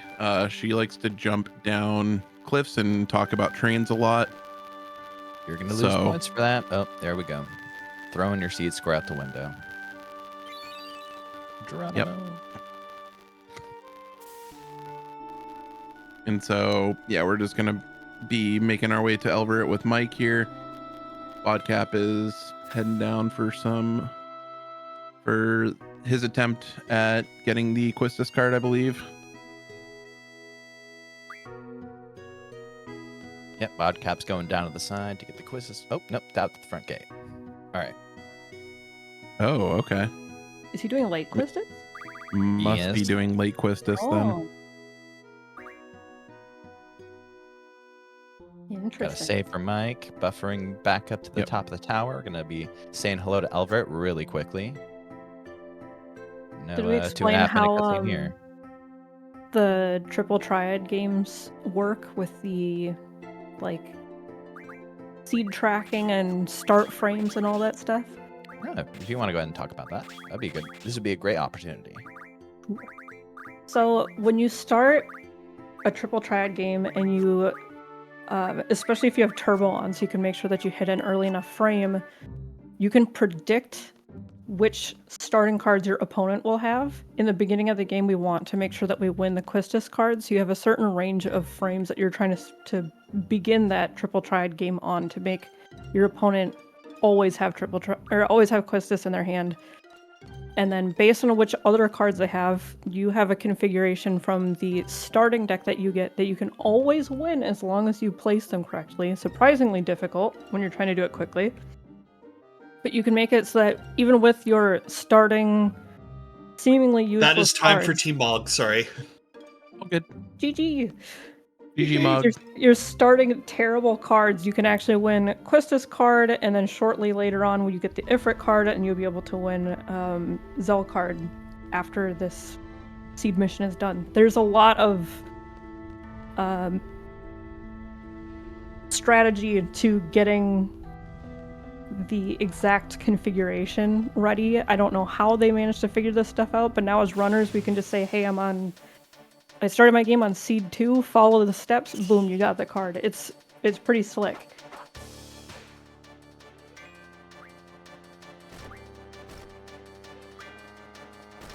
Did the legend commentary have anything else to add before passing it off? Just want to say thank you to Starman for joining me for co-commentators. Good job to all of the runners, and good luck to all of the runners going forward. Thank you for playing. Thank you for having me, Leggy. Thank you for. And thank you for everyone for playing this together. Yep. Looking forward to watching the rest of it. Catch y'all later. Later, all. Thanks, Legends 2. Thanks, Legend 2. Mike cleaning up Elverett here. Yeah, Mike got through nice. Very good. He learned strength 20%. That's hilarious. That's so wild. Jeez. Don't equip that for XATM if you're going for Squall strats, please. You're gonna. I think I saw Waze talking about that, but it might mess up the math on, over damaging and stuff like that. Or do and experimental. Don't actually do that. Yeah. You will not have a fun time. So Bodcap's doing some something kind of interesting here with the can't escape. We're skipping the wind up animations as well, and also it looks like what he's trying to do is also skip the recoil animations from the fire to save a little bit of time as well.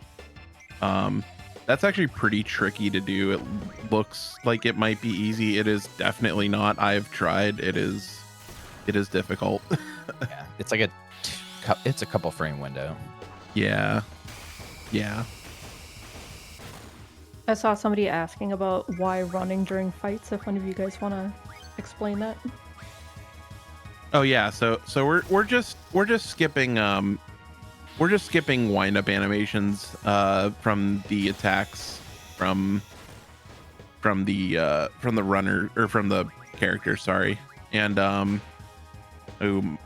looks like Squall went down for Mike, but we'll also be doing this at the end of fights as well, with our characters being in critical health, so that way when a boss goes down, you won't have to worry about taking the extra time from the characters, like having to cower over, basically. Wind up and wind down animations, I guess you could say. Yes, thank you.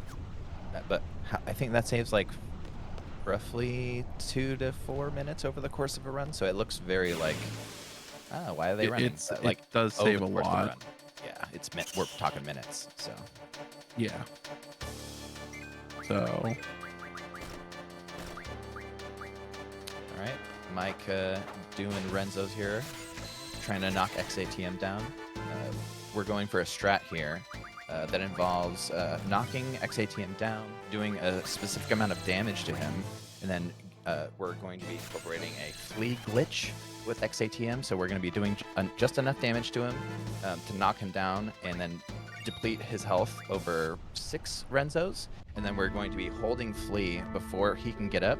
We're going to run away from the fight, and we're going to collect the 50 AP that we shouldn't be able to get from this fight, but we can, due to the nature of this specific encounter.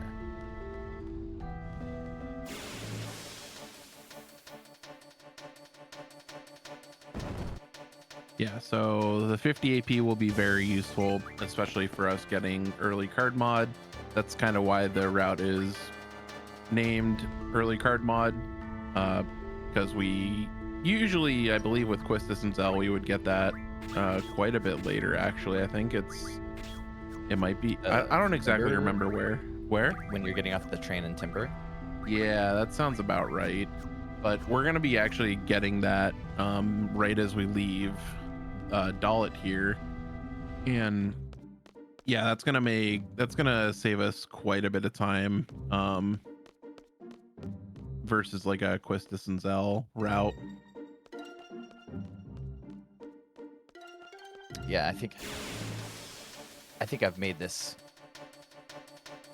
tie before, but it kind of reminds me of the idea of like in Final Fantasy IX, like a Tant route. I know this isn't 1-for-1, but it's the idea of like trying to use time to save time later.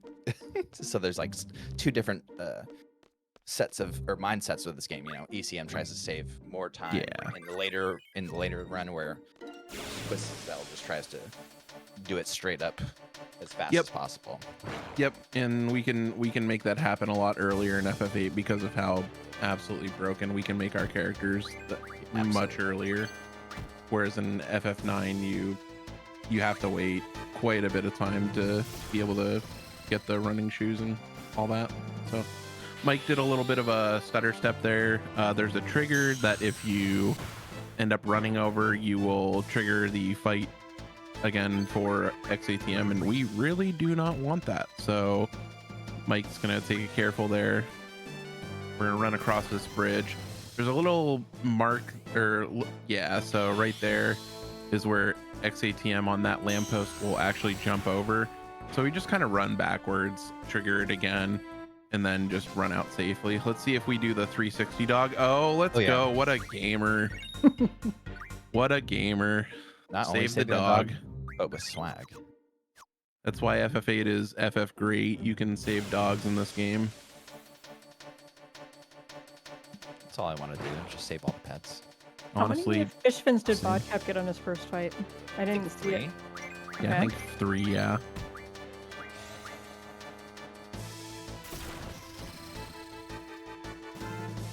Can you pet the dog? Yeah, that's kind of how we save the dog, is by, you know, we pet it and like, hey, there's a big machine kind of running. You might want to like skedaddle. Can I pet that dog? Can I pet the dog?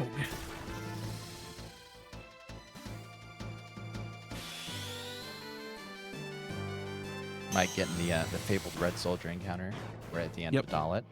Yep. Windows going into the Ifrit fight. Bodcap. Does he have one more fight after this, I think? Oh, that's 5 fins. Yeah, I think you still have to do just one the more AP. fight just for the AP. Yeah. There are some variations of this route that have kind of sprung out, because there's actually a way to manipulate the amount of fish fins that you can get. It's kind of convoluted, and I'm not exactly sure how to explain it in a proper way. So yeah, there are ways that you can actually manipulate the number of fish fins. I believe it's only on the PlayStation version though, and this is the Steam version. Yeah, I think you can do it on PC. It's just very, very tight with Gotcha. frames and stuff like that, and it's a lot easier to manipulate on PlayStation for sure. But I'm pretty sure with certain runners you can do that. I'm sorry. What was that? Mike was just talking. Oh, was Mike in here just being incredibly happy about the blessed RNG? Yeah, that just, you know. I can just imagine his reaction while Takes he was 6 getting fights to get 0 fish fins. fins, and meanwhile bodcap got it after 2. Yeah, he's trash talking bodcap. Oh, I mean, you know what? Anytime we're trash talking about bodcap, that's perfectly fine.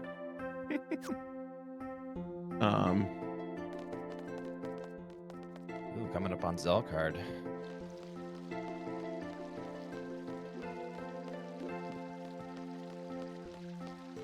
All right. This is Mod Dinched.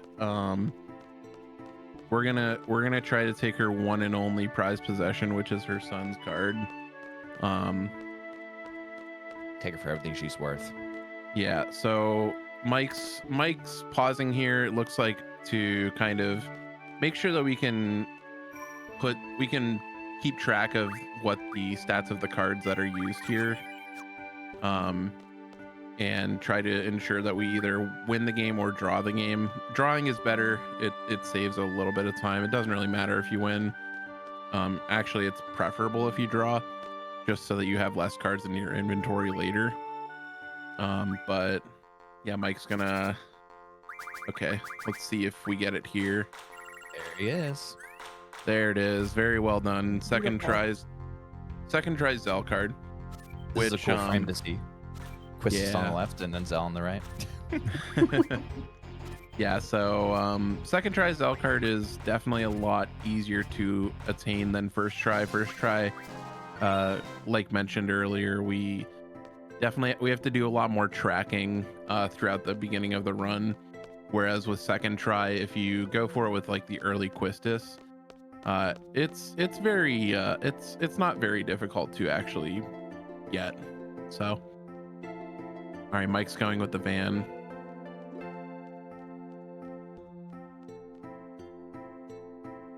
Classic turbo runner issues. I was seeing Windows is menuing, and all of his GFs are like Ifrit, quetz, Shiva.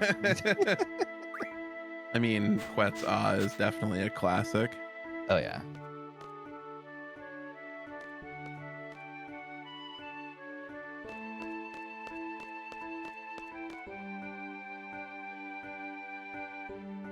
All right, so Mike's coming back to the garden.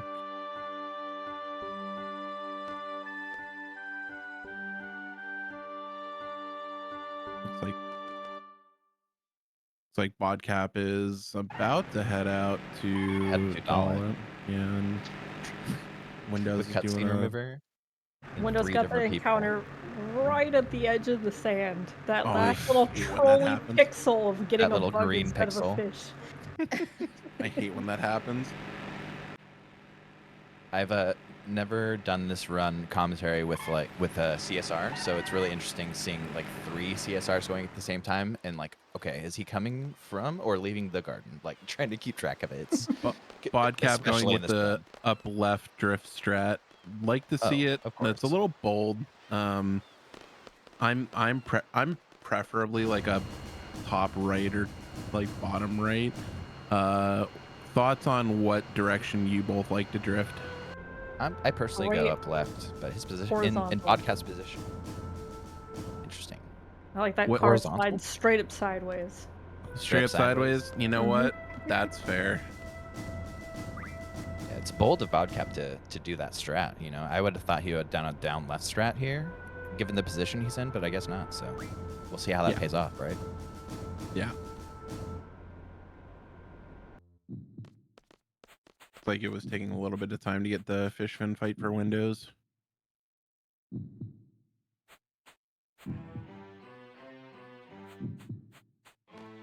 Is Mike doing the second floor menu currently? Yep. Okay, so when you come back from the big seed mission where you fight the spider, you get card mod, you get a decent amount of setup stuff.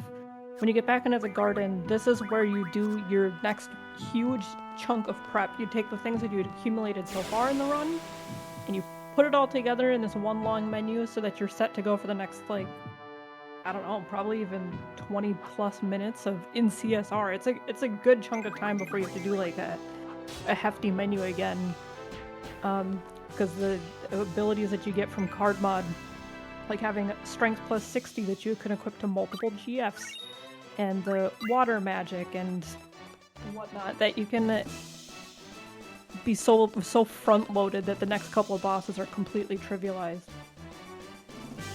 It is really cool to see that Mike has a strength 20 on this menu because you usually just go into the couple of fights with just strength 60, but he has that little bit of oomph to add on there. So just gonna help him out with those fights with the Raldos and the Grinaldo fight. You know, just that little bit of extra damage will definitely help. Seed rank 4. Wow. Do we actually normally get 5 here? Or is it 4? Actually, I think it is 4. Okay. I thought it was 5 for some reason, but I think it can fluctuate. Like if you accidentally talk to Biggs, like as you're leaving, if you have like turbo on or something, I think it docks you a point for like every person you accidentally talk to. I think stuff like that can happen in a run.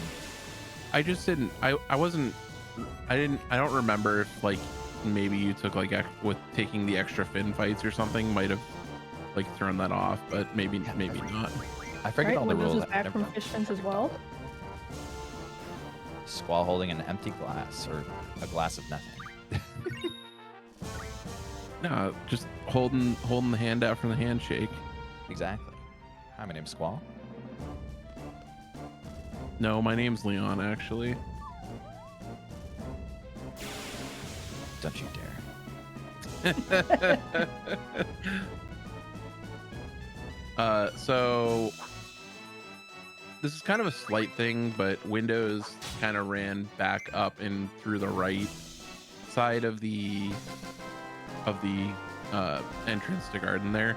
If you actually run out towards the right, kind of like where Windows was, it actually puts you a little bit farther down the screen for when you're coming back to garden. So, and it does save a like non-negligible amount of time. It's like, I want to say it's like 4 to 5 seconds or something. So Yeah, it's sizable.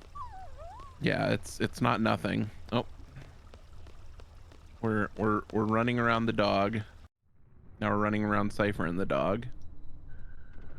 Oh, Bold strategies coming out of Bodcap today. yeah. Bodcap is. So Bodcap's like, so I heard you like Tony Hawk Pro Skater 2. So we're gonna put Tony Hawk Pro Skater 2 into Final Fantasy VIII. Unfortunately, Zell is not a playable character in Tony Hawk Pro Skater 2. I don't want Unless to play you. it No, me neither, honestly. then. Ooh, just a straight right drift from Windows. I like it. I like it. Yeah, you know what? I can accept that.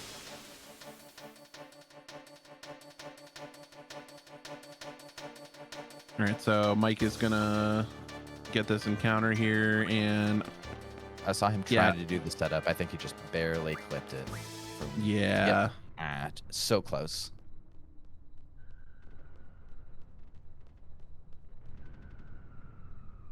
Yeah, so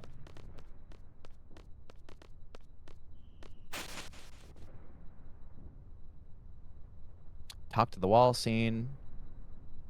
Staring up into the sky. We got Cypher docking on both Windows and bodcap screen right now. Bodcap going for a big snake kill. See if he can do it in one run though. We got attacks to follow it up. High level snake, low level snake. Let's see.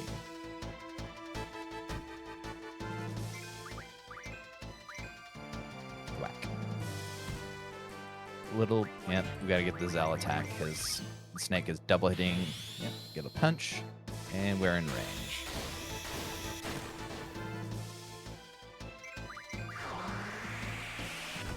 So Mike's doing the Grinaldo fight here. Ooh, hoping that doesn't happen. I think that was a crit. Yeah. So this fight's gonna be a lot slower than you'd like it to be. And so definitely team close race. Looking to catch back up, but yeah, this is gonna be this is actually kind of scary. Okay, there we go. Okay, phew. I don't know. I thought we might kill the Raldos first and then res squall, but yeah, this is gonna be a lot of time of animations from the Raldos. I mean, so I it think looks like safe. It's slower, but it's safe for sure. It's safe, but yeah, it's gonna crit from Quistis. Be clear, I had no Phoenix Downs left. Oh, yeah, that's not good. That's that ain't great. It is definitely harder to res your party members with no Phoenix Downs. That is very, very good point. Yes. Well, Mike is really just getting thrown to the wolves' run. We're almost Balam. We can pick up some Phoenix Downs if we need.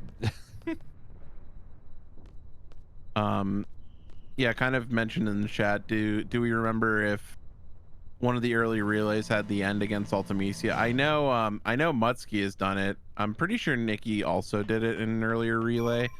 But yeah, I remember seeing that happen. Ago? I know Mutsky did it a couple of years ago. Nikki did it in a much earlier relay though. Yeah. Yeah, Mutsky did it on PSX. I remember going into phase 4, and it was just like fire, the end. It just popped. Yeah. All right, so bodcap is going up for the Elberet fight. Very important here that we deplete both bigs and wedges HP here. We need to get the AP from both of them, and if you are unable to do that, you're actually going to be short for the card, for I believe the card mod ability, and it can just make things really annoying, especially for your upcoming menu that you saw Mike do a little bit ago. It doesn't seem like a lot to have to like take 1 or 2 extra encounters, but it really does just add up over a long period of time. I know our runners aren't going for PB attempts or anything like that, but just trying to lining things up when you don't have to take extra encounters really just makes things go much smoother. Yeah, it just adds more menus and just more time loss. You don't really want. Squall's at a pretty good health for bodcap here. 97 is, I'm pretty sure it should be safe. It might not be from spells, but yeah, we definitely like to see him like in the 130-ish range if we can, but that's like if he doesn't take any attacks, so you just gotta be lucky. Just get lucky and you're fine. Yeah, just get lucky. All right, spamming first for a limit break. Come on, there we go. Yeah, Gotta throw the selfie attack there. Mike reversing to Blom. Gonna take a train. One of Selfie's favorite activities. You like trains? I do like trains. Trains are cool, actually.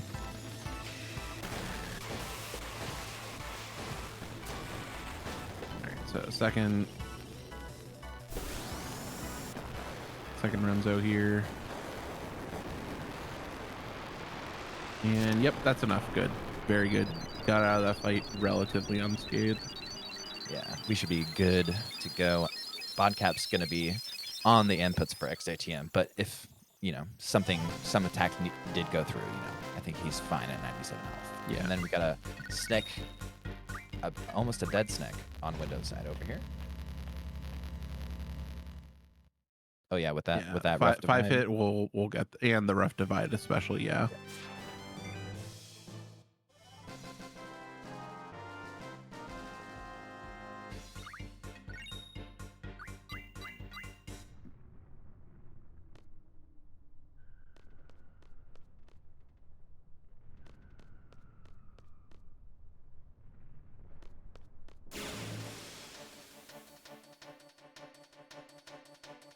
And we are on our way to a different continent.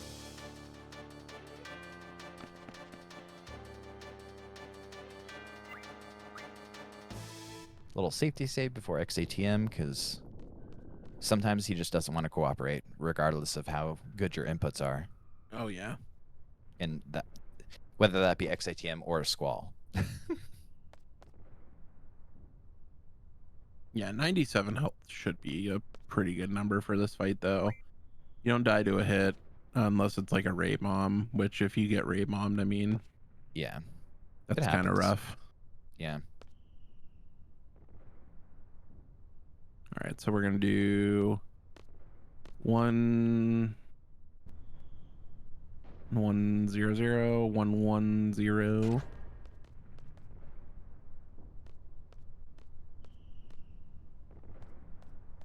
So sometimes you'll see runners kind of talk like that. If you ever happen to catch them doing PB attempts, and what you have to track on this fight for if you're going for first try Zell card is you have to track the number of limits that that Squall is going to use here, and also the number of attacks that Zell sends throughout the fight.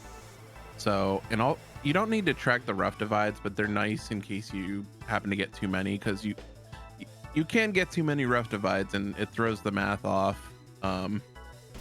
So we're trying to ensure that we don't over damage and put ourselves in a situation where we need to redeplete XATM's HP.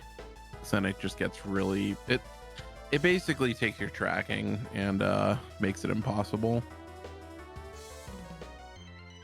We were really hoping for the massive anchor crit on Mike's side, but we didn't get it, unfortunately. I don't believe it exists. Not in the first hit, at least. You could only get it on the second hit. Yeah, exactly. True, honestly. The RNG gods are not as bespoke as we'd like them to be.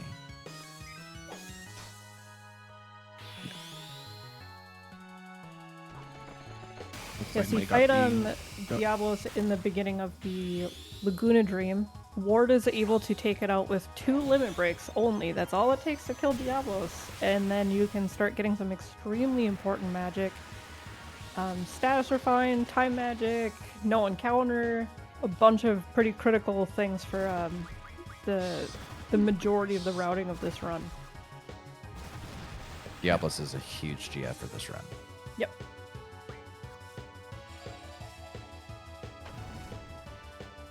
That is Relentless XATM down. Yep, very good from bodcap. Let's get out of here. I'm walking here.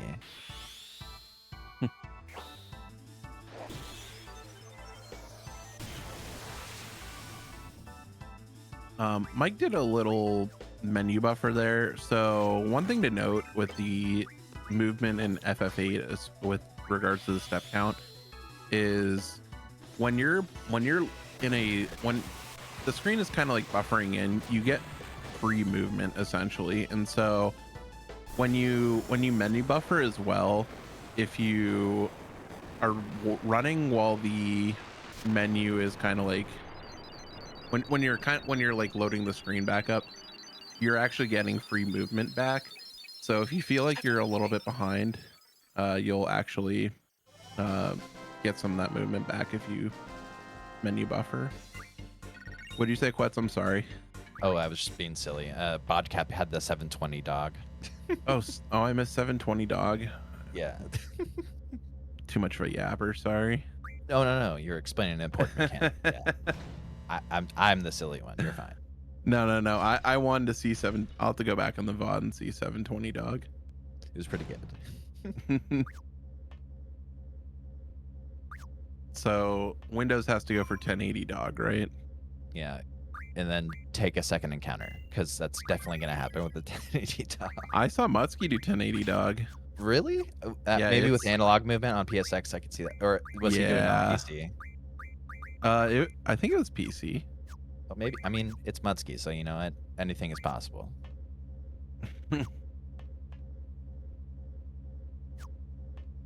That feat was accomplished by Mutsky no more than an hour ago.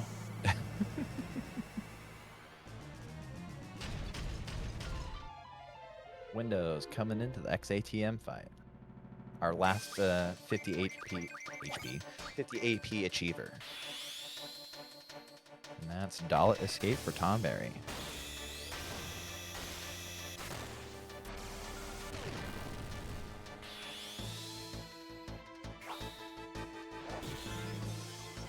Very nice. You'd love to see a first rough divide. Kind of like, okay. When I see a rough divide off the first Renzo.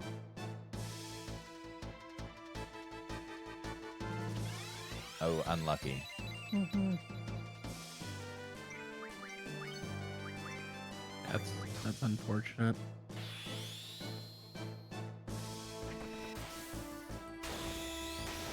Thankfully, with the way that limit breaks work in this game, since you're doing limit breaks through pretty much every boss fight, when you revive a character and they're in critical health, that's actually perfect, because you want them in critical health to start doing their limit breaks.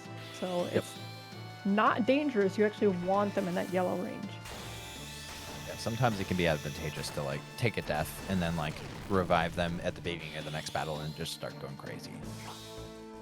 That sounds like the boss rush of Disc 3 basically just capitalizes on that, putting characters into 1 health so that they get their best limit.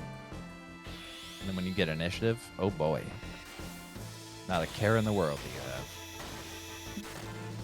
You would think. Nice. Bodcap got first ShaneZell card. Let's go. There we go. The payoff of late queue coming in strong. Yeah, so that's a pretty nice amount of time saved. Yeah, very well done. The amount of tracking and kind of multitasking that it takes to go from like late queue or from early queue to late queue, it's a lot of like mental stamina that it takes. So that's really awesome. Because you have to pay attention to almost every animation that happens all the way up until that point. Keep track of it accurately to be able to get first ShaneZell, which saves having to do 1 match. So what, 45 seconds maybe? Yeah. Like that is like the Giga runner strat. So you got to put in some real tough practice to get that strat down. Windows makes it through. Very, very well executed. So not too far behind. Yeah, all of our runners are starting to catch up with each other. Mike's still very strongly in the lead for Team Choco. Yes. Though Bodcap did make up a pretty good amount of time in that last chunk there. Oh yeah.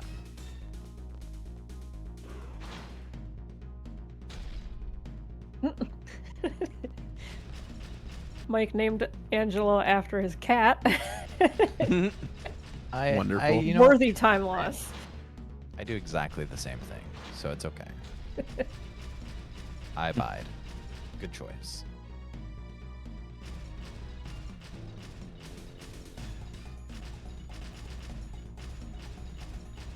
Ooh, Windows not even going for any spin on the duck, but he did save the duck, so that's Well, We got the that's full, fine. all three options then. 0, Yeah. 360, and 720. We're just getting the full display.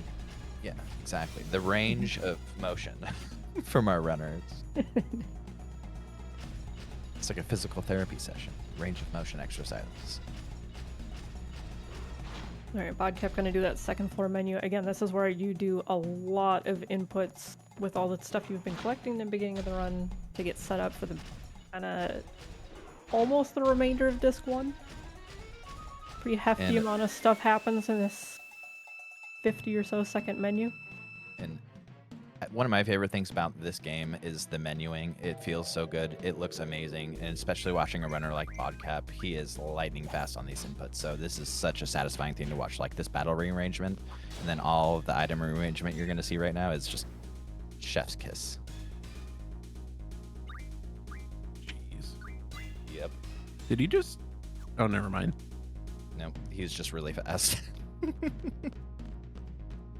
And Windows is almost out of dollet. And then he's pausing here because this menu usually takes 51 seconds, but he did it in 46 seconds. So he took a little 6-second pause because that's bodcap. Look, I'm gonna put myself like on a very like, I hate doing this, but like, so I'm second place on the CSR leaderboards, and I thought like my 357 was really good. Bodcap's got a 353. It is just absolutely astounding how good he actually is at this game. It blows my mind. Like sub 4 in this category is like a dream. Sub 355 is like you're on Insanity. another planet. Yeah. And bodcap is just so good. The maestro of this game, you could say. Yeah. I'd say a lot of the menus come from muscle memory and practice, probably, right? Oh, Yeah. yeah. I'd say like when you're at the level that all three of these runners are at right now, they definitely have like notes that they can reference. I'm someone that kind of always uses my notes because I'm a very visual learner, but you get to the point where you just are doing menu practice over and over and over again. And sometimes I remember watching Waves a couple years ago. He would do like menu, like he'd have splits for his menus. Just like run through all of his menus in like 15 or 20 minutes. So like it boils down to absolutely like 100% muscle memory for some Windows got Zell card as well. Hey, let's go. Beautiful. If you don't, like if you mess up on the inputs when you're doing the tracking for Zell card, or if you just, have an incident when you're trying to do second try, it's supposed to be roughly a 10% chance, I believe, to get her to play Zell card just by pure chance. For me, it seems like it either happens within like 5 games or like 15. So you can be sitting in that split for just a couple minutes if you have to do it by a pure RNG, or you can be sitting there for like 10 plus minutes and lose all of your time save. Nice park job. That was So very good. seeing them get it first and second try is super clean, a huge hurdle out of the way. Garo coming up for Mike. You fell for it. Yeah, so this is Richard Nixon, or whichever president he is. I see it. Right. Yeah. Yeah, I think it was Nixon. Yeah. And so, this is the Crypt Keeper, from Crypt Keeper's Haunted House. With blue blood, because red blood is scary for Americans. Yes, in the of Japanese course. version of this game, the original version of this game, the blood was red, and that's too scary for children and teens. So blue it is. That's the Garo split for Team Choco. Yes, very good.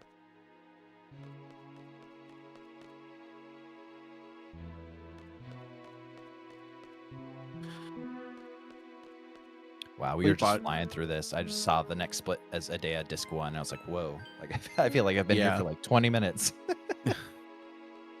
Yeah, bodcap looks like, I believe, got the encounter skip in setup. Oh, very So, nice. Yeah, And I this is a good fight.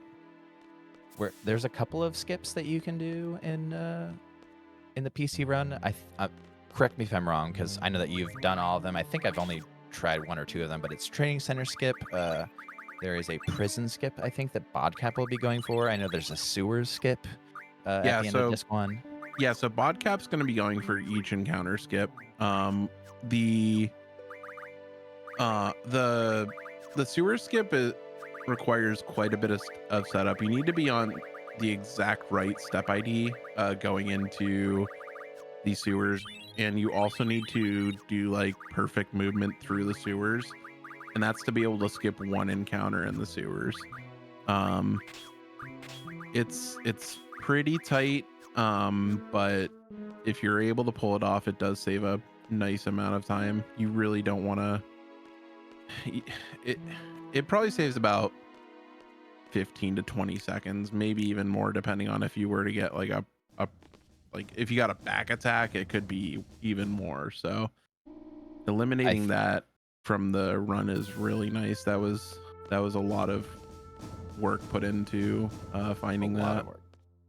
I think Windows might have heard us talking about podcast menuing, because I watched us menu when you were talking about that, and it was like a little bit faster than bodcaps, and it was amazing. Yeah, that also Both of doesn't these- surprise me. Yeah, I forget that Windows has been playing this game since like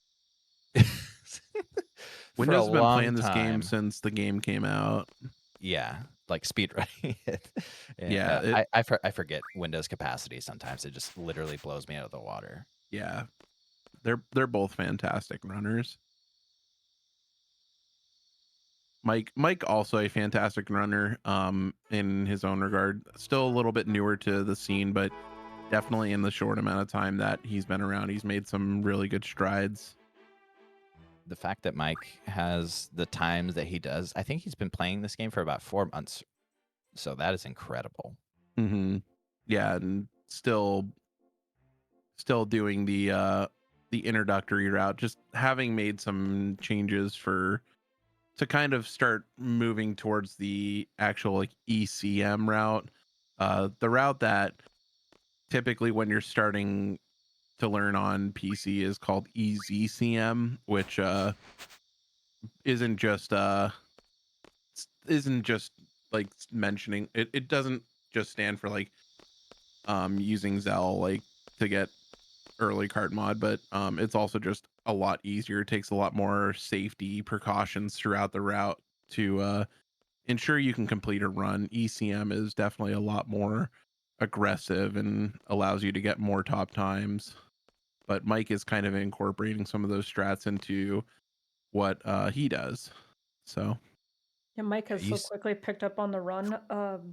He, within running it just a few months, already bopped my time. After I was running it for like 8 months, he already managed to surpass me, and he still is adopting even more of the ECM strat. So bodcap and Windows are 2 of, if not the top runners of their categories. Mhm. And I think Mike is very quickly going to start gaining on him. He seems like he's picking it up faster than anybody expected. He's putting in a lot of practice. So it's seeing these 3 running at this level is super cool to see it side by side. Like these are becoming, like with Mike bumping up in there, becoming some like the top runners of this category, and one of them's only been running it for a few months, picking it up that quickly. Yeah.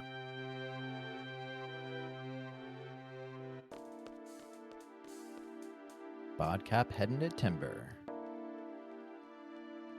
Am I the only person that likes the Timber section? I know people rag on it, but I think it's quaint. I like it. Who rags on the Timber section? Show me. I will Yeah. teach them that it's fantastic. Yeah. I just love the music in Timber, and just the idea of the Timber Owls, and just the lore of Zone. and everything. I don't know. I have a connection to it, but that's just me. I'm just a big nerd. It's also one of my favorite spots in the randomizer because there's so many shops. Yeah. Oh, sure. I only did a randomizer for this game once, but boy, it does make you look at it differently. Oh, it's so much fun. If you've not checked out the randomizer for this game, I promise you will have a blast with it. It's fantastic. I know not everyone loves the randomizer scene. It's not for everyone, but Sleepy Bunny, who is the creator of the randomizer for PC, it is so much fun. There's so many cool things that you can do. If you like randomizers, you should check it out sometime. Right, bodcap going into Diablos Yep. as well. Oh, bodcap's doing Kyros? Looks like. Yeah.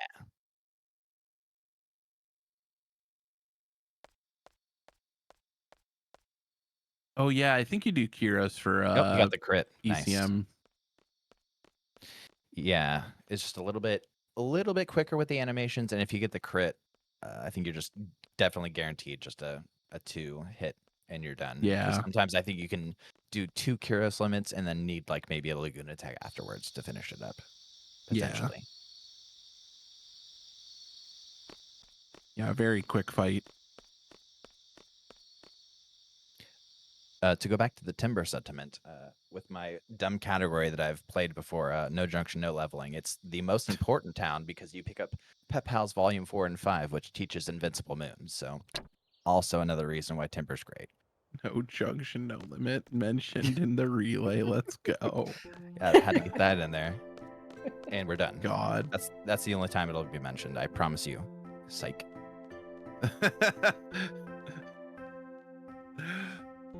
No junction, no limit in the relay when.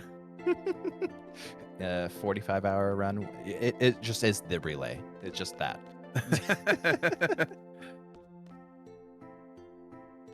Yeah, and there's going to be like 5 people watching it because it is painfully boring.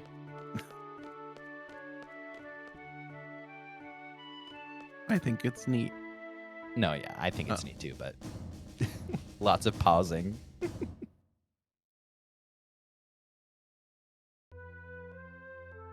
Mike, heading into Laguna Dream 2, as bodcap is in Laguna Dream 1.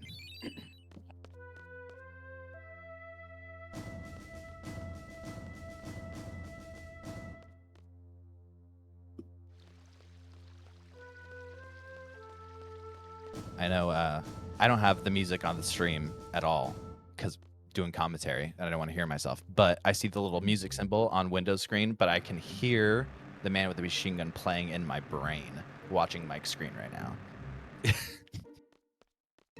That's one of my favorite things about running this game is the soundtrack just does not get old. The strats for the menuing and the bosses is super satisfying, and the music is just always a banger. We'll So hear that's man one of with those the machine times- gun soon. Yeah. That's one of those times where you purposely kill one of your party members to try to partially keep your party level low. Dead characters gain AP, but they don't gain experience. And second off, because their attack animation is really, really slow, and we don't want to have to keep just constantly clicking past their turn, it's better to just have the other 2 characters and just hold X. Just let the 2 fast characters wipe out the enemies in one shot at a time. Holding confirm is one of my favorite things to do. It's the run for you then. Yeah, it's one of the reasons why I love this one so much.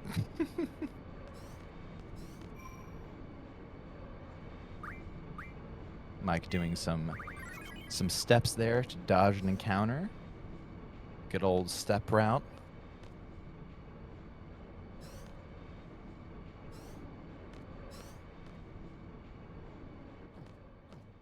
LD2 skip in this economy? I've heard the prophecy. It has been foretold. The myth exists. Legends have done it before, but the consistency is not there. Until today. Can you imagine?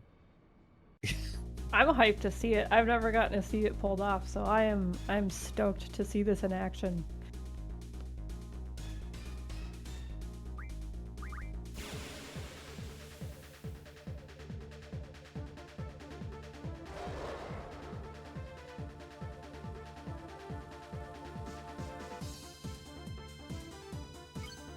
Alright, final Diablos fight as well. Ooh, a massive anchor. 2 massive anchors today. I love a massive anchor. Yeah, me too. In the crit, are we gonna see it? It's so comical of an attack. It's not real. Not today.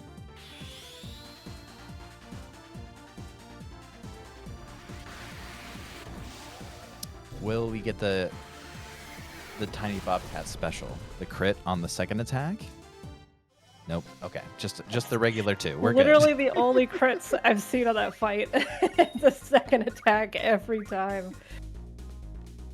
It's not real. It's a massive anchor.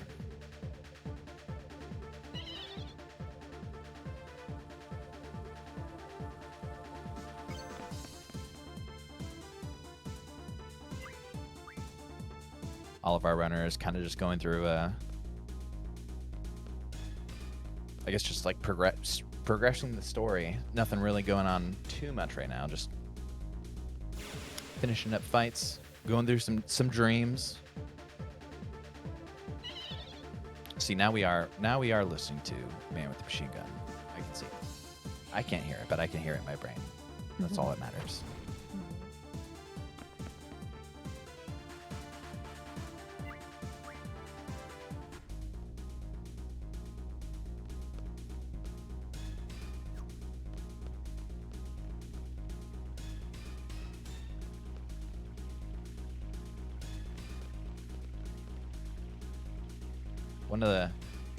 One of the animations that people hate to see during this section, because I think it's like 4 or 5 forced fights, and the Assur soldiers have the ability to Blizzara, and it is a painfully long animation. I think it's like 6 or 8 seconds per Blizzara. All this little like cracking fragments and everything. It's like, oh, it's such a pretty animation. Wow, what a cool effect for this, this era of gamings. But also, could you not? It's so slow. Let's take 6 to 8 seconds to show how pretty it is. It's like a Dea doing whatever move it is. Is it Thundara at the end of disc 1? Over and over and over again. It's like, that's the slowest attack you could use. Why are you doing this to me? Bodcap named his Angelo Agadoo. Agadoo.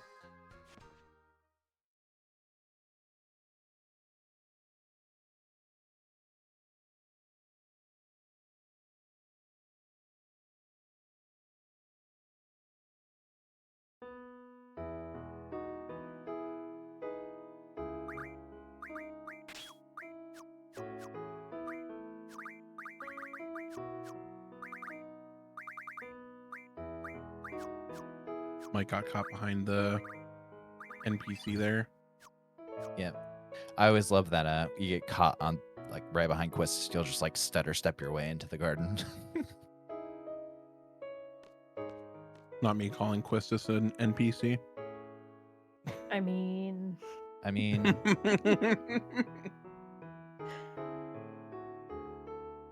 you do get stuck on that kid on the stairs pretty often. The stairway that Mike just went up, there's a kid that spawns like just around the corner so you can't see him. You're going up and then up left, and you get snagged on the kid going up the stairs. Yeah. Like, why is the screen not fading? Ah, that dang kid is in the way again. It happens every time. So lore accurate. That's actually Blitzball Kid. You'll see him later in FF10. Yeah. So that's Blitzball Kid. Confirmed. He's actually he's like a Cactuar, a Moogle, or a Tonberry. He's a reoccurring theme throughout the games. He just wants to be a Blitzball. Yeah, don't go and look that up anywhere. I promise. Just take my word for it. Sounds believable to me. So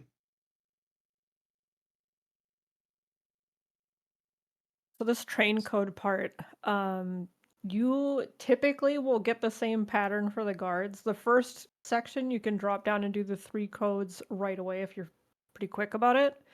On the second car, ideally you want to do 2, go back up, wait for the guards to go past, and then do the 3 remaining codes. But every once in a while, one of the guards will just decide he wants the employee of the month and just sprints over to you right in the beginning. So you do, I would advise still having your camera panned over to watch them, because every once in a while, one of the guards will just break their usual pattern and mess up your entire timing for this mini game.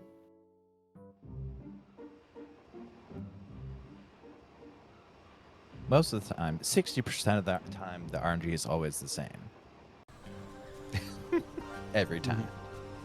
Yeah, 60% of the time it works every time. Yeah.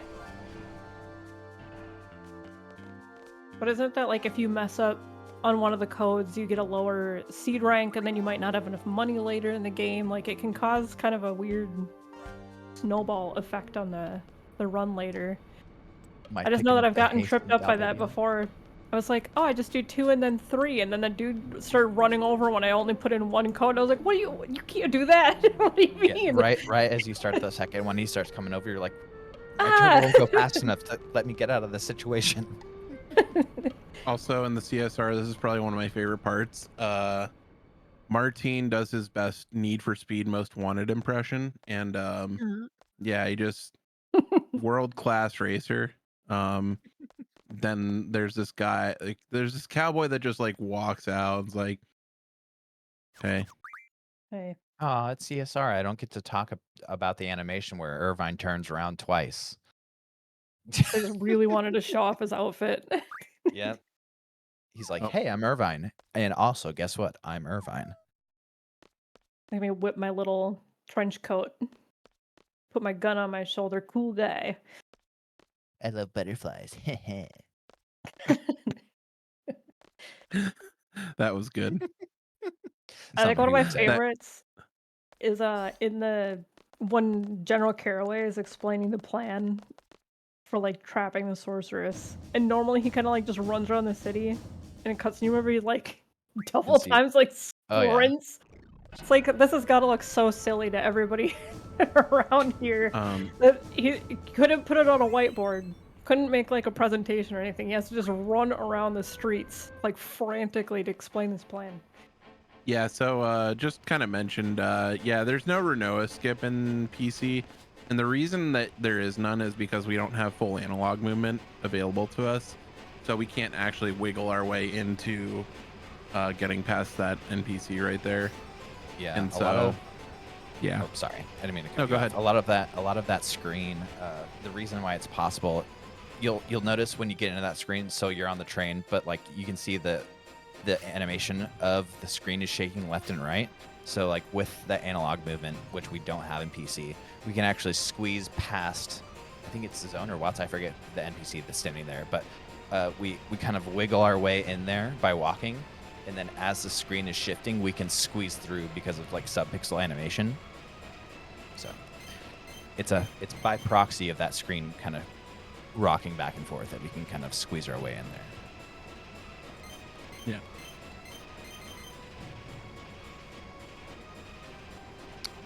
Theory would suggest that if we did have analog movement, we could do that, but that would be altering game files and stuff like that. So a little bit spicy to incorporate programs and additional things like that in a speedrun. So we just have our 8-degree movement as we normally do, or 8-direction movement, not 8-degree movement, excuse me.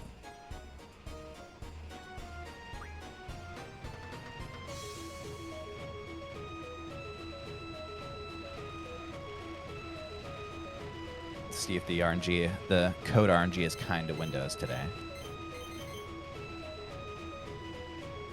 Code 1 confirmed. We got Mike doing some yep. poll counting right now. Yep. Or potentially a save and hard reset. That's always an option too. I actually didn't pay attention to see if that happened. That is an I believe option. he's doing counting. Okay, cool. Yeah, Perfect. he's counting. So that's another one of those skips that just looks like absolutely magic to people who haven't done the painstaking practice to learn how to do that yet. Yeah. Most things in this game are not actually RNG. They're just sequences of things in the code that are tied to animations, so the player doesn't notice what things are happening. It's just it feels random because we don't pay attention to like the little details of things. But in that train sequence, when the poles are going by outside the window, the number of poles that you get correlates to what the code will be to get into Caraway Mansion.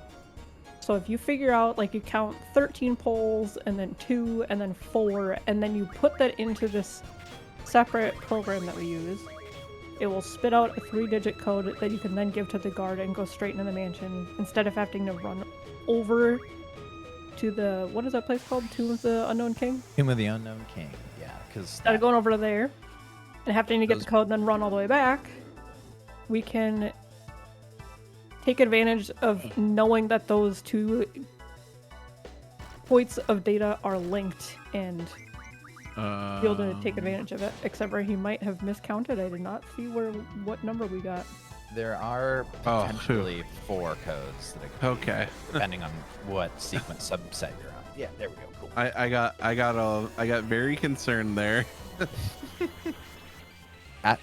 If I see that's, you shouldn't be guessing after a 4th code input. That's when I'm like, let me go look at the VOD real quick. Yep.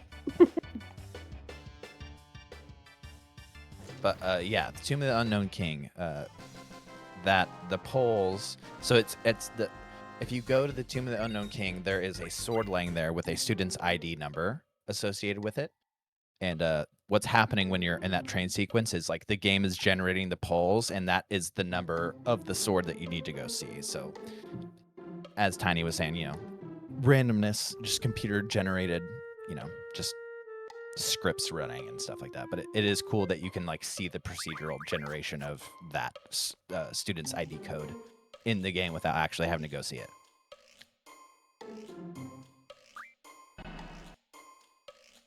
All right, now all of our runners are on the Idea split.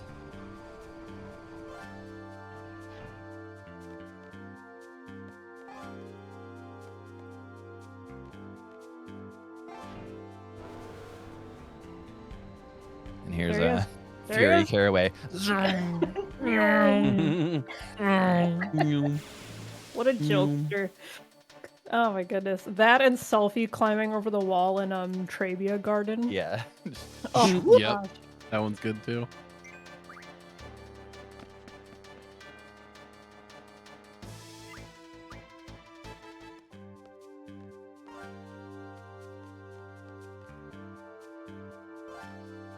Is bodcap gonna pet the cat on the bed? Monster. Oh, was I supposed to do that? I do, but that's just me. But I also do a bunch of stuff you're not supposed to do, so that's okay. Maybe petting the cat in the bed blesses the run. It's good luck. Just like in FF7, before you go snowboarding, you pet the cat before you take the snowboard. Like, it's just a thing you do. But I guess in FF8, that's the dog equivalent. Saving the dog is kind of that equivalent. You can pet the cat in FF9 in Dolly, but that's not a thing we do often. Yeah. Yeah, we're gonna want to focus on Windows stream pretty soon here and see if we can explain what this skip is, since it's one that's, again, not really utilized that much, because I think it's still kind of being worked out how to make it consistent. But with the more practice that people get on it, like, it could be huge time save in an any percent run. Cut remover not as much, but in any percent, it seems like if we can get this to work, like a accurate enough to rely on it, it seems very, very worth it. Do we have the correct turbo settings? Yeah.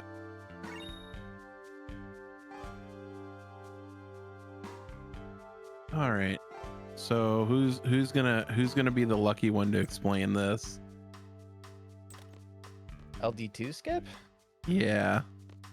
I can try. I'm probably gonna say a bunch of things that are incorrect, and then I can also try and help, but basically what's happening, I've seen it happen in a Discord call, and there are ways that you can turbo certain keys, like buttons on your controller, at a certain frequency rate, and based off the frame rate of the game, which in the field I believe is 30 FPS in this game, and then buffering in and out of the menu at 15 frames and then 30 frames in the field. You have to calculate having to menu buffer back and forth, because what we're doing is we're entering the menu, closing it out, and it's turbo at a certain frequency to where we can stutter step through the forest without triggering, because as you see, when Squall touches the forest, it goes right into LD2.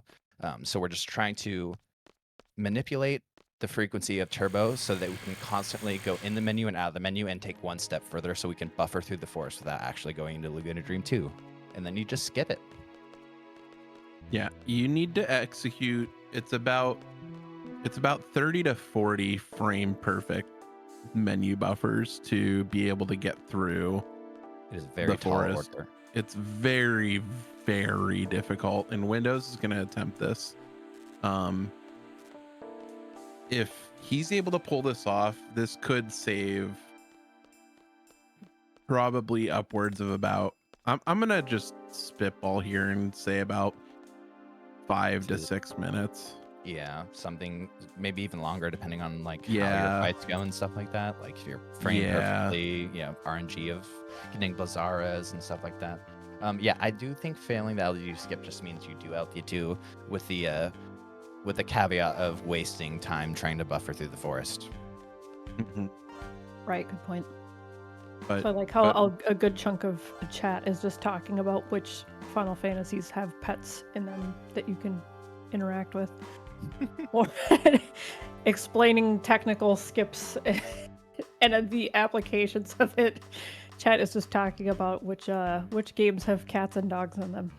well, I mean, we're not used to technical skips in Final Fantasy games. Right? Not be this fair. one, at least. Not this one. Definitely not this one. It's not like we're explaining how Cloud Surf works or anything like that. No. FF7. Yeah. Absolutely not. So then we generate 6 triangles on the yeah, no, we're not going there. Yeah, and then you spin a bottle over your head 46 times, and then you play a game of Tetramaster, and you come up with the equation of how to beat Tetramaster from the starting screen, and yeah, it's really great. And then like Galoo from Final Fantasy V is in your party somehow, and then yeah, just a lot of weird stuff happens. And then we wrong warp into the Brunswick bowling menu screen, and yeah, and that's how you beat Namco Museum. that's how you beat Namco Museum.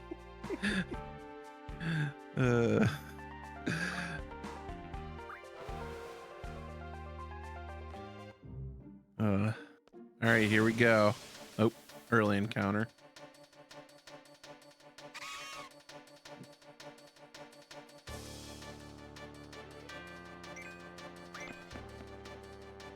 I would be nervous. I would be so nervous trying to do this. Windows is never nervous. I don't mean, think I've ever seen that. I've never seen him nervous. Or at least he just holds it really well. He's never sounded nervous. I mean, if he's able to pull this off, this is going to be one heck of a highlight for the relay. We're gonna if he pulls it off, we're gonna be in world record territory. Yeah. Yeah, so essentially you're trying to move forward and go immediately into your menu before the game forces you into the Laguna Dream. And then close out of your menu and open it again at the right time so that you move a teeny bit forward without it starting the dream. It's very, very, very tough.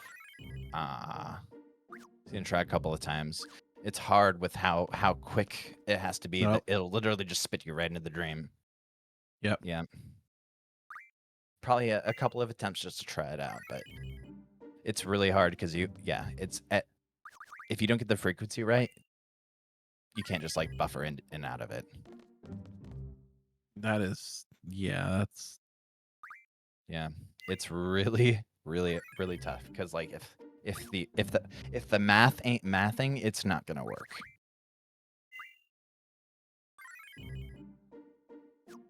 Like, we know that it's possible, right? People have done it, It's but getting it It's consistent is the problem.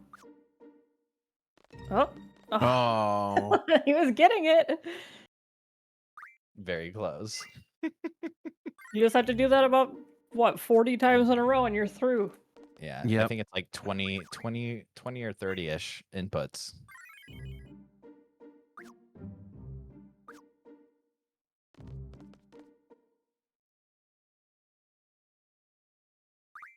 it's really, really rough with Steam, the Steam port, because I think there was like a new update they did with the Steam overlay, and like we used to have it bounce between 30 and 31 frames per second, and now it's kind of at a hard 31 frames per second. So that fluctuation between 15 frames in the menu, or is it 60 frames in the menu? I'm getting my frames per second confused, whether in the field or in the menu, but basically that fluctuation, it has to be lightning quick.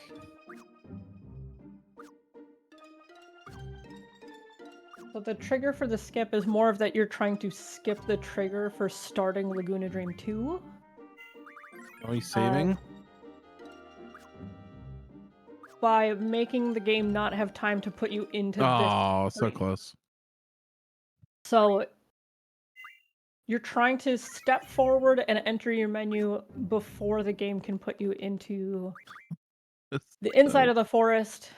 And it's super precise. Like, you have probably a single frame to do it.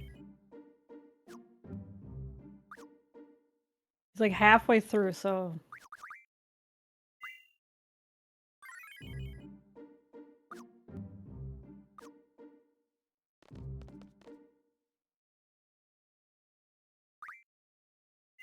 We're estimating it cuts about 5 to 7-ish minutes. But yeah, this is very difficult stuff.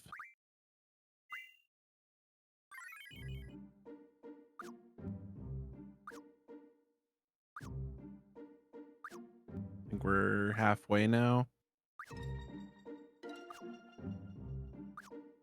Yeah, just a little bit over halfway. I would save.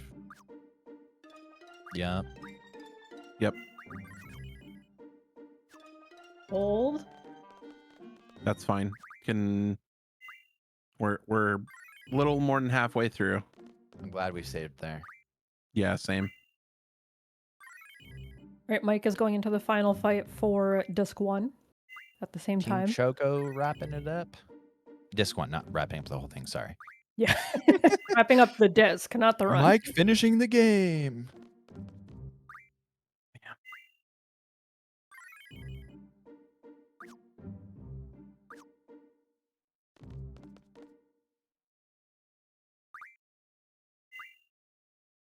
So close.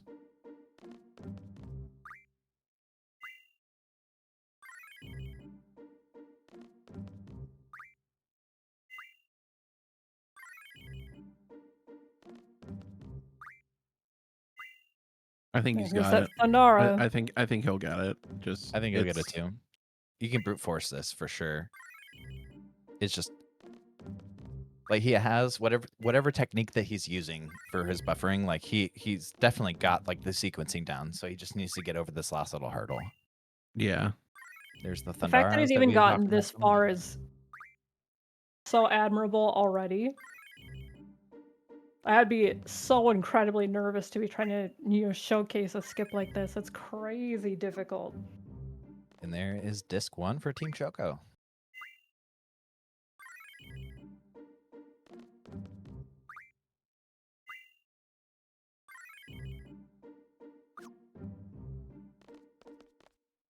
I'm guessing bodcap is doing the menu right before poll counting.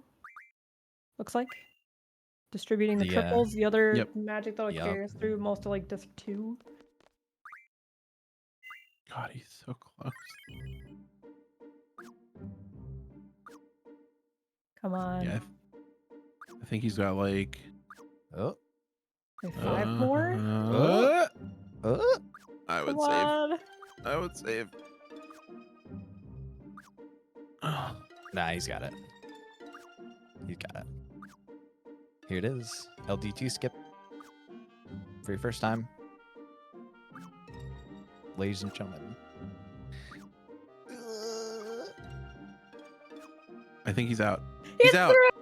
He's through. He's out. He got it. He has skipped Laguna Dream 2. That is a first ever in a actual RTA attempt, I believe. Yep. Yeah, absolutely the first time. only seen it sequenced out, but there is an actual LDT skip. I don't know. I don't know how the AP works out in this situation. Do we even like collect? I know we collect AP. So yeah, we will. I believe what was mentioned from. So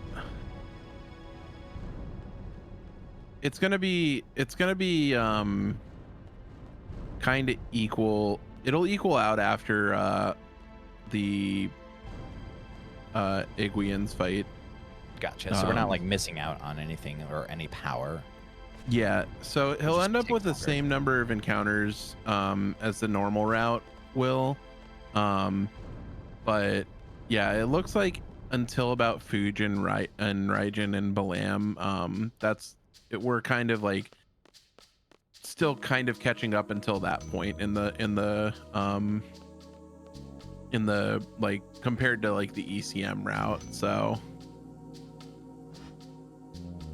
wow, being here for that is incredible. I believe I'm not sure if Windows saved time with that. I imagine there was. I don't know how much time that took, but I don't think that it took 7 minutes. I don't think it took 7 minutes, but I don't know that it saved a lot of time. But the point is that he did it. Yeah, the fact that it was accomplished is even incredible.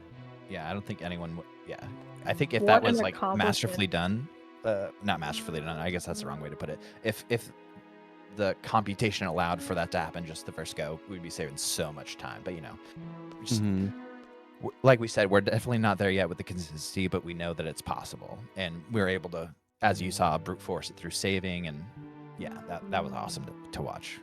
Yeah, big GGs to Windows for that. We should know. We'll know at the end of disc 1 how much time it saved. Yeah, that's a good. Yeah, he didn't lose time, that's for sure. It's also going to be interesting to see what kind of route differences we're going to take here. If we're going to take some extra fights, maybe in the prison, or maybe we're going to take some in the maybe in Windhill, for example. We might take the encounter there instead. Pick up a couple AP during an encounter we're gonna get anyways.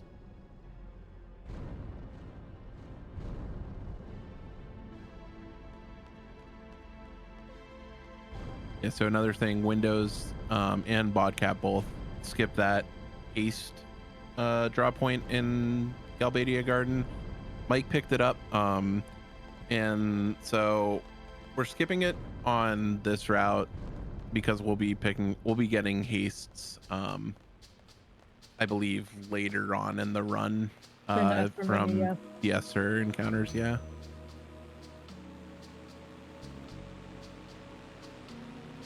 the easy CM, so there's 2 kind of main routes you'll probably see for this game. They're overall, the general idea is pretty much the same. You have ECM, the standard route, and EZCM, which is a little more beginner-friendly version of it, which if you're ever interested in starting the FF8 speedrun, the EZCM route, you're never going to find speedrun notes that are more beginner-friendly. Like, they're fantastic to start with. They make everything crystal clear what you're supposed to be doing. It's fantastic. So the main difference as far as I've seen is ECM, the more speedy route, cuts out some safety stuff, puts in more inputs because they assume that your menus are fast enough to justify nice selfie skip doing a menu that will save a handful of seconds later on in the run. So it seems like it's extra time spent in the menu, but if you're fast enough to justify doing those extra bits, it adds up later on to give you time save. Oh, and there's the quest to sell route too. Yeah, I usually now when I see people running the when I see people doing any percent now, it's typically ECM. But there are a handful of routes. There's also a 100% category that's off and on, gets some good traction going. Yep. There's actually an amazing category. It's called No J, No L. God. God. Go ahead. No, that was it. That was my. I said it wasn't gonna happen. That was the second time, so we're good. I made my funny. We're good. Yeah, there's also a Ninaru route, which is getting Lionheart on disc 1 and then speed running the game. Oh yeah. Because why not? I can't remember if there's invisible moon strats in there too, which I'm a huge fan of. So. I was gonna ask which route actually does the invisible moon. I remember back when I very, very first started, I think there was like a route that opts to go for Invincible Moon and just doesn't have to worry about, getting the hero and stuff like that. Yeah, exciting. I couldn't remember like the history of like where that was incepted from, because I know people have been trying that for a long time. But I don't know if anyone like actually ran it like progressively. But I love Invincible Moon strats. The concept of it is wild. You have to flip so much of the route strats, like, completely based around Renoa.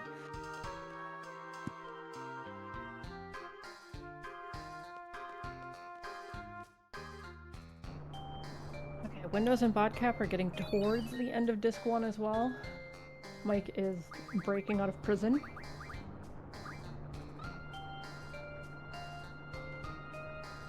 See the graph. Mog's slowly catching up to Tonberry. It's all the LD2 skip, baby. All in the LD2 skip. Look at this I'm curious to see graph. what will be after this split. Yeah, same. So bodcap's going to go for some encounter skips here. We need perfect movement throughout the sewers. Actually, we still have a little ways, but we do have to get this part correct as well. Yeah, with all of these encounter skips, they are predicated on perfect movement throughout any step route screen. So they're forcing specific encounters to line up things happening at exact moments. So literally zero wiggle room.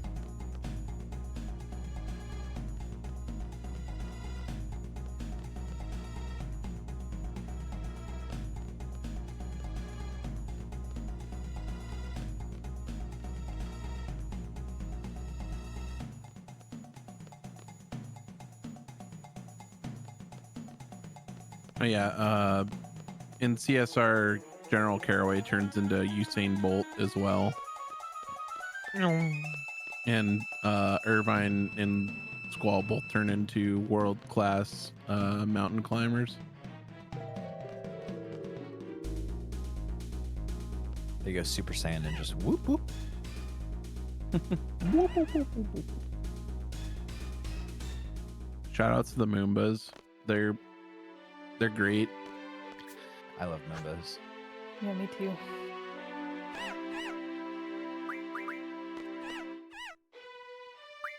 As much as I like Moogles, Moombas are pretty dang cute.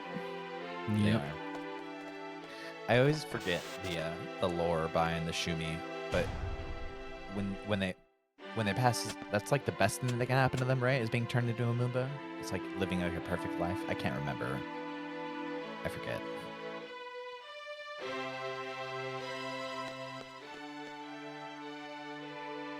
That was something that always went over my head, I guess, because I can't picture Norg and Moomba being in the same vicinity, you know? Yeah.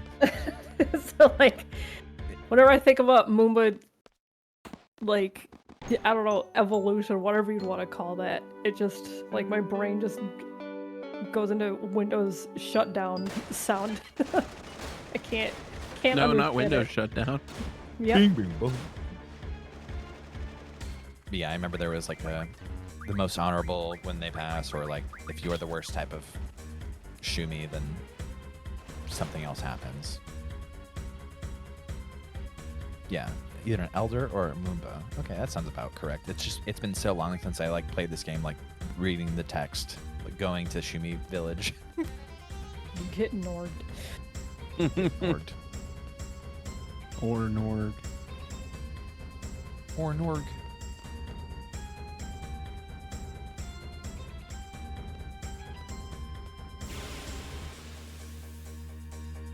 Mike is making pretty quick work of his prison movement. Running through Mike this almost- area casually is a nightmare. You get Oh, yeah. encounters every 2 steps. You get stuck on the floor a lot because of the weird camera angles. You can do the same, like, a lot of running through FF8 is just holding the D-pad in a set direction. So, like, you could just hold Yep. right and then up right and then up left, and like you can go around these loops consistently without getting stuck just by getting used to the kind of pivot points on the floor. That was probably one of the biggest things for me when I started running, was just getting my movement a little bit more consistent. So there was a little bit of getting stuck. Every once in a while you get a nice. little bit, you just like completely stop because you turn just a little too early. Getting the Yeah. movement down is a huge learning curve. There's so many screens and weird perspective screens and everything, but once you do get it, it feels like you're just flying through this game. Once you get the good movement, you get the menus, like this run is super fun. A lot of learning movement in this game is like, all right, hold up until this like red dot on this wall, and then up left. Like you learn so many dumb visual triggers. Like, It's consistent though, which I really, really liked. So, Yeah. like, of all the games that I've tried to speedrunning or just, you know, did we get the being encounter skip? more Yes, bodcap did get a successful sewer skip. Perfect. Nice. I was Ooh. gonna say Mike also accidentally got an encounter skip in prison. It was so close to a screen transition, he got an encounter. Oh, really? Yeah, Oh, wow. so close.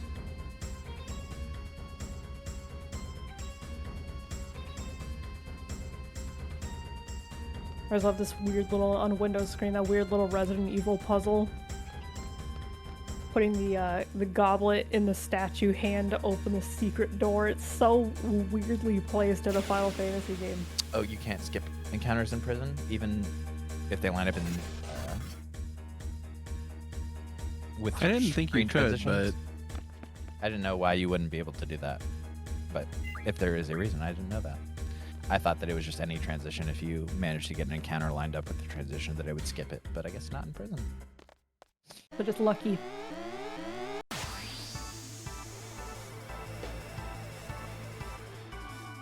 Okay, bodcap getting close to the end of disc 1. Got one more little fight to go. Our first battle with our rival Cypher. We got 2 splits coming up. One for Team Choco for BGH, and then one for Adea. These splits are pretty close together then. Okay. Yeah. Yeah, I guess with cutscene remover, prison goes by awfully fast, doesn't it? I'm like saying it out loud audibly so I can like help myself keep track of it because it's going way faster than I'm used to.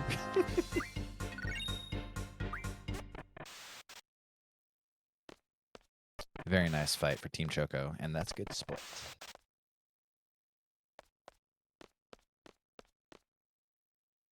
As well as Adea for, I almost said Team Bodcap, Team Tonberry. Team bodcap. I'm sure he'd love to hear you say that. Yep. You clip it and ship it.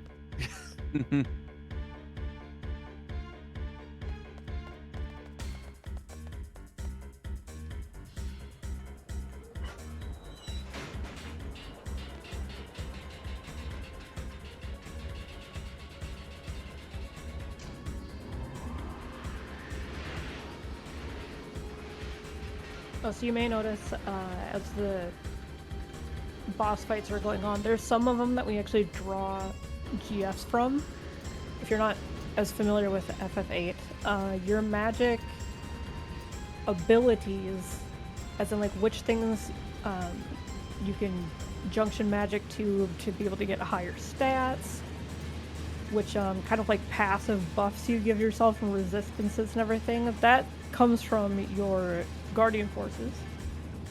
So we have to pull some of those from bosses for the route to be able to have high enough strength for some characters to be able to use certain magical like elements on our attacks to exploit weaknesses. Like there's a whole lot of moving parts of this run. Most of it ends up getting put into place in a couple of larger menus, one of which is going to be coming up in a while from now, so we'll go over that once it gets closer. But you might see GFs getting drawn and set to learn specific things. They're doing it the menus so quickly that it's hard to pay attention to, but those aren't just like, oh, just grab it because it's there kind of things. Like those, any GF that they're drawing can, if you forget to draw, it will break the run. Did either of you catch that on bodcap screen? He managed to squeak by without getting the trigger, so he had to like run back up to get the trigger with Kyros when he talks to him, because I think you can soft lock if you don't get that trigger. No way. He missed it. I didn't see.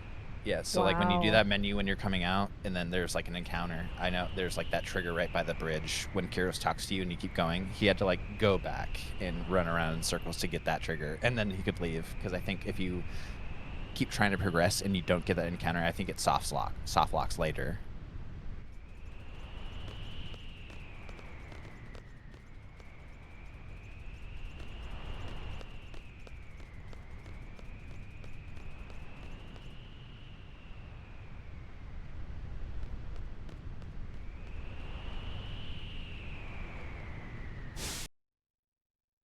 So it's time for girls' night out at the missile base with Mike.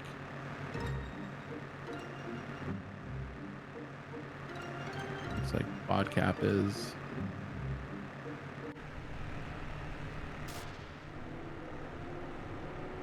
getting through Windhill.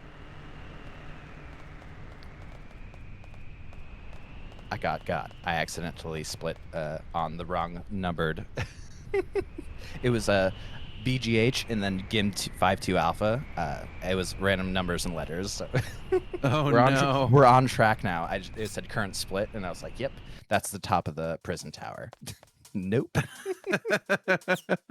It got me. It happens. Yeah.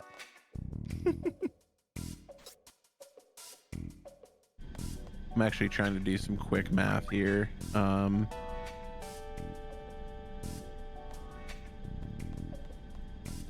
don't mind me. One thing that I forgot to talk about that I thought was pretty interesting was I noticed that Windows was like taking his walking steps as he was in that ladder well going down the sewers, and it dawned on me that like, oh yeah, that changes the entire like step route of how, like where you take your normal walking steps and stuff like that. So he would have had to gone through the painstaking process of literally creating his own step count route for the LD2 skip, which is another aspect of this that I did not think of. Yeah.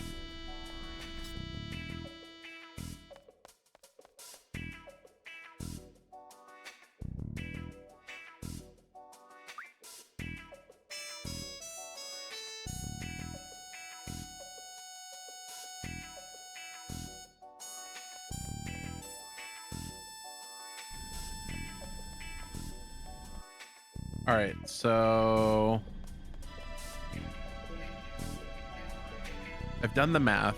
I did some looking into the LD2 skip versus LD2, and it looks like, so Windows for LD2 skip, it took about 6 minutes to accomplish.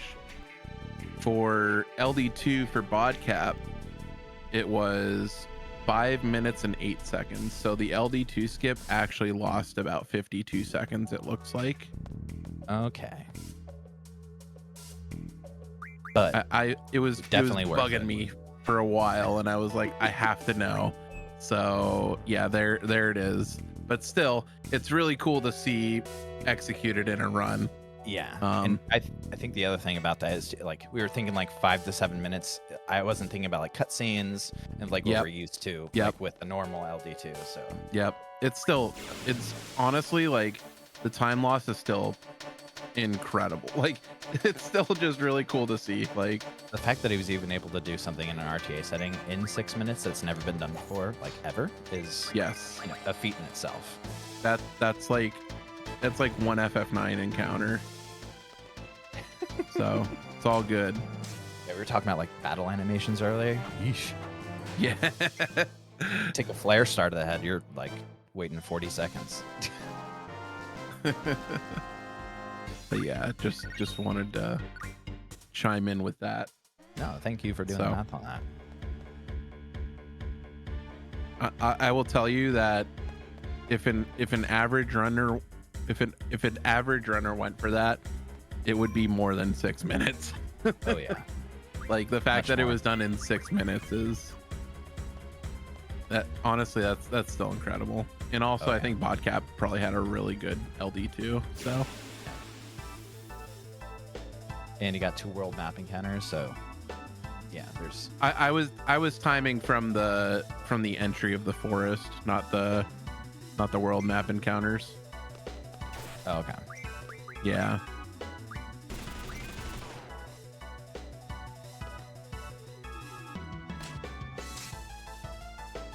The entry and or exit of the forest rather. But still really cool to see. Absolutely. One of the scarier fights for some newer runners, even older runners, it doesn't really matter. If you just don't get ATB in this fight and you get confused, it can be really, really treacherous. But Mike making it safely through the missile-based leader fight, no confusion, or confu, as you would say in this game. Or is it confused or I can't remember. I think it's confu. Yeah. I think. I don't know. I'm Pretty sure. I don't know anything about this game, if I'm being honest with you. I'm just here. It's in French sometimes, so I don't know. Yeah, I'm too used to the French run. Yeah. That's it. Yeah.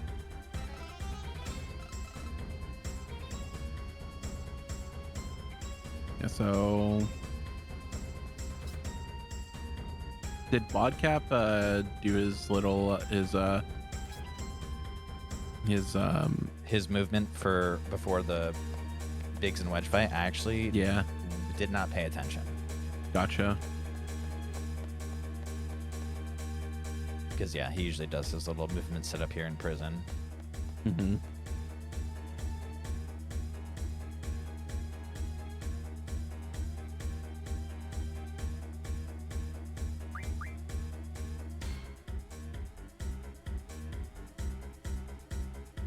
Selfie's doing it for her friends. I'm doing it for everyone. The password is the first name of our leader. Really? That's it? Cloud? Sid? 4-letter long password on an input screen with only 6 characters. They'll never figure it out. No.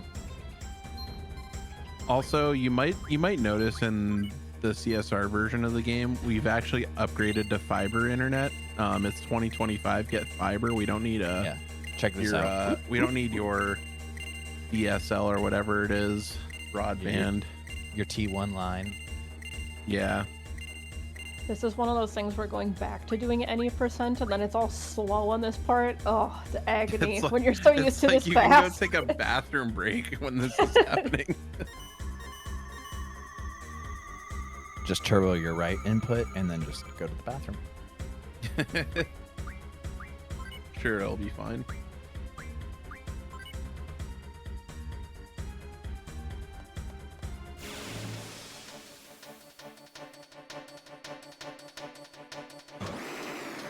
Bodcap successfully dodged the soldier there. Didn't get to skip to the end of disc 2.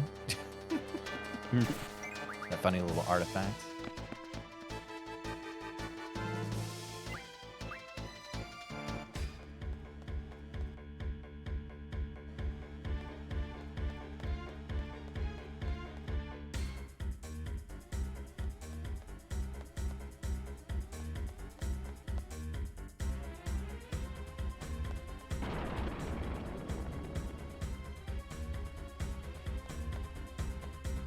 Now, Mike is about to face off against the big mean blueberry.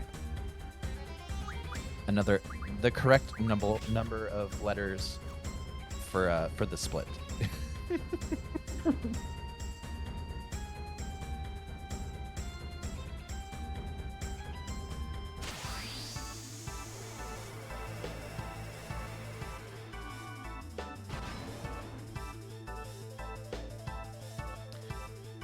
It's tank time, baby.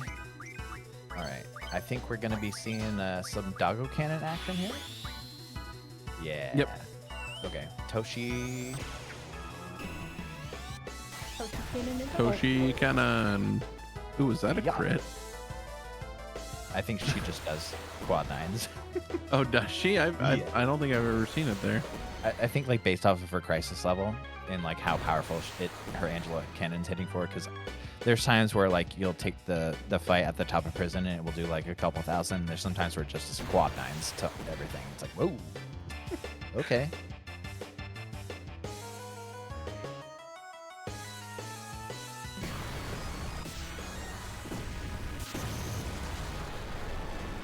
So we got a doggo cannon, and then as you saw, Mike expertly queued up the ultra waves, because as soon as the blueberry goes off screen, we're gonna see 3 soldiers. Okay, I was gonna say, are they invisible or not? Because sometimes in CSR they're just invisible.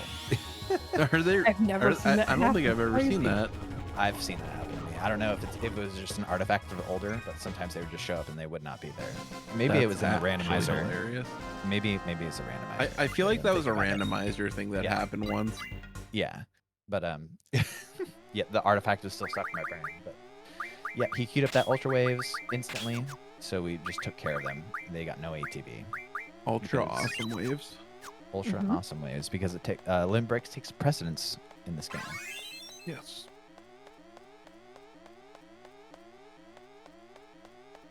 Yeah, so we're gonna do a little bit of. Gotta go and touch each edge of the screen here. So, gotta do some kind of weird looking movement. Just advancing the game. Gotta find the trigger, but it won't show up until you explore, because the game wants you to feel like you're in a helpless situation right now. Yeah, Squall sent them there knowing that they were gonna fail. Poor Selfie.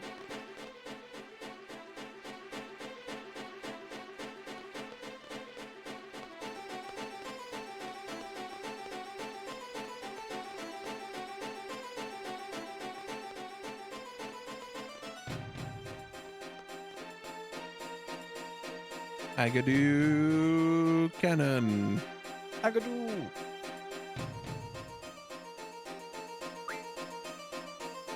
Not to be confused with Agumon cannon.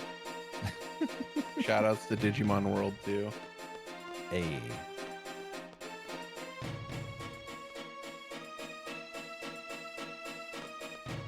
Nice. Got the missile drop. Very good. I hope none of our runners end up not getting the wizard stones from Shh. Don't put that evil From- on us, Ricky Bobby. From Norg. Yeah. yeah. What is I watched 1 and 2 Muskie earlier 56 this chance? week. It Yeah, I happened to watched him? Muskie Oh, goodness. earlier. It happened to him, and he was doing his like big 79. Menu. Yeah, and he was like, "Why don't I have enough wizard stones?" I'm like, "No, ain't no way." Was it Esther menu you figured it out? I forget when you use the wizard stones. Yeah, it was Esther menu because he only could make 80, or he had to make 60 stops and 20 Feyragas. Oof. That's rough. Bodcap gonna be heading to missile base soon, and Window's not far behind him. No, they're keeping it pretty close. It's gonna be a team close race for Windows and Bodcap. Mm-hmm. And then Mike miles ahead of the competition here today. Yep. Got the gold crown on the Chocobo today for FF8. For now. I feel like that gap might be closing steadily with Mike's very unfortunate luck in the beginning. Yeah. We Yeah. lost a good, like, probably 5 minutes of that lead because of the fish fins and just having rougher Unfortunate luck with mission fights. Yeah, and we Yeah. up until getting Zell card, it was a little unfortunate with some of the RNG. I think I saw there was like a Phoenix down and then a Ray Bomb, and then we had to use another Phoenix down, and that sucks. I Yeah, hate we- when I do that. Mike had 0. Oh, yeah, that's right. Phoenix He had downs no Phoenix after downs. Grinaldo. 'Cause Or in Grinaldo. we were confused. Just gotta send it with Quistis. Hope for the best. Yep. And when I was thinking about it, I was like, this is actually pretty safe. Yeah, with enough HP, it is for sure. Yeah. Because the Raldos do like no damage. Yeah. It was like that crit that was just really unfortunate. Yeah.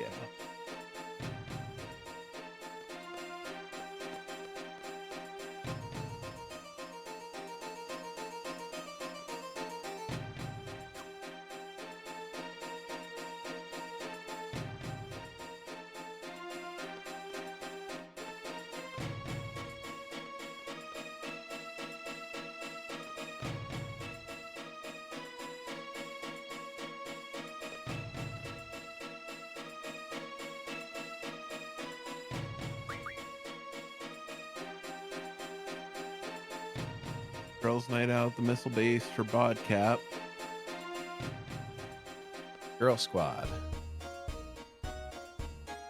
Best squad.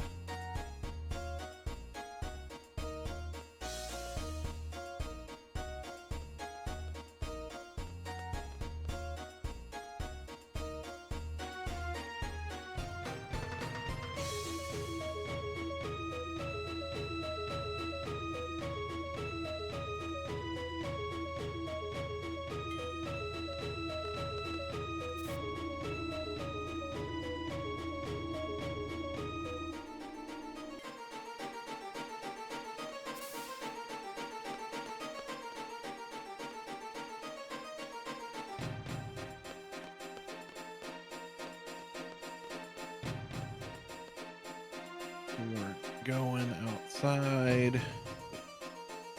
Or no, we're going to get Shoot. Zoo. Shoe and then up 3rd floor. And then we're going outside. Yes. I think. Yeah. This part of the game in Disc 2 is so confusing to me going into Disc 3 because like we're just revisiting the same places over and over again. I remember when I was like learning this game, I'd always just go the wrong way. I'm like, oh nope, that's the wrong part of the game. Yep. That's where that like elevator boss stuff Oh, yeah. is so tricky at this point. The old elevator boss.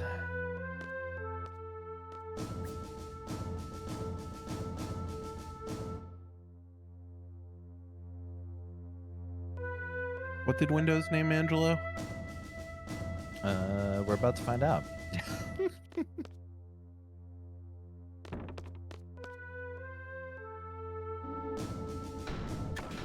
Oh, did Windows Angelo. just literally Angelo?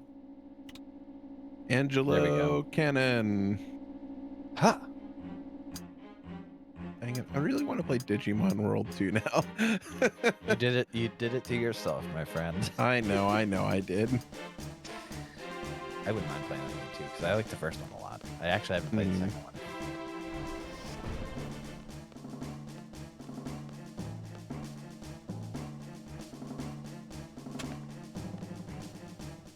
This is one of my favorite parts. Oh, I forgot it's cutscene remover. We don't get to see it.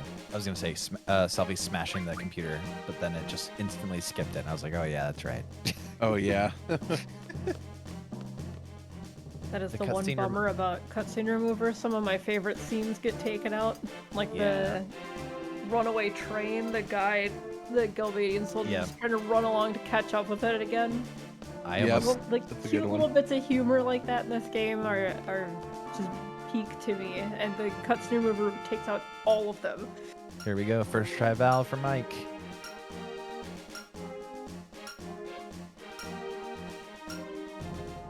Yeah, I had to stop myself from the scene when You Bodcat did was it. going up Let's to go. it. Because I love that scene with, Wait a with the minute. Galbadian soldier Wait. running up. Windows? Uh-oh. Did you? We might see a game over here, no. folks. Yeah, this is actually. Oh no. That's Is not his controller good. not working? His controller must have stopped working. From LD2 skip to game over? Question mark. Yeah, that's rough. Oh no. Oh. Well, we're gonna see a restart. Oh, here never from mind. Team He's Mog. fine. I'm just kidding. Gotcha. Yeah, this is like a fun little port where if you just like don't move, you are not punished. If you move a little bit, you're punished. If you move a lot of it, you're not punished. But yeah, it's weird. If you just stay there, you just somehow don't game over. That was a break the whole time, and I didn't even know that. Oh yeah, sorry about that. Man, nobody told me. Well, you didn't get the memo? No, apparently not. Oh, I guess I should. All right. Well, hey, Bobcat, you don't have to move there. Great. Okay, so either don't move or move all the way, but in between is. There we go. I bad wrote it in the news. chat. Gag incoming. You're just a little too late. My bad. Oh, thanks. Yeah. Yeah, I was supposed to be cute on that a little bit earlier. Whoops. I mean, to be fair, Windows didn't let us know that was going to happen. So I legitimately did not know that that was a thing. I just saw "uh-oh" from Windows, and I was like, okay, it's time. I'm here for this. Well, And then if surely it that really won't was a game happen over, then. I'm not a liar. So, either way, it works out. Yeah. Commentators are never wrong. Never. Commentary Never. curse, not a thing. Never. I've never been commentary cursed in my life. Never, Smilers. Alright, Good oil save boil's here, usually yep. pretty easy fight. You just have to use Irvine's limit and just hit him with shotgun ammo twice, but they do shoot better that like knock on curse wood. blob at you and can be kind of nasty, so Also, Sonic Waves. If you don't get ATB and you get Sonic Waved, like, that's just sucks. Really bad. the oily boys. I've seen a few runs end here, and there was literally nothing anyone could have done about it. Like, if this is a Sonic Wave, oh my goodness. Oh my Okay, goodness. straight out like that. Oh, I don't think you can yeah. remedy this, can you? Yeah, you can. Oh, you can. Oh, you can remedy curse in this game. Okay. Yeah. But still, What a like, rude start, though. oh yeah. Especially if it gets like the real one that you want to worry about, like the fact that Irvine had ATB there, or Squall, or whoever had it, was really nice. But if you get like the double Sonic Wave, that can just kill your entire party. Yeah, really good That's why there's response there from Mike. safety saves and Fantastic relays. job. And the Wizard Stones.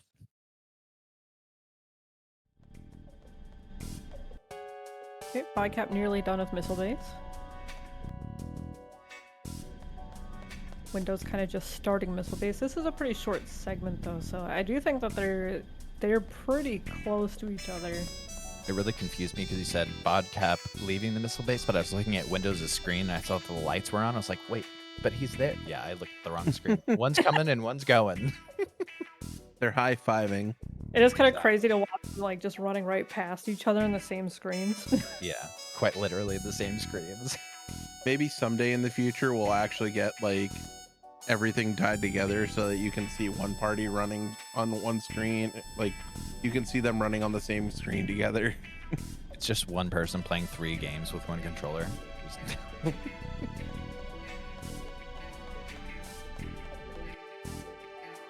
Alright, so Mike is on his break.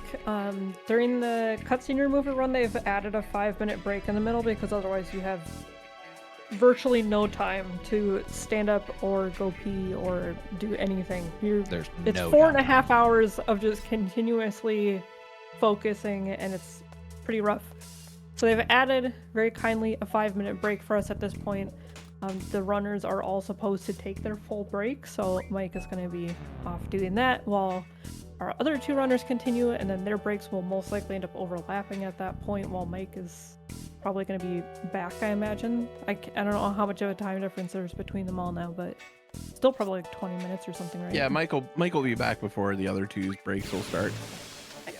But yeah, all the runners have agreed to take their full 5 minutes just in the team fair race. You know, we don't want to have any specific advantage over someone not taking the break and someone else.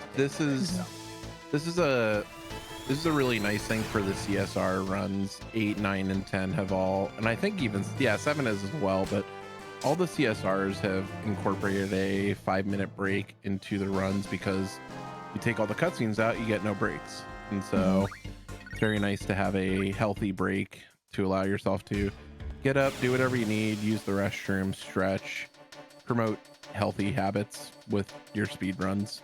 Everyone should do it. And it also offers people, if they don't want to take that break, oops, I left the turbo on, or you can just continue your run. So it applies to both groups of people, how you want to do it. Sorry, Bodcat. No. Bobcat. I didn't mean to step on you. I didn't want to do it this run. Finally. That's the first one. I was going to say, how many times have you actually gotten that? All the time. Like, I was gonna purposely, say. we'll show up in a chat together, and we're like, hey, me, how's it going, me? And we say it to each other. And we get the streamer to mess up our names. It's become like a big bit for for both of us being in a chat at the same time. It's pretty great. Yeah, when I started running 8, the CSR did not have a break yet, and I was like, I'm not doing a 4.5-hour run in one sitting. There's no way that I'm going to be able to handle that on a regular basis.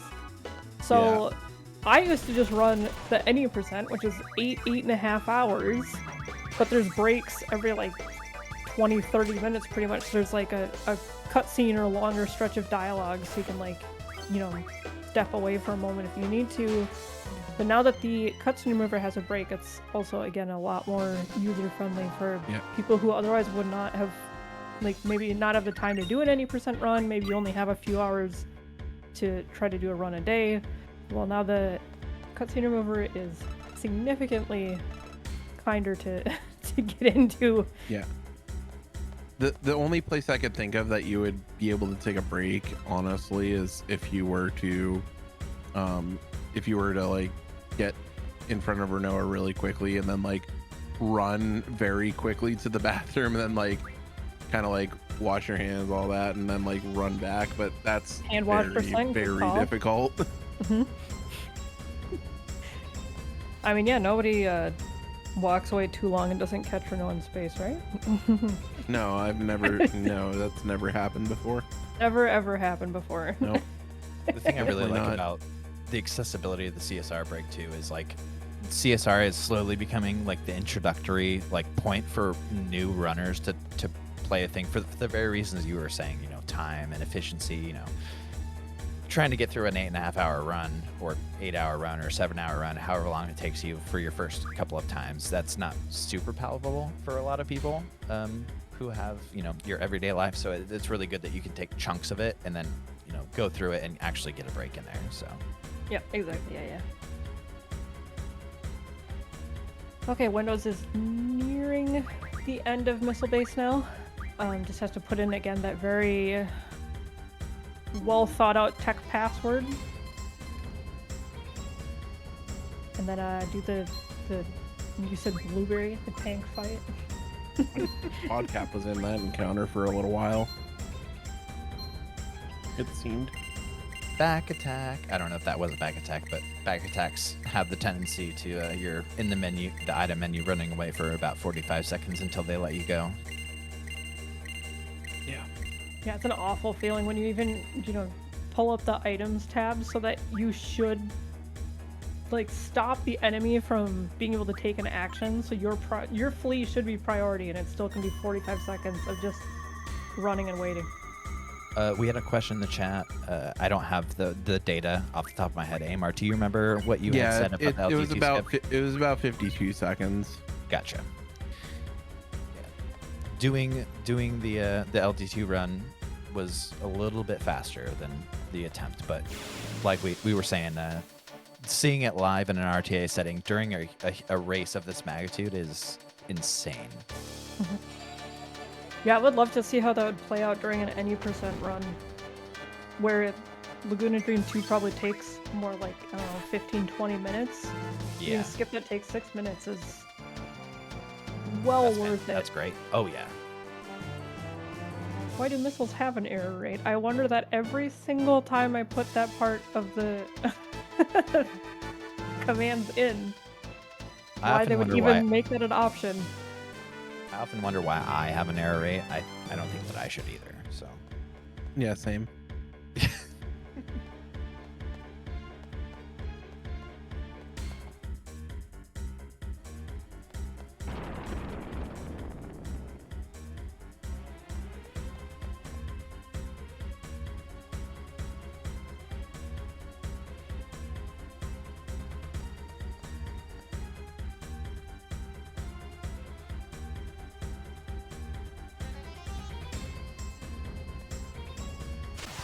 So a cool thing we'll see in Windows Fight, I'm pretty sure bodcap did it too, but we might have been talking about something else. We saw Mike doing a Renoa strat where he just did the doggo cannon into the ultra waves with Quistis, the ultra awesome waves. And what we're going to see here, actually, you know what? I stand corrected. I thought that it was going to be Selfie trying to go for the crit, and now I'm going to put my foot in my mouth because we're seeing another doggo cannon.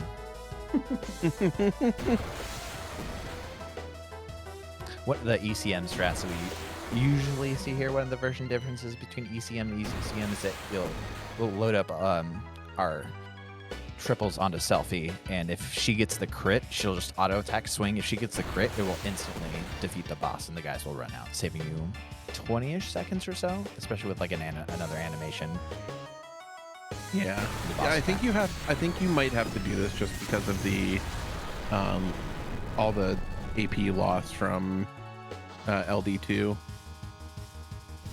Yeah, that's kind of my guess as to why. That would make a lot of sense.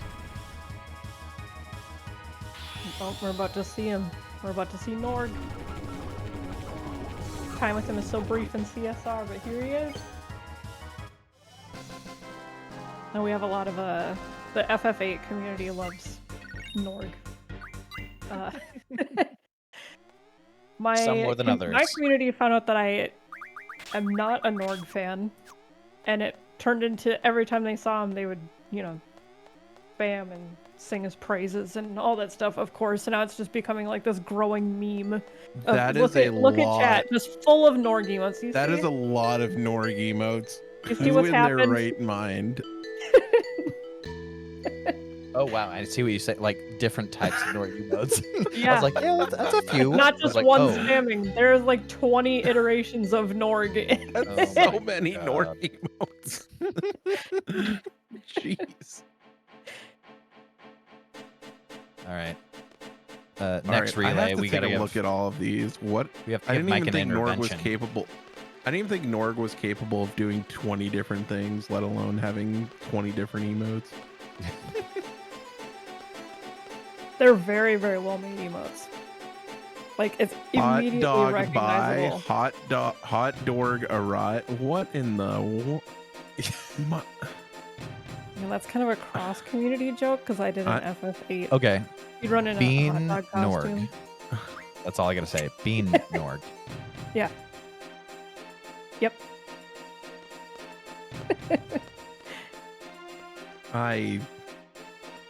I'd like to have a conversation with Mike one of these days just to delve into the mind of how this comes to be a thing.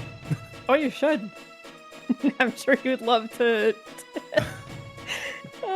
explain it.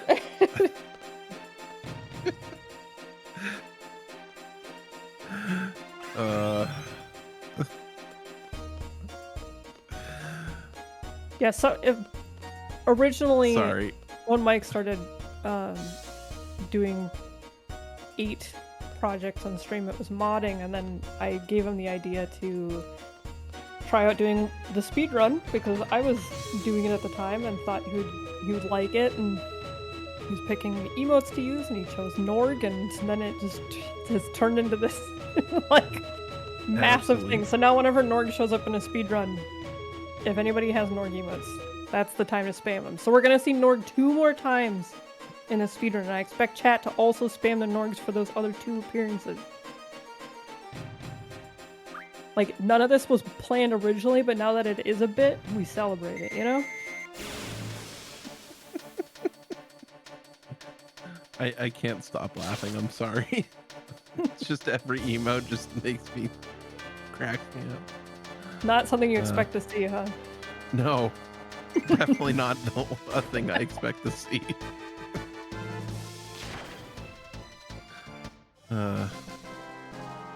Yeah, we're a fun group. I love the FF8 speedrun community. A lot of it overlaps with other Final Fantasies, so you'd see a lot of the same people all over the place. Like, the FF speedrun community in general is very overlapping and pretty close-knit, but I think the 8 group in particular has been the one that I immediately felt welcome to and comfortable with, and got the same just like quirky, silly sense of humor, but extremely supportive of each other. Like, it's a fantastic community.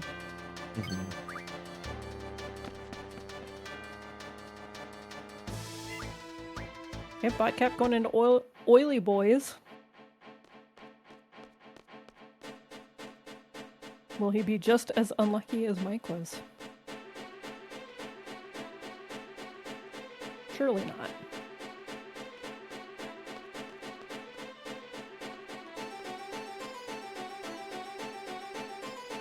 This whole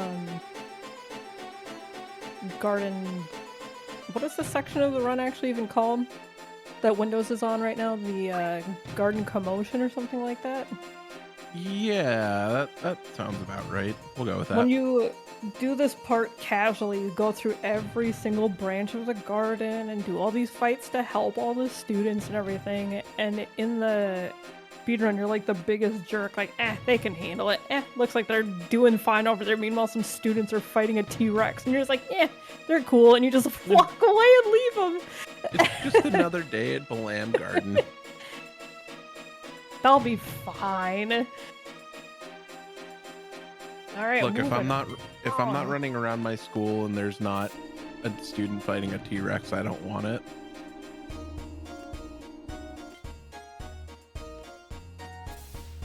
Damage on Oily Boys was low. Was it a low roll? Could be a bit concerning, but we'll find out soon.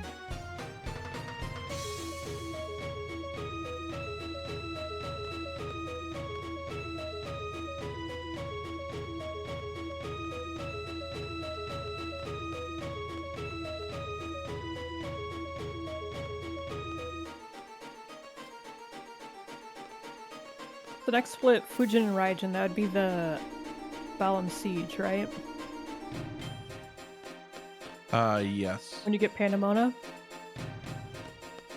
Yeah, right? Yeah, We'll have to explain the developers throwing a bone to the horse struggling player unable to figure out the mini-game part once that comes up. You can just screen transition your way through a puzzle.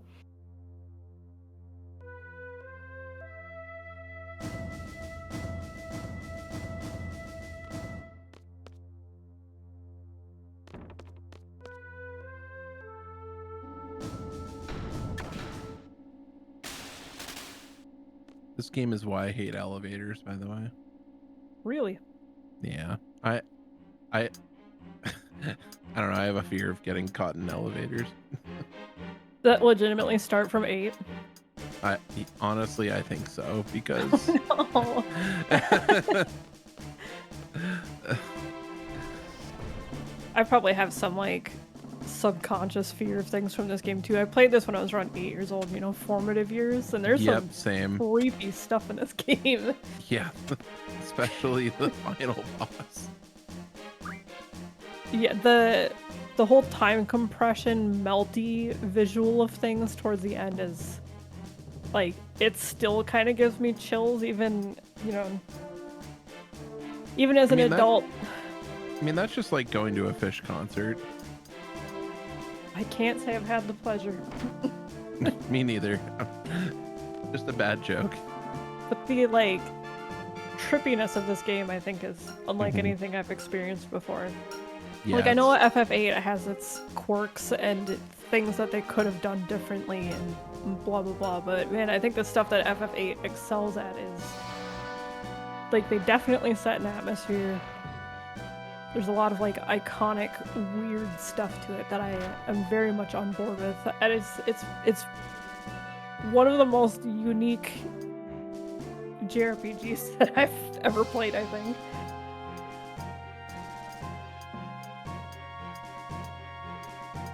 Mike's gonna run in. Gotta fight before the boss fight here, so we're gonna fight these three soldiers.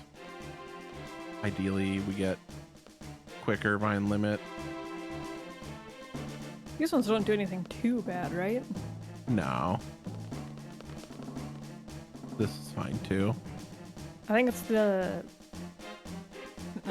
tank part when it comes back. I've never remembered the thing's name. When that comes back, that can shoot for pretty high damage.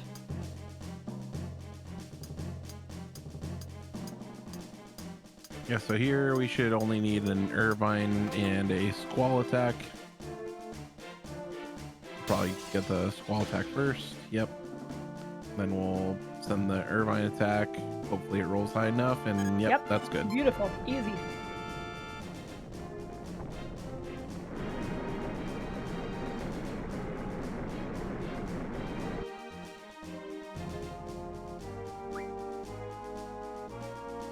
From here, I believe, yep, we will have no more random encounters through the rest of the run. We will get some a little bit later when we take it off in Esther, but beyond that, our random encounters, our step count is done at this point. So Now this it's is just running, menuing, and boss. Yeah, so the screen that Mike was just previously on, that really long screen, on the PlayStation version, that screen is actually active for steps. On PC, it's not, and so that's kind of why the route that you see on PC is more. It's definitely more used on. It's more used on PC and not so much on PSX.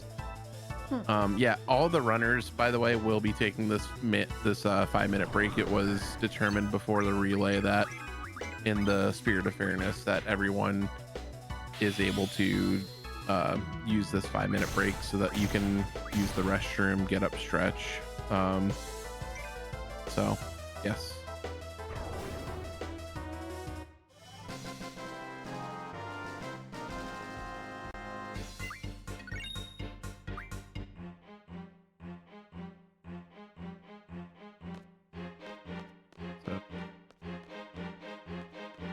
Windows coming up pretty quickly on that 5-minute break.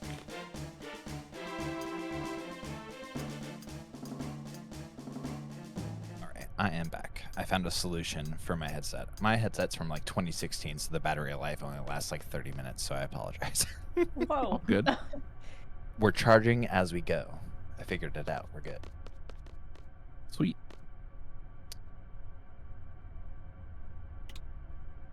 Windows turning the garden into what I say is my favorite airship in the Final Fantasy series, Balam Garden.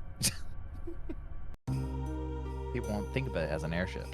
Actually, I think I was in Mike's chat the other day while he was practicing for the relay, and he was asking everyone what their favorite airship was, and I said mine was Balam Garden. He's like, I don't think I've ever heard anyone say that. He's like, that's a great answer. I guess normally because you associate airship with Ragnarok, you wouldn't really think of the gardens as being airships, but I mean they do fly through the air. Yeah, I mean they Right. don't like take flight necessarily. So yeah, it is a faux pas. Yeah, maybe I'm blurring the lines a little bit of airship, but you know, it's still my favorite.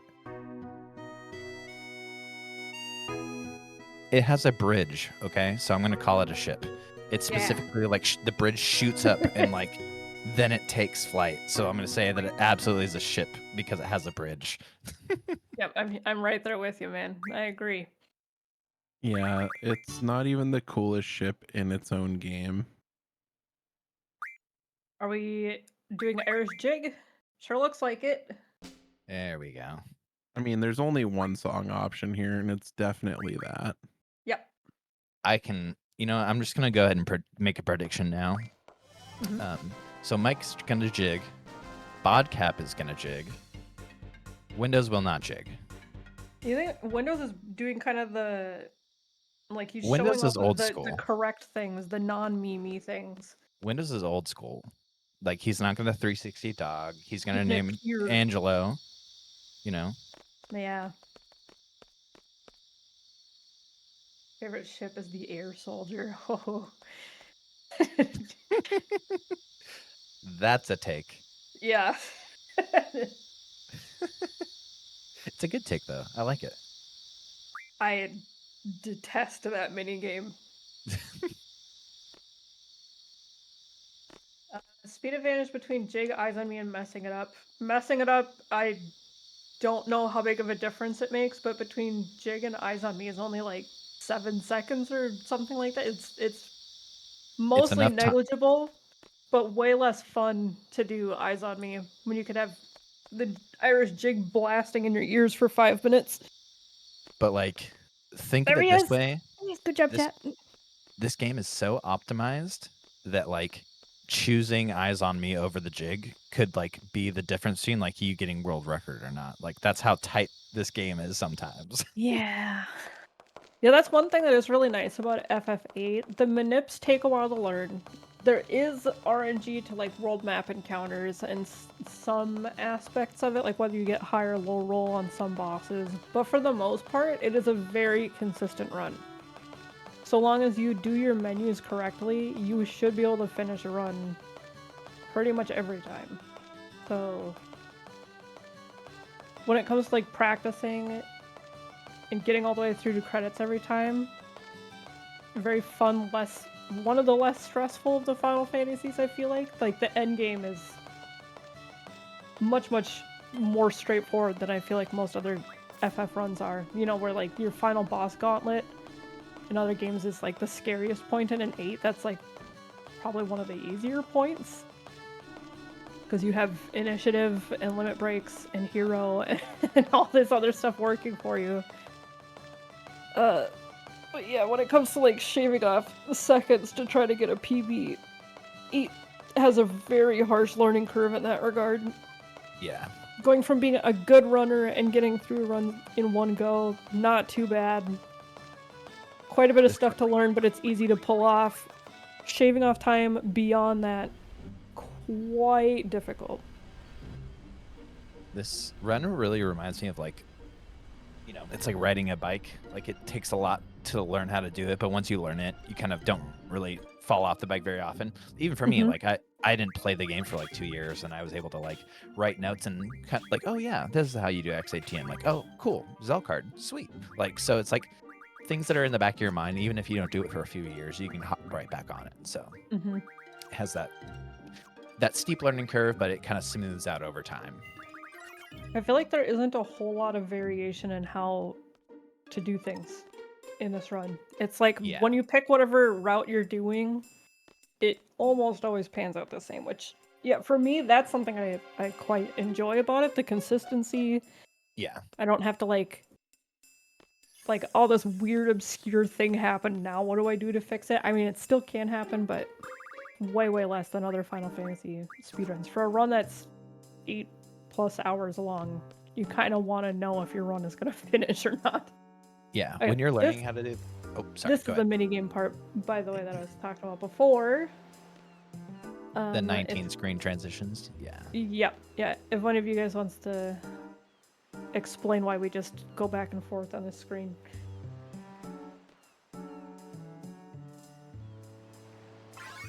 Do you want me to? Yeah, go ahead.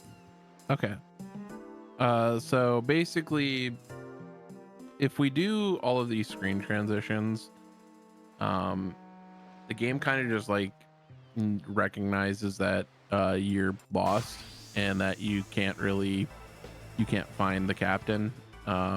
So we just do this number of screen transitions, and the game just basically changes the flag to let us have this boss fight. Basically, it's quicker than it would be than if we just ran around everywhere and looked for Raijin here. But yeah, this is Very nice fight. Yeah, this is a lot quicker than just running around all Balam. If they assume that you're lost enough or confused enough that you can't find the captain after going back and forth on that screen 19 times, they're like, just go ahead. Fight the boss, we feel bad. You've done enough.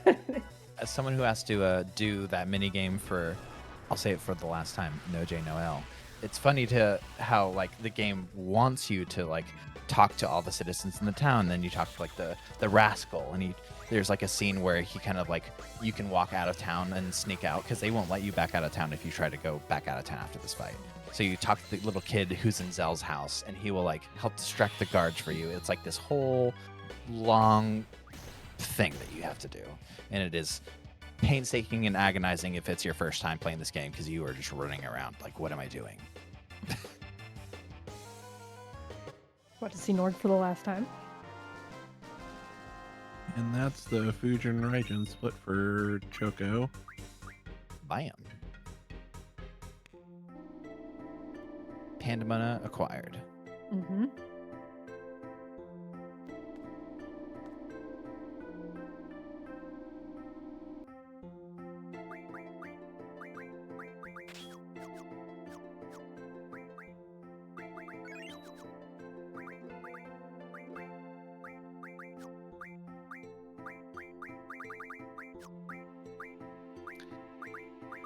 I will say that every time that I fight this boss, and every time that I have fought this boss, it reminds me of Crash Bandicoot, because I think of Nasty Norg.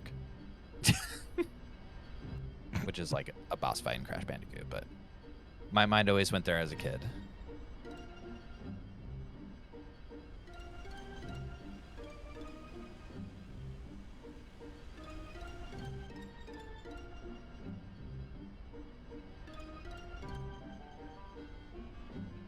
Little ship steering to Trabia. That island hopping part is so fun. Yeah, when I realized you could do that for the first time, it was so satisfying. Oh, here's a pirate. Selfie's gonna look like a lizard in like 5 seconds. Are you ready? The Watch selfie. The dexterous selfie. She just skitters over the fence. It kills me every time. See ya. She looks absolutely insane. Sped up on that part. It's because we got here and we told her that the train was about to leave. Yeah. She's like, trains? Train?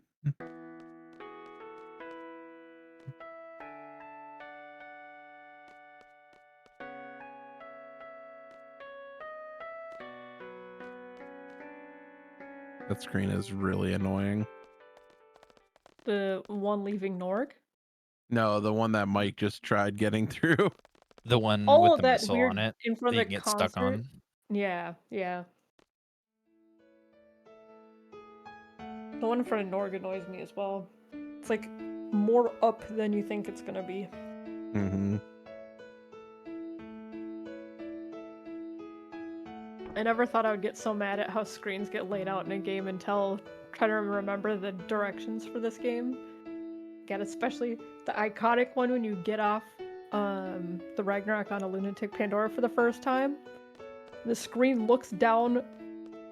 What does it look down right or whatever? And you're supposed to hold left? You're left to go down. What? Yeah. Or the screens, it's already happened, but the screens that are in the B1 level of Balam Garden, like I think like right when you get off the ladder, like it's like this spiral staircase and you have to like press right to go down and then down to go left, and it just yeah. pisses me off so much. Again, casually running through, not a big deal. Try to do it quickly not getting stuck on anything. Some of those screens are a nightmare to memorize. Because your eyes are telling you one thing. This screen that Windows is on as well, that weird curve around. Some of these screens are just so deceptive in what There's angle no it wants to open. no consistency.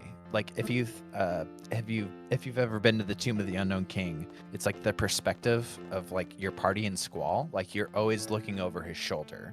So like you would think like turning right or turning left that you would be somewhere else in the maze, but you're always at the perspective of like heading straight. It's really, really, really weird if you're actually thinking about it. I hate it. Where's the consistency? They're being creative with some of their design choices, but from a player perspective, it's Yeah, a little torturous. We'll call it design choices and not just like lack of skill in programming, or even like the resources to do so. Yeah.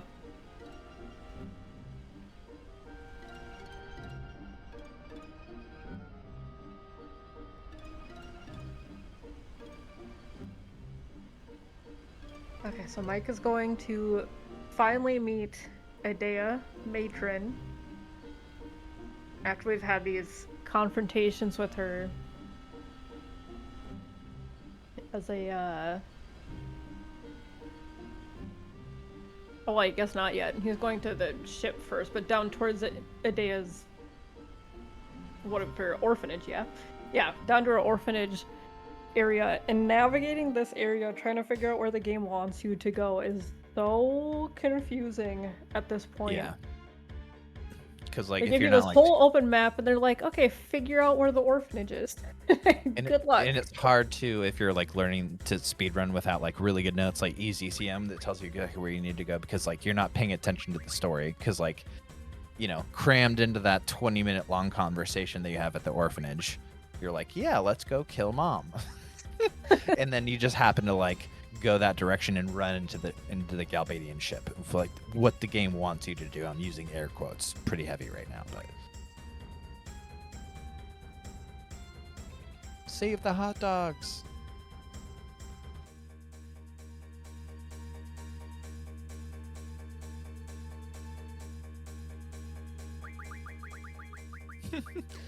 Windows going up on the second floor. Or windows leaving on the second floor, bodcap going down the first floor. This isn't confusing at all. Yeah, now like just looking at it, I would not be able to tell you exactly what they're doing now. Like, oh yeah, he's definitely going to the quad for back sure. And forth. Like, and now Mike is now Mike's in the running too. He's going to the first floor, but at a separate part of the story.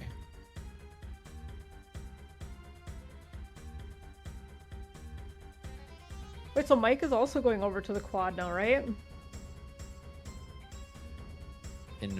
Yep. Yeah.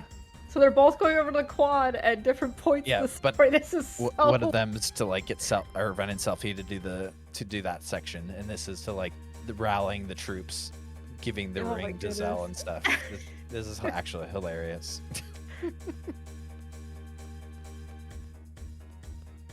Man, you don't really think about how much of the game is spent just running back and forth in the wings of the garden. You know what? I actually realized something. I think that I made a misstep on my prediction, because I think what bodcap is going to do is he's going to like split the difference, because he likes to do this sometimes, where he'll do a half jig, half eyes on me. No. Because he said for CSR it's technically faster. So it's gonna sound like a complete abomination. Absolutely. Like if we happen to get the sound on bodcap screen, if that does happen. Are we able to switch to that? I would love to. I don't know, but if we do, if that's happening, it's gonna sound abysmally. It's awful. It's so bad when you pick the wrong instruments. Oh. I think she notices Renoa and says something about it. I forget what she says, but I forgot that he does that, because I wrote my notes off of bodcap's like 353, I think is what he has actually, or it's something really, really fast, but I made notes off of it, and I got to the section and I was like, wait a second, did you did you mash both of them together? And he's like, yeah, it saves like 3 seconds in the CSR specifically. I was like, you're a madman. The things a man will do for 3 seconds. Right? That's a lot of time. It probably seems nutty that it's like a 4+ hour run for the most part, and we're talking about saving just a couple seconds here or there, but if you can make a 4-hour run any shorter, like you'll take those Right? seconds when Oh, you yeah. can. Especially when you're like going from the sub 4 hour territory, like you're like, give me that sub 4. Yep.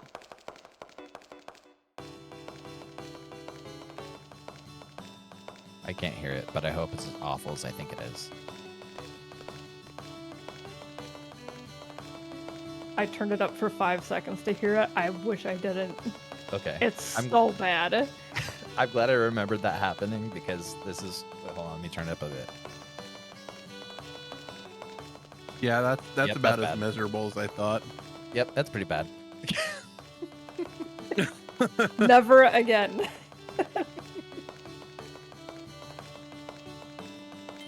LD2 skip and jig on me in the same relay. Thank you, I Chris, couldn't for have guessed switching it. the audio for that. Yeah, You thank knew for that. you knew how important that was. Oh yeah, as a fellow 8 runner, you know.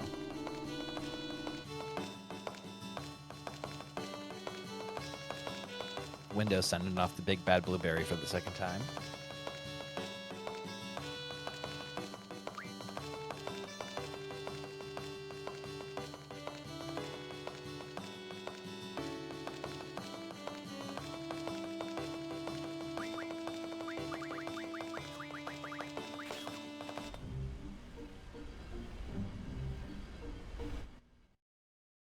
All right, our paratrooper's gonna be nice. Are they ever nice? I've I had them guess cast nothing. I've had them just sometimes. sit there. Oh, that's not good ATB. I've had them sit there nice and tranquil while I just instantly get my limit, and you know everything is hunky dory. But this is far from ideal. Hello. Ah! Okay, we're through. Trying to find the shot. We found it. We're through. Almost got a few selfie spells off. That would have been cool though. Buffering with a fire. Or if you just get to the end right there, I would have laughed. Just if the that end, fire yeah. went, if that fire turned into the end. He 'Cause had that That's a on a- potential slot. The last practice run he did on stream, Mike was going against Ultimisia and Self. He was in the final party, I and saw that clip. 4th phase, he gets her slots, and the first thing that pops up is the end. We're just like, what? What the how?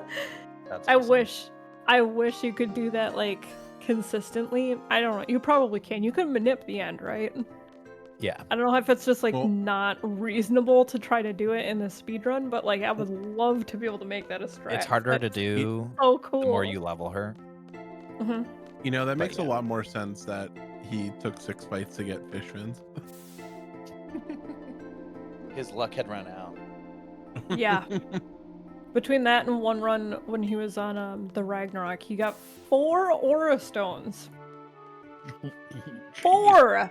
So Yeah, that's 4 really good. propagators dropped Aura Stones, which is like 0.000 something % chance. So yeah, it's very like 0 or 100 luck. Yeah. No you in get the between. extra aura stones. If you really wanted to guarantee it, like before you get on the Galbadian's ship to end Disc 2, there's like a hidden aura draw point, like way in the back by the trees. Like you could grab that if you wanted to guarantee the swag at the end, like casting aura. Well, no, you'd have to unlock another seal too if you wanted to cast magic. But you know, depending on like how you wanted to handle I it, wonder if there'd be routing where that would be worth it. Maybe. maybe. Well, I guess you wouldn't. Would you need an item? Oh, for the heroes still. Yeah. Unless there's a way that you could cast. Invisible moon. Oh Sure, yeah, there you go. It's coming together. This Quetz should be is the like- new route. Quetz is like, yeah, if you do no junction, no limit. Yeah. Well, it's funny. I didn't even mention it, but like that's what we do in that run. Of course it It's is. like constantly manipulating the end. Yeah. That's why I was like, there's a lot of pause bufferings because I'm just sitting there manipulating the end to like fight after fight after fight.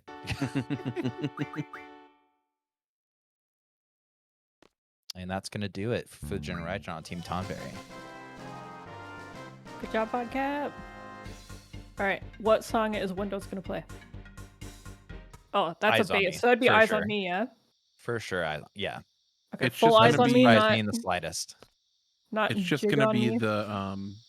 the Windows like bloop sign or sound like over and over and over. Be doo doo.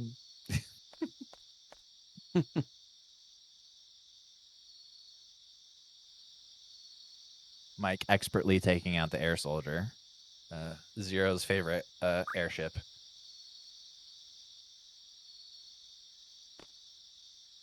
Are we naming Griever today? Oh, I hope we do. Oh, we're naming Griever. GBO bodcap. Let's go. There we go. I always named Griever All right, Kyle, Mike. but that's me.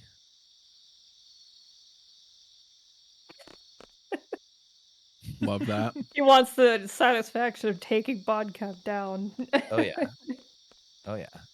Oh, it's time. It's selfie climbing time. Spider girl. Spider girl. There she goes. See ya. Skeet. Yeah, I love Selfie. Something about like just this little 90-pound child with her little yellow dress and Uggs that loves trains and explosions is such a mood. Oh yeah. Selfie is best girl for sure. Mm-hmm.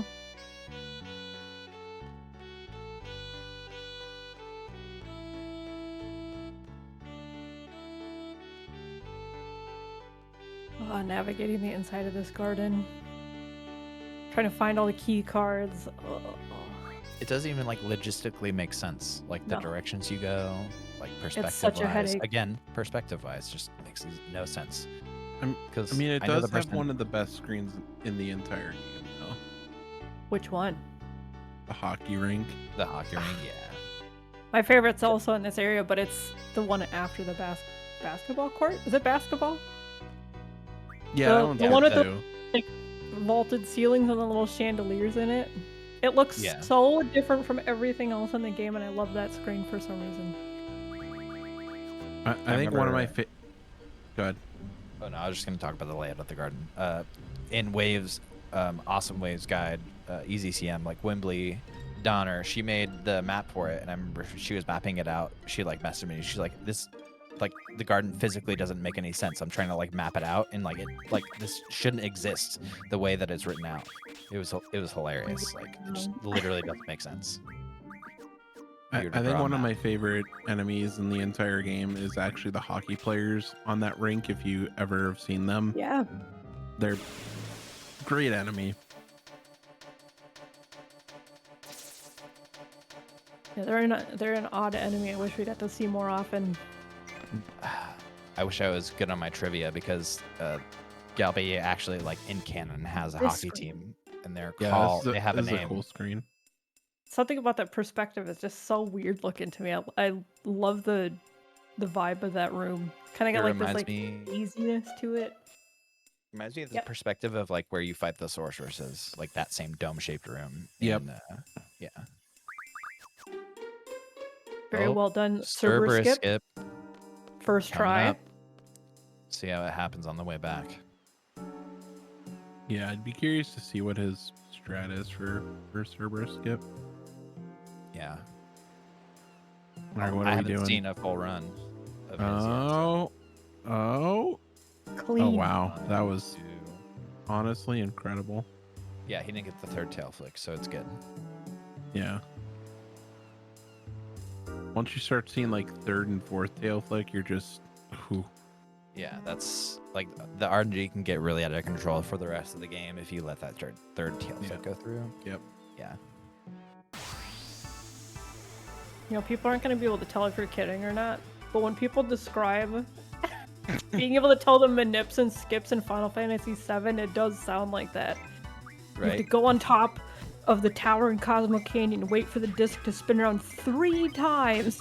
Like the skips in 7 are so wacky that, you know, gotta set your tail stone flicks properly. could be a thing. Yeah, you gotta set your stone properly so that your final descent manipulation. What if we could what if Cerberus skip turned into like final party manipulation? Like, all right, third tail flick at this exact frame you leave the screen, and then you have the perfect party.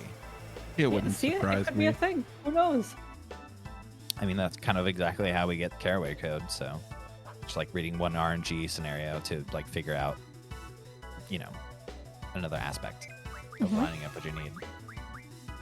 Bodcap Saved the hot dogs. Let's go. My man. Am I coming up on the end of disc 2? This fight still scares me. It probably shouldn't, but you have to chain together 2 limit breaks in a pretty narrow timing. And if you don't, you get giga punished for it. Nice crit on the shotgun ammo for Windows. I'm assuming he drew Pandemona. I didn't see it. Oh yeah, he drew it. I saw it. Ah yeah. All right. Sleeping Perfect. Ratchet split for Team Mog.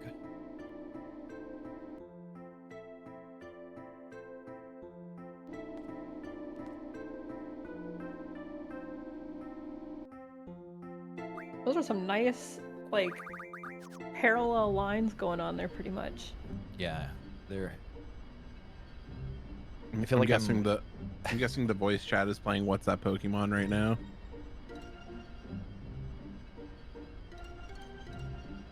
I feel like I'm at work working with like standard deviation charts. Like there's like the lower threshold and the lower threshold and the upper lower threshold.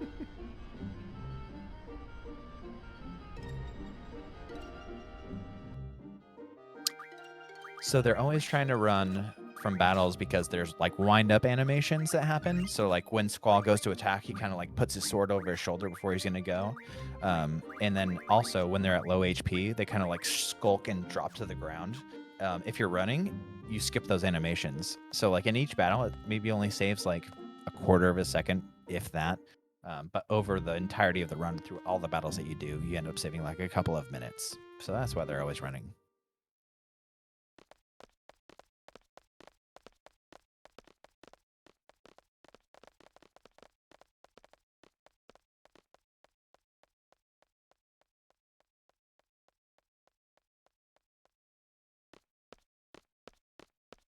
Anything to save time, especially minutes. See a Sid skip potentially coming up right here. Oh, good try. I used to be able to kind of consistently. I seem to have lost the touch for it. On PC, it is so tricky.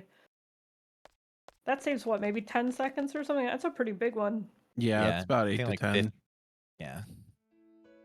You basically just position yourself to cross over the line where you normally trigger Sid to walk into that doorway without actually hitting it, so that you can just go straight through the doorway. Sid doesn't come up to block it and talk to you first.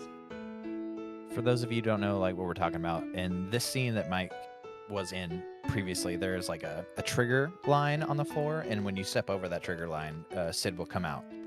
But if you were to like take away the scenery and just look at the physical trigger on like a screen, there's like a little tiny portion that's actually like not drawn all the way across. So we can kind of hop and skip over that, and it doesn't trigger him to come out, and we can kind of just skip, like they said, 8 to 10 seconds of dialogue and just whoop, run past.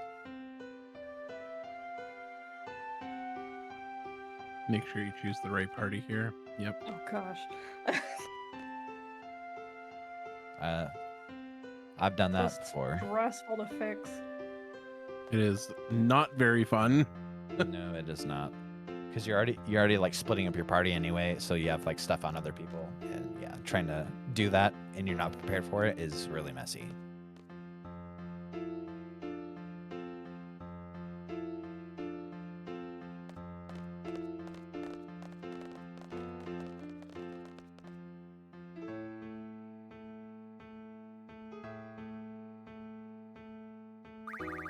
Red dragon. The Darken. The other mini game that yeah,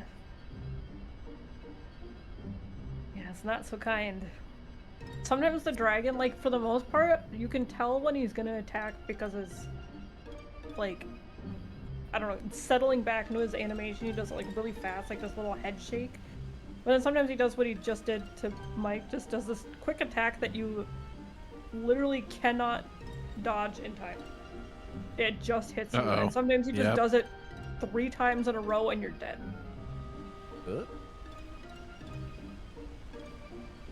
And one thing you definitely do not want to do on this fight is lose the minigame and then pick the second option. Because then you just game over. Oh no. Oh. Yeah, sometimes this dragon just says no. If you choose that, quick I'm attack. done for. Oh my gosh, this dragon is not happy today.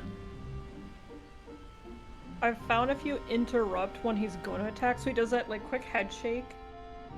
If you choose to attack before he attacks you, there's a good chance that he's gonna follow it up with a quick attack, and those are literally undodgeable. So the best bet you have is just to play cautious, be absolutely sure he's sitting still before you attack, but also take advantage of every opening that he does give you.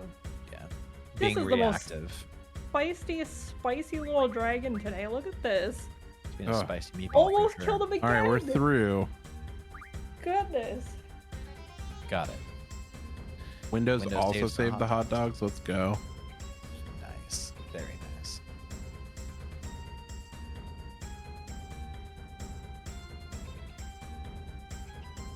So the name of the game for the next year is Berate Mike for not saving the hot dogs. Got it. Yep.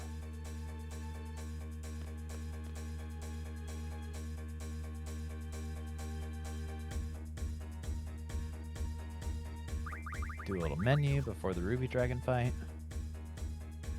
Load up with some GFs on our characters. I've forgotten to do that menu before, and trying to make up for that is a disaster. I wouldn't even know what to do. Do you just, I mean, I guess all you can do I is killed him just with auto Laguna. attack. I think it was like a Laguna limit killed it. Nice. But Ifrit didn't have, because this fight actually gives experience, so Ifrit was low level and didn't learn ammo refine. I didn't realize until like quite a bit later, so I had to just kill regular enemies to try to level up Ifrit. It was a nightmare. Don't ever forget that menu. Nobody likes leveling up because they have a level 9 Ifrit. No, it was painful. Alright, how's the soldier going for bodcap? Looks like we're on a good loop. Yeah, so I think the trigger for Ward not showing up in that Luna Dream is a Timber Maniacs volume that you get. I can't remember where you get it, but it's specifically like touching and acquiring the Timber Maniacs. Basically, Ward doesn't show up for some canonical reason. I can't remember.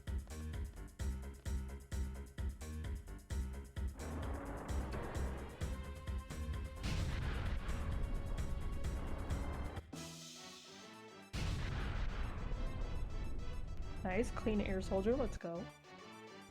Bye-bye. Sometimes that dude just starts punching and just will not stop. Yeah, kind of like what we saw on Mike's screen with the Ruby Dragon. The air soldier can really get out of hand sometimes. Luckily, with the air soldier, there's kind of like a manipulatable way to almost guarantee success. I think awesome ways to say 96% of the time it works every time. Funny because I feel like it's a complete gamble. It's probably not that high. Maybe I would say 10 to 15 as a random number % of the time. He just decides to not stop punching, and he's faster if you can't get him to go into that blocking loop, and that's it. Huh? Big Bobcat. Very nice. Hell yeah. Going to the Big white seat Bobcat. ship. Sounds like you guys gotta have some words later. Yeah.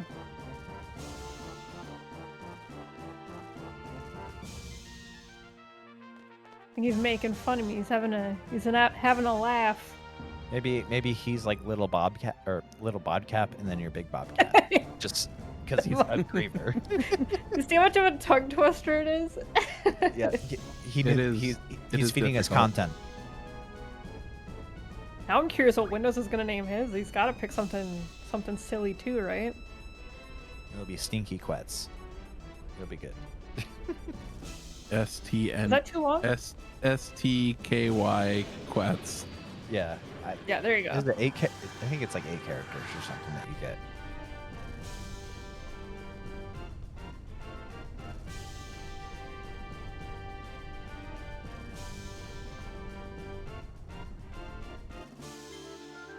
Yeah, Mike has done a fantastic job just like stabilizing Team Choco.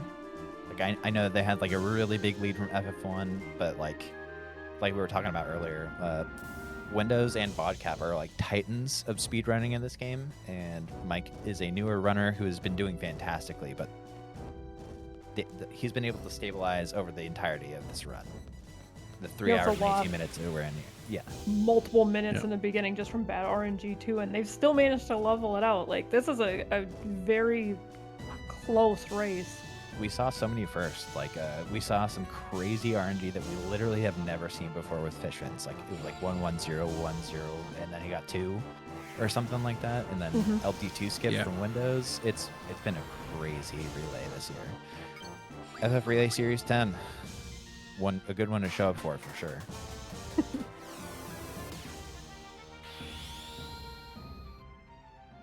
Yeah, I really can't either. I can't believe that he did that. It was funny when you said it. I almost called you Bodcap. Gosh, Bobcat. When you were talking about it earlier, I was like, I've heard the legends. I didn't even know that he was actually going to go for it. Based on how he had described it briefly, and from what I'd heard of it in the past, I had an idea of it, but actually watching it play out, and how quickly that window actually closes before you get kicked into the pre-dream cutscene part. Like, it's insane to imagine somebody being able to do that any faster, you know? Like, I'm sure if somebody just dedicated like dozens of hours of practice, they could... Bodcap! Bodcap, you're playing with fire! Oh my gosh! I am disgusted and surprised. The blatant gloating. The sheer disrespect for Cerberus. I was holding my breath. If he would have hit confirm one time, it would have backfired on him so bad. Oh no! You wouldn't. He can't keep getting away with it. Oh no! Oh no! Yep. 7. Okay. Whew. It was okay. At least he fixed what he messed up, because that was really worrying me for a second. But the config menu, we're good. Whew. Thought he was gonna throw it all for the memes. Would bodcap throw? Yeah, probably. I mean, he did jig on me and then messed with Cerberus like that. And the hot dogs, well, I mean, Windows is memeing a little too then. He did the 760. Bodcap is like here for a good time. Okay, select the windows on the air soldier. So far they've been cooperative. Let's see if Abaddon participates. Okay, cool. Okay. All right. And just like that, Team Choco defeats Abaddon. Keeping up the pace. All right, another air soldier done first try. That's actually very impressive, because they, again, they usually give at least a little bit of trouble, but all 3 seem to get through it like perfect smooth. Very smooth. Smooth.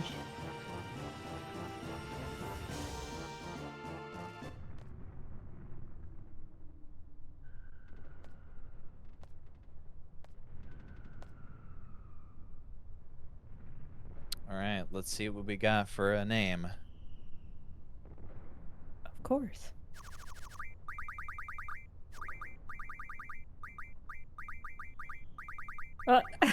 LD2 skip.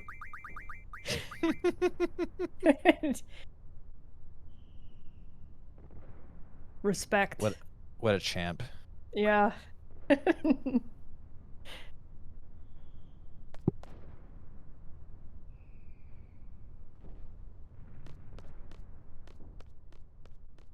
Yeah, this has been a really cool run to watch. Just, again, 3 very similar, like, overall routes, but, like, the little differences that they do, the little bits of personality that they throw in, I think it's super cool.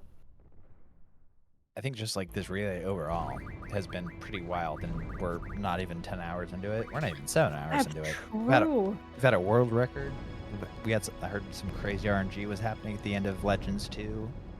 LD2 skip Yeah. for RTA, Yeah, it LD2 seems skip. It seemed pretty rough, that final boss. Yeah, again, I feel like with pretty much every Final Fantasy, at least that I can think of, the final boss is usually quite tough and can be a run killer. Ooh, not LD2 skip, Sid skip. Very clean. But in FF8, it's like the final boss is kind of like one of the smoother parts usually, because you do all the bulk of your difficulty and your menuing and stuff earlier, which we are getting kind of close to the point of Esther menu, which is going to be fun to try to explain. That's a notorious gigantic menu in this run. It's probably one of the biggest menus in any FF run, I would think. There's like probably a couple hundred inputs that you have to put in within a couple of minutes. Yeah, a lot of Final Fantasy games don't allow for like being able to stack the deck so much, like, setting up one menu for the entirety of the game. Usually, things have to constantly change for different strats for different bosses, but we just go pew pew, and SR menu is setting up pew pew for the rest of the game. Mm-hmm. Yeah, you got time to just like sit there and twiddle your thumbs. You might as well be menuing, right? Mm-hmm. Mm-hmm.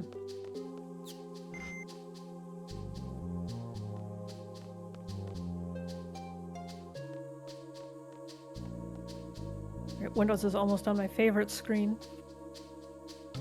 There's just something about that look. It just looks like somewhere I wanna just sit there with like a good book on one of those little benches on the side. You're gonna invite like the a Final nice Fantasy comfy community. room. You're gonna invite the Final Fantasy community over to your house one day, and it's just gonna be a Galbadia garden. Yeah, yep, that's where I live. Mm-hmm. Like, look at my entryway. I'm gonna have the whole rest of my house be that confusing, like a literal maze on purpose. Yep. Windows, tried and true fashion of just doing everything straight up, just runs past, does server skip as intended. All right, how's this Ruby Dragon gonna go? Not nice. Wow. 2 hits so far. Yeah, Windows was like really, really fast. Didn't even get that third like at all. Oh no, bodcap. Not yet. Wow. Or nor. These dragons are out for blood today. Dude, Easy air soldiers, very angry dragons. I can't. I can't believe that they've had basically the same luck back to back. There's another insta charge attack. Oof. Mike's HP was starting to scare me for a little bit. I saw an elastoid attack go off.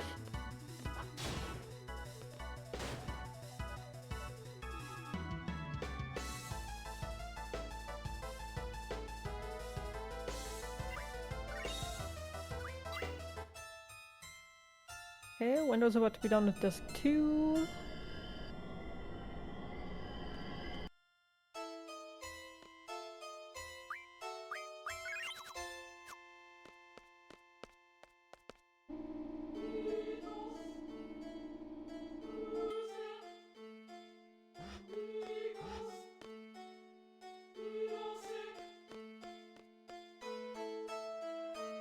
Between the air soldier and the dragon, those are like the mini games that I think most runners dread the most.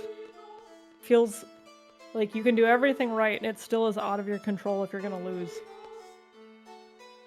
Not usually, but it just happens.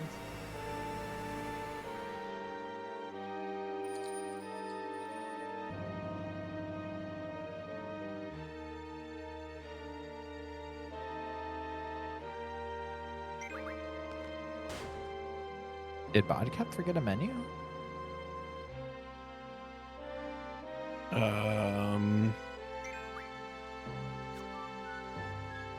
Did he not? Oh, that's not good. Because yeah, I just saw him like going on Laguna in that screen, which is not normal for that menu. I wonder if he forgot.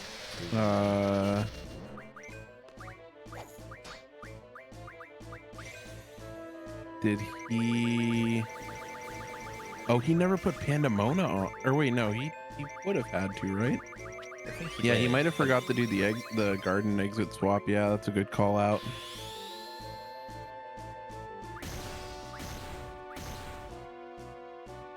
I mean, you can back this up. It's not a huge deal, but if anything, no, because they would still get experience. I'm interested to see how this is going to play out. Because if anyone can fix a mistake like this, it's definitely bodcap. Like just understanding the fundamentals of like what's equipped on who and who needs more experience or AP for what.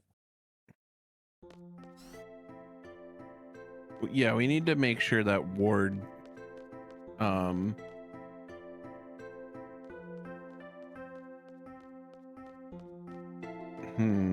should have Ifrit, right? Because that's the one where I think Ward has Carbuncle for this fight. Okay, so it's the other way around. So then Kiro should have Ifrit, I guess. I'm trying to think of what menu he might have forgotten, or like what he's trying to correct for.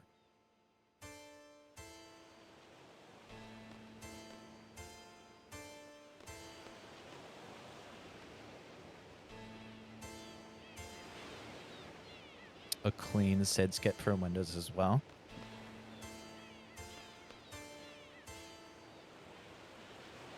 You have to like backtrack basically and figure out which menus. Yeah, I think he might be just trying to go baseline.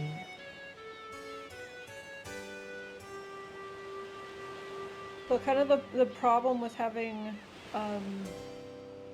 the wrong characters junctions is that it messes up your menus going forward as well. Like he could get past the split. Yeah. Yeah. But then in future menus, he's gonna have to swap stuff around correctly too. And I think that's like what he's trying to do is to mitigate that as much as possible. So I mean, he's trying to just make sure everybody has stuff that makes sense for what he's gonna be swapping next. Or we get carbon. I wonder. Yep. I'm guessing he probably is checking previous runs to try and kind of simulate what needs to be on where here. But the problem is we're gonna have to figure out the magics. Yeah, because if you forgot a menu, he's definitely in territory where he's like kind of winging it until he can make up the experience or the AP that he needs. Almost on that. There we go.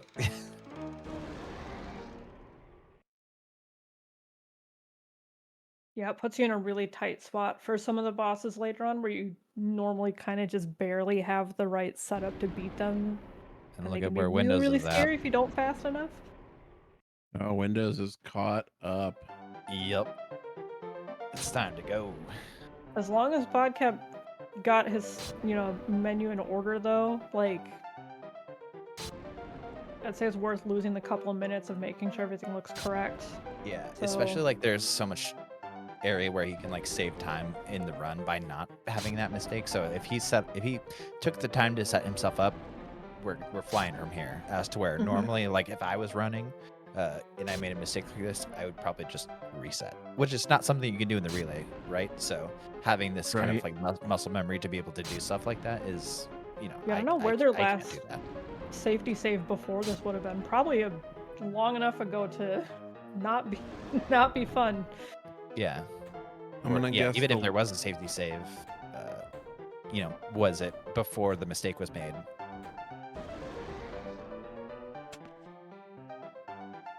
Looks like the last. Maybe end of disc 2. Yeah, the last safety save was before Cypher 2. So yeah, that that's wouldn't a be pretty. the worst, but it That's a still would be at hefty- least a couple minutes. Yeah, that's still at least a few minutes.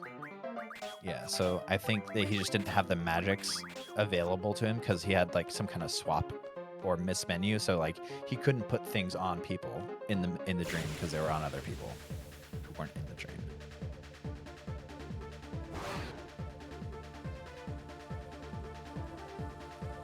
Yeah, 90 triples is not correct, I believe. So it seems Well, you go 90, that's- 90 in missile base, but when do we go back? I It seems didn't like think that that we did. a swap or something got missed, and then because of the characters swapping around in the dream, some people's magic joined or Yeah. something got funky in there that normally the menu instructions already account for, but yeah, so he just had to go back through and basically remenu everything from scratch. Yeah. Get He out of did the get menu. Sid skipped, yeah. Well, that was early, or was that right now? No, I thought City Skip was beginning of this. Did he get No, the so- letter, or was Because that... you talk to her and then you come back to get the letter, and I think he's getting Yeah, the I letter think he now. just did the letter part. So Mike is going to be doing the Esther menu in a moment here. This is the super hefty menu part of the run that you are taking all the stuff that you've been collecting now since basically before the poll counting part in disc 1, and now using all of the things that you've accumulated to set yourself up for pretty much the entire rest of the game. You don't really have a good time to do a lot of menu in between other things, and you don't need to do that much menu because you have enough stats to be able to like power through.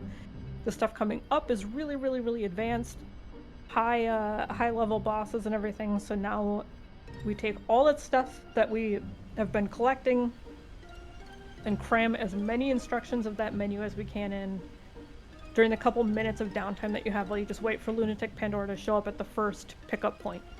Because canonically, what's happening is we have to catch the Lunatic Pandora instead of just going to the first point, we wait till it comes to the second point so we can use the 5 minutes of downtime. Because instead of just sitting there waiting for the clock to run out, we're just using that time to our advantage and menuing everything basically to precision until the end of the game, like not bodcap, Bobcat was saying.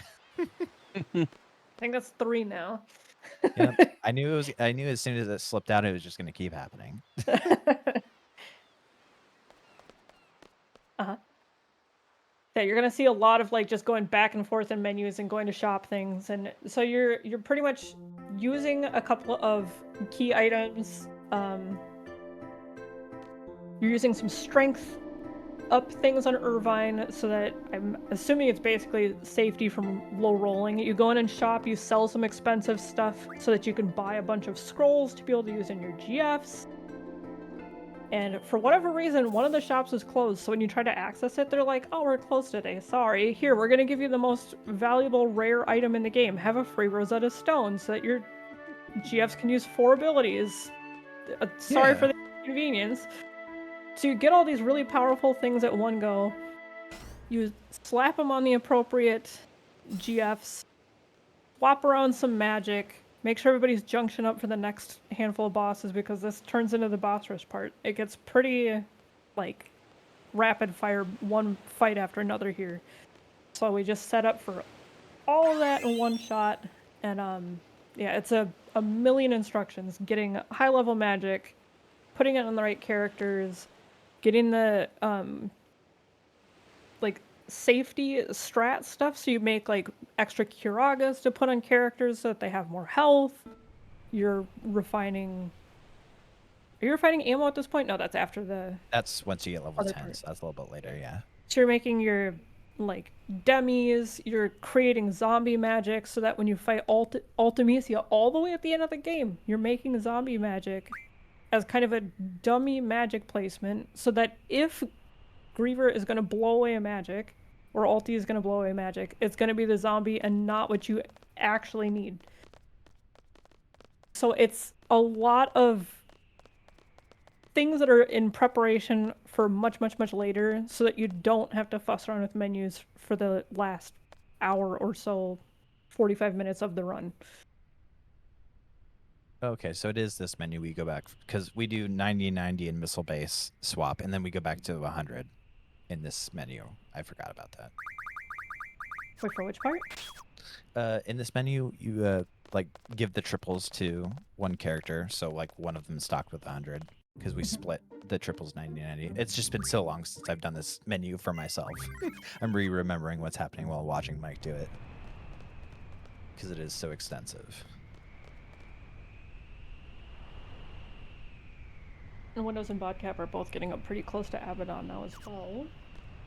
Yeah, Windows overtook bodcap. I think bodcap was doing a little bit more menu, making sure things were in their proper place, and Windows just came up over bodcap in that situation, which is very unfortunate, but needs to happen if you want to have success in the run. Like we were saying earlier, this game is so optimized that, you know, a simple missing of a swap or, you know, magic going on the wrong person can really throw a wrench in the gears for the entirety of the run.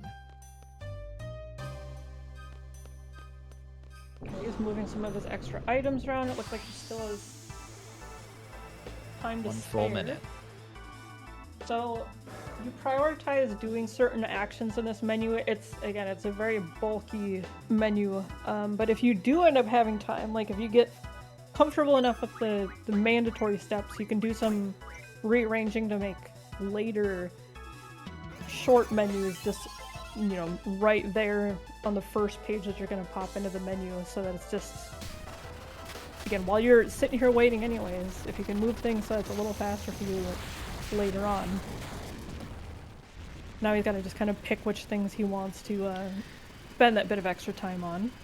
Yeah, when you're hitting the 30-second marker, because at 15 minutes is what we're looking at. So in the menu, there's a little clock that ticks down while the Lunatic Pandora. So yeah, Mike finished with plenty of time to spare. Round of applause, everyone. Yeah, once he gets to about 15:02, then he can go through the screen transition. Those 2 seconds get eaten up by the screen transition, and then boom, there's his boarding point.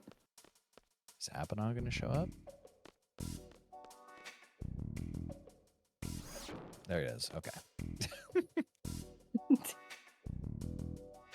Doesn't feel like it. It knows that bodcap's in between a rock and a hard place. It's like, we'll give this a couple extra seconds. So Mike's menu is more of the EZCM route, which is the one that I'm more familiar with. I'm assuming Windows and bodcap are going to both do the full ECM, so it's going to be a lot more steps. Yeah, we're going to see a little bit more... or amnesia greens? Amnesia greens, yeah. Yeah. Some amnesia greens to unlearn some spells that we don't need anymore, because it literally equates to deleting spells so that later in the game, when we are doing more of our ammo refinement, it's just less inputs we have to scroll through, which is, you know, trying to just jam in as many inputs as we can while we have the time for SR menu.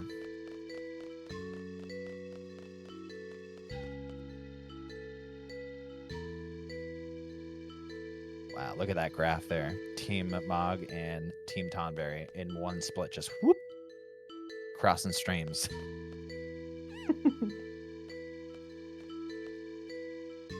I didn't see any issues with the menuing so far. It's quite challenging on Cutscene Remover to watch 3 runs at once, because it goes by so fast. It looked fine. Yeah, the menu looked good, and I completely empathize. Like, even just trying to keep track of splits, like the whole GIM, the GIM 5.2 boss and BGH 2. Yeah, it's been a lot to try to keep track of. It's really fast. Well, I appreciate It's really fast. playing, so thank you for that. It's not hard. It just kept me off guard a little bit. You have to watch a little bit more attentively when exactly different things are Especially, happening. and it's definitely based off of like how spaced off the runs are. If they were all together, it would be much easier. But Mike is much further ahead, and then now we're seeing some menu issues with bodcap. I think we're gonna find out with Esther menu, because that's really gonna be like the gleaming to figure out if we're on track for the rest of the run or not. Yeah. And if your run is going to be unwinnable at the end of it, I think Esther menu is usually where that stuff shows. Yeah. If anything got missed, or if anything goes wrong at the very end of the run, it's probably because of Esther menu. That thing it's very, very intimidating, but I can tell you, like, again, as kind of a newbie runner myself, when you get your first, like, Esther menu down perfect with time to spare, you feel incredible.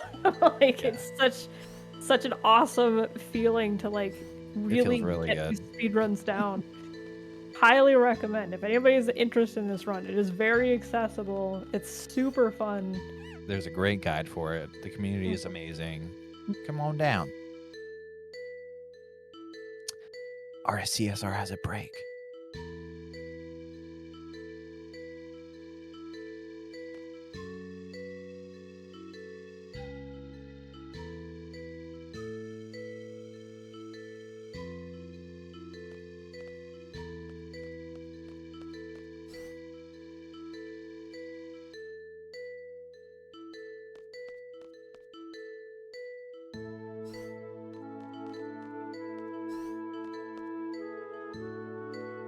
Okay, that would make sense. It didn't feel like a missed menu, but it definitely felt like a wrong swap somewhere. But yeah, definitely fixable, because what it sounded like, or not sounded like, that's the wrong word. What it looked like when he was like fussing around in the menus on LD4, it looked like he didn't have the right magics he needed to have, because I think some of those magics were on a character they shouldn't have been on for the Laguna Dream. So yeah, definitely fixable. That's scary. Because yeah, you only have those 3 characters, so when you go to swap and look at your magics, like, you only have access to see those, so it almost looks like they're gone. But then yeah, he probably confirmed that they were still there, but just on the wrong person when he got out of the dream. Mm-hmm. That tracks.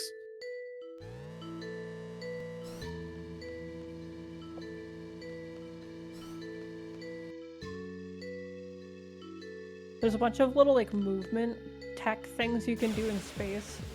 Mike is going to be doing one of the main ones, just to save yourself time and a bit of a headache here. So you're supposed to put on your space suit. I don't know, is that the right word for it? Probably. Space suit. Yeah, space suit. And you're supposed to follow Renoa out. And it implies that you're supposed to try to chase her out through the airlock into space. You don't have to do that. You can actually just sit right by that airlock and then wait for a certain dialogue line to go by. And then once you see that, you can just float back down and go right back in and continue about your business. Sorceress. Instead of wasting that time of going all the way to the top and then slowly floating all the way back down, you can just stay right by the gate and just hop through it. Very, very fast. Our magic looked correct on Bobcat's screen. Or, God, I did it again. Bodcap's screen. Sometimes Bodcap and I should both be racing. I would love to. You guys should cosplay each other for Halloween. What I meant to say is the attacks from Laguna and Kyros were damage tracked in that fight. So hopefully we're good.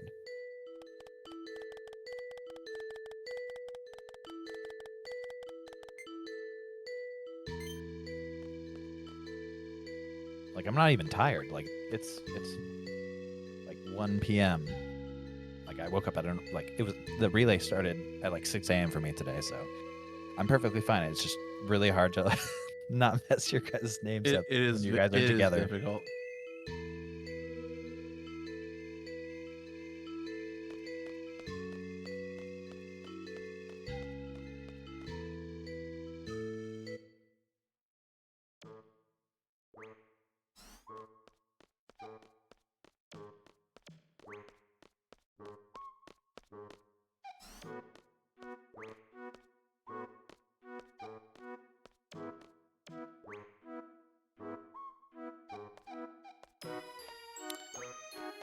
What game do we have coming up after us this year? I think it's Stranger of Paradise. I think Strangers of Paradise. Yep. Yeah.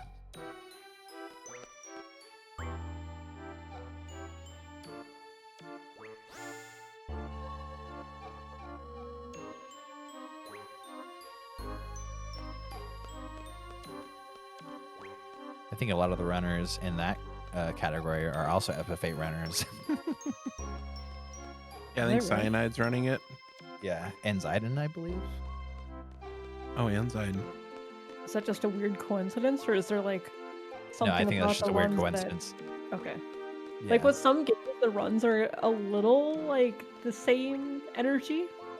So I could see people gravitating towards certain types of FF runs. If they like one, probably like another, that type of thing.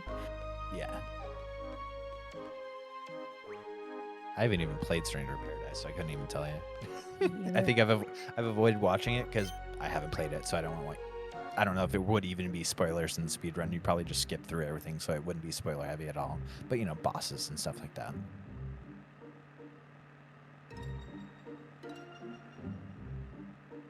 There are some other FF runs I'm interested in trying out. I want to see where I can end up with 8 first, but there's a lot to pick from. Yeah, a lot. It's hard not to want to run like every game that you see people run. You're like, ooh, I want to try that. Ooh, I want to try that. Ooh, I want to try that. At least that's how I function. Sometimes I'll watch someone speedrun something and instantly want to try it. Yeah.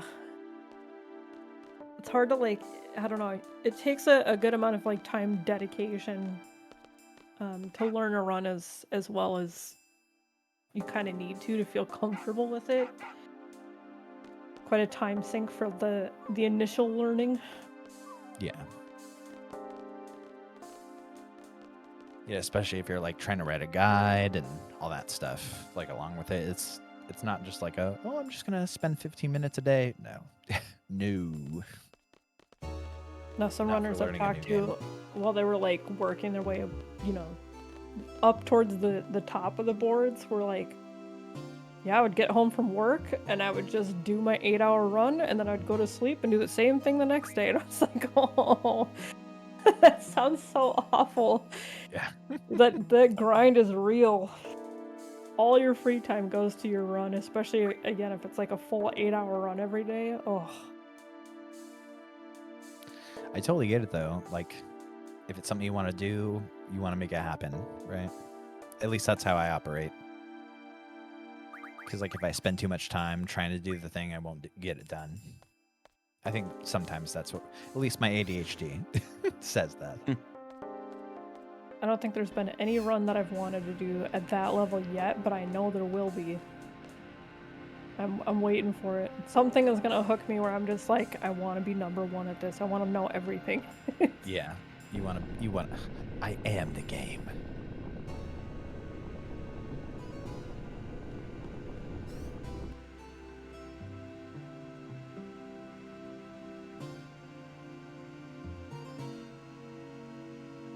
Mike is fighting the propagators or propagators. If Mike remedied Squall to get rid of the blind, I'm going to make fun of him next time I see him. Because Squall has a 255 hit chance. Not actually make fun of him, but, berate him a little bit. The fun kind. I wonder if it's because of MT8 later? Because can't you not trigger when he's blind? I think you can. So if he has to trigger for dark side against MT8, maybe he's thinking like way ahead just in case. He's definitely got the big brain plays going on, that's for sure. Maybe Things that he's I'm being not thinking cautious because there have definitely been times where we've been fighting MT8 and barely been able to kill MT8 with dark side because of not being able to trigger. It's like kind of just a shot, like just a complete gamble if he's gonna do enough damage to kill him, otherwise you're probably dead. MT8 is supposed to be a pretty safe boss, but I don't trust him. He's that time got too many tricks up his sleeve. When Irvine's got only 3 shots, Mm-hmm. and you got low HP Squall. Yep. Or again, if he's blind and you're trying to use dark side and he can't trigger, and then it's not enough damage, so he survives. It's just like, oh, what do I do now?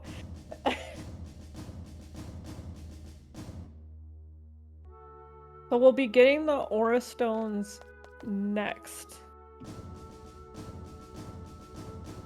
So this is where, on the Ragnarok, you grab a safety save here. If you're not going for world record attempts, at least you should. Because there's a small but still very possible chance that neither one of the red propagators will drop an Aura Stone, which you need during the final fight to get the best limit breaks for Irvine, so you can kill Ultimisia in time. So it's pretty important to get them. And if neither of the red propagators drop an Aura Stone, you're going to want to reload your save and kill him again. Like, it's pretty important to make sure you have one.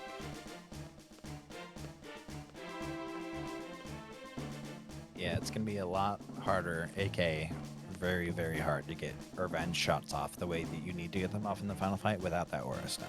So. Windows and bodcap passing each other, Windows just starting his Esther menu, bodcap going to start it shortly.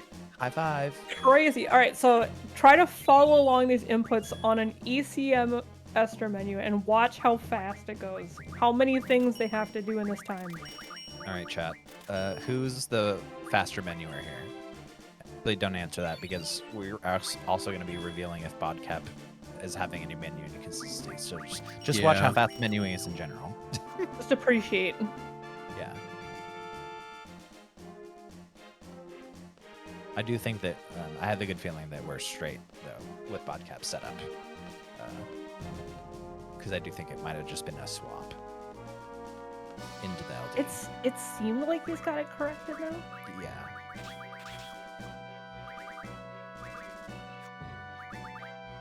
Will any routes allow for the possibility of the end? I think that there's like ways that you can incorporate the end, but like I don't think it's ever going to be faster, just because like number one, it's easiest to manipulate the end like while Selfie is her initial level or level 100. So I don't think that there's any route that will not allow Selfie to level without like going out of your way. So there is a world, but it's a really weird world where it would be faster to do the end instead of pew pew. But it would be cool though, and that's all I care about. Yeah, the one that Mike got, again, it was the first roll on Selfie while he was just waiting for, I think he was just waiting for Irvine's ATB to be filled while Ultimisia was like, drawing Apocalypse or whatever she does. So he was just like, just pulled it up just to see what popped up. And sure enough, the first slot was the end. So he just cast it. So why not? That was pretty cool. Yeah, okay, so I guess I can correct myself. There's always a world where it can happen, like if you have like a spare Aura Stone or whatever. But I thought you meant like routing it into a run where it's like the ideal or optimal solution. Yeah. That I'm not sure of. That would be quite difficult, I think, to account for. Yeah, it can definitely happen whenever you want it to happen. I mean, you could do it on XCTM. It wouldn't work. But menu time. Very fast. Very, very fast.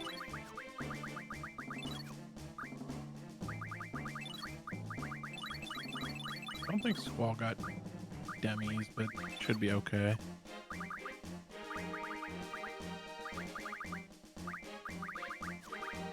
Does he get them earlier? I don't know if it's different with ECM. No, I don't think gave them to Squall. Like in the whole shuffle of. I think it just got skipped over. Yeah, I think it's okay. Yeah, I think it should be fine. There's going to be other spells in front, and I don't think at this rate you're using Demi that's going to matter for any spell for your stat. Okay.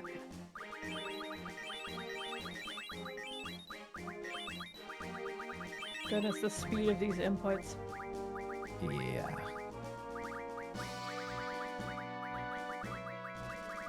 Rearrangement.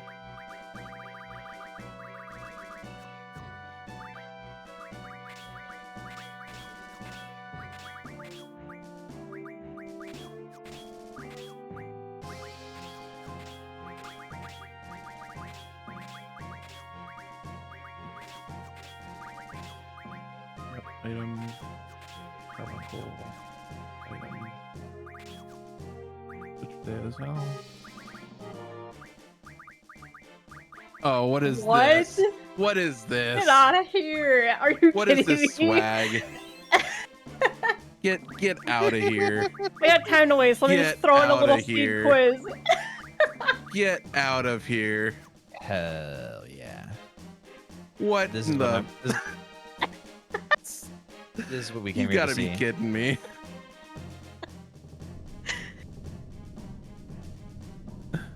The gall. I'm just throwing that in there. Wow. I cannot believe that just happened.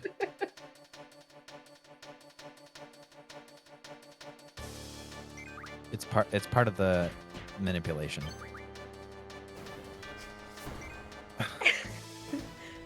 Windows finished his Esther menu fast enough that he just threw a seed test in there just for fun. It wasn't just a seed test. There was like It was 5. like 3. Yeah. It was a couple. Just I'm stunned. Yeah.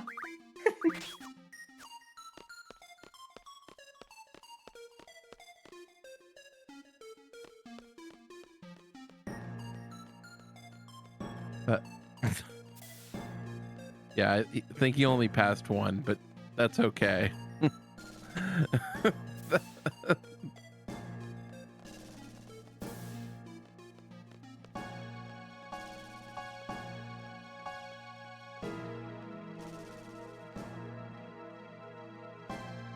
Looks like we've recovered on bodcap side for sure. Yeah, I think we're good, thankfully. All right. I didn't catch how much time there was left. 1508. Yeah, it's just gonna be a few seconds under. Bodcap got to be just like a minute or 2 behind, right? Correct.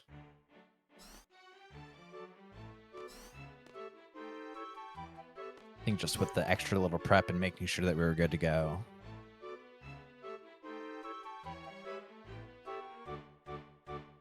That's fine. Oh yeah. Good menu. Especially given the circumstances. Mm-hmm. Oop. I do that every time I miss the S-Star thing. I fly over, I'm like, whoop, reverse.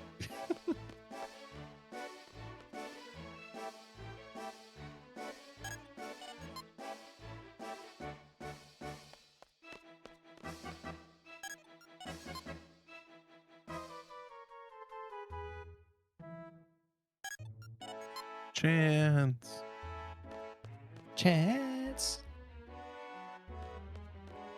And then initiative and do a quick swap, I believe. Yeah, Death Squall, yep. And we're done. Now we should be set up for the rest of the game. Now we're back in bodcap land. Except we'll have to do an ammo menu, but for the most part, our junctions are set.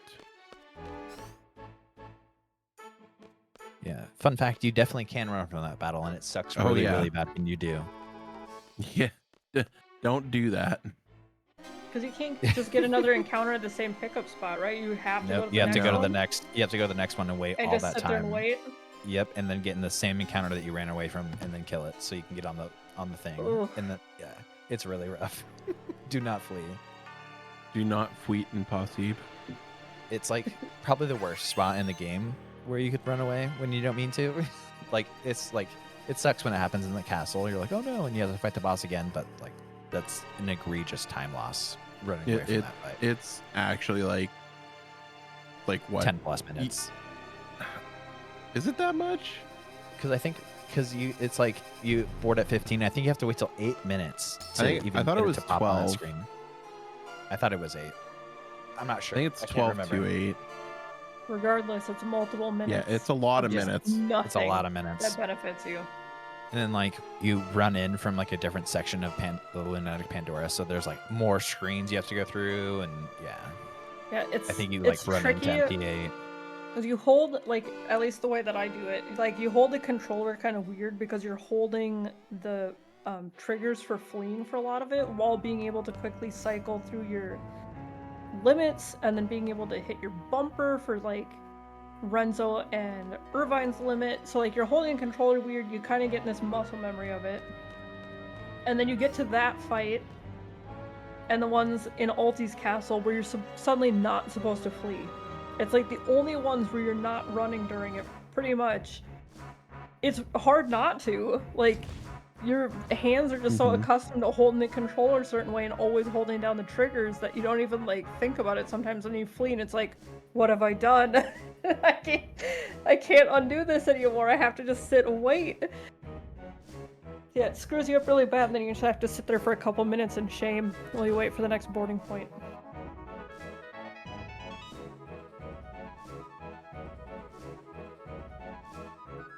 Oh, here's that screen I was talking about before as well for Mike, where you have to, like, run left to move down. It's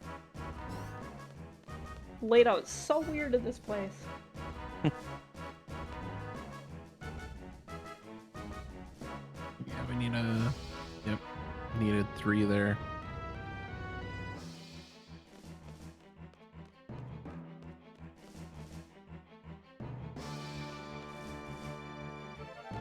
This is where that whole Esther menu starts to come together, though. You're gonna see a bunch of really tough bosses just die in one limit.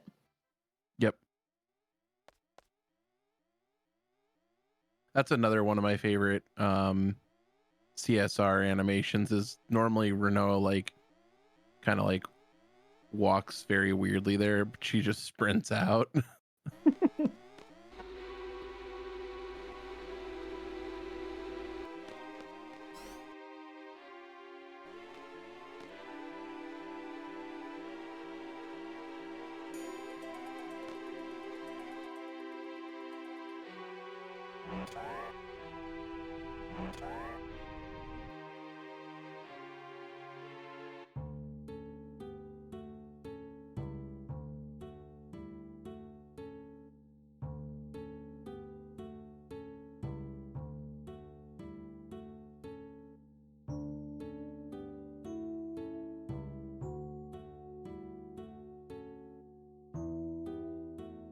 Yeah, this is the section where Windows is right now, where if you were very quick, you could take a bathroom break here, but it is not a lot of time. Thankfully, where I stream is like right next to the bathroom, so I never trust that when she's in the middle of the screen far away that she's gonna stay in the right spot. yep. And yep, you'd Just be barely correct. gonna drift enough that she's gonna get away. Mm-hmm. All right, here's MT8 for Mike. Ugh, this guy. Killed me many times. It's that dumb little melee slappy thing he does. Mm-hmm. He does them so quick. He counters your moves and then he just comes up and slaps the rest of them and it's only over. 3. All right, well, goodbye, Irvine. Okay, one dark side and we're good. With trigger. Should be good. Okay, we're good. Perfect. See, I think that's why Mike didn't want to be blinded. Because if you don't trigger there, there's a chance you don't do enough damage, and then fixing it is scary. Yeah. Better be safe. Alright, Cypher 2. Oh, wait, 3? 3. So we can get our chance for a Holy War. I have not seen if anybody got a Holy War yet. I'm assuming nobody did, because nobody seemed to be freaking out in chat. Yeah, I don't think so. For context, at the end of the game, you do a fight against kind of a multi-phase boss. The end of the second phase does a pretty much guaranteed party wipe AoE, unless you have like Holy War for Mike. unless you have like crazy stats to be able to survive it, but we don't in the speedrun. So you throw this item called Hero on 2 of your characters so that they will be invincible and not get killed by it, so they can go into the last bit of the fight. And Holy War does the same thing as Hero, but for your whole party at once. So all 3 of your characters become invincible, and it makes the final fight so much faster and easier. You just sit there and just wham on the final boss instead of having to wait for ATBs to fill this. It's fast. Yeah, that was definitely his luck being made up for after that fish fin nonsense in the beginning. Again, it's 0 to 100 with Mike's luck, it seems like. Oh yeah. We've seen the vast threshold of luck today. Yeah, getting multiple and 0 fish fins. Ooh, that hurts so bad. Oh yeah. I can't believe he didn't even try to go for more fish fins. That's really disappointing. Yeah? He just sat there and got 1 and 0. He didn't even try. He's gonna do like 6 fights.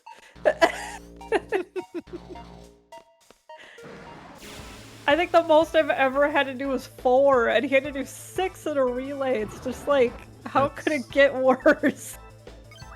Don't think it can. Thankfully, he wasn't doing like late Quistis, or else that would have been an absolute nightmare. Oh, true. He probably would have like got himself out of the neighborhood of like a script. Like there's just if too much RNG happens, like it kind of floods it to where you can't do it anymore. Like the yeah. You have to take the 10% at that point. Yeah. Which, is there even a like a tool for that, for if you don't get Quistis in the beginning? Second tries, nope. Nope. If you don't have like that initial card pattern from Quistis, like there's no point of reference to go off of, so you just have to rely on it. You can't like feed the program Moz cards because like that is based off of like where you were earlier in the game. That's terrible. Yeah. So that's a big risk if you manage to like screw up the RNG tracking for late Quistis. There's really no coming back from it, or you just have to be really, really good at triple triad. Yeah, that's like the scariest thing about it. Like once you do it and you learn it, like it's I wouldn't say it's pretty easy because I can't do it, so I'm not gonna say it's easy. So much, you know, like it makes sense, but it's like this character attacked, you have to add. It did this camera angle, you have to attack. This character got attacked, you have to add more. It's like there's just you have to pay attention to all the little things that do count and for how much, and not get confused with which things don't count and accidentally add those in. It's so many details. This scene does not get cut out of cutscene remover because it's used for final party manip. You can follow Squall's animations to see, to be able to see if, or like how to get Irvine into the final party. It's like a separate. Did he just put it back up to 100%? Mike, you are insane. He just put it up to 100% for sorceresses. Are you crazy? I thought you did put it up to 100 for sorceresses. Yeah, you can put it up for 100. You have haste. you have haste and berserk, right? So I thought that's but they've killed both of our runs not even that long ago from being too spicy with meteor. That's very scary, but he's full sending it. Like that's the whole reason you turn it down to 0% pretty much. It's like propagators and sorceresses, and then I would maybe turn it back up. That's so scary. I hope it works out for him, but I would not. I always do propagators at 0. Yeah, I do propagators at 0. Yeah. Until you get initiative, right? I'd still you get initiative on or after Assur menu, so okay. Yeah, at least in I just couldn't remember. Yeah, so I would switch it back to 0 for Ultimecia, but For Since he has sure. Holy War, 25% should be fine. You just have to hope Yeah, that 25 Griever doesn't 25 's decide to fine, be a too. butthead. Bodcap got the R stone. Let's go. So the game in the beginning decided to be really mean, but now it's being pretty nice to everybody, it seems. They got their bad luck out of the way, knock on wood real quick, but they got their bad luck out of the way with a ruby dragon. Sorry, Team Mog. It was taking a little bit, but it just showed up.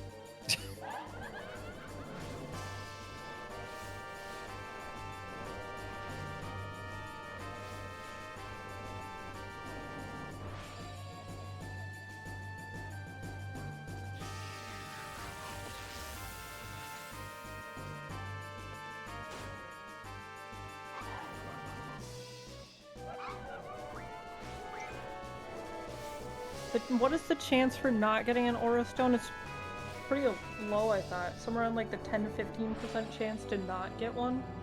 I think it's even lower. I think it's in the single digits, not like 1 or 2, but I think it's like 6 or 8% or something like that. So is it that Yeah. it's maybe like 12% from each? So combined it's like 6%? Okay, yeah. Yeah. It's definitely not frequent, but I have had it happen. I think maybe once. It's not common, but for getting this far into the run, if you're, again, not going for like a super tight PB pace run, you might as well just grab the safety save.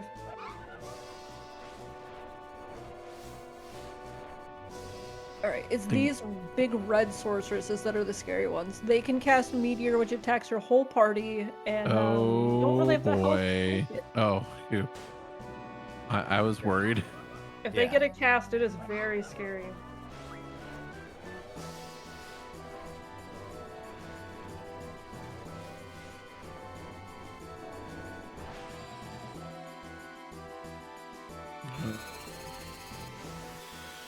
I think Selfie survives that. Yeah, for Yeah, sure. okay.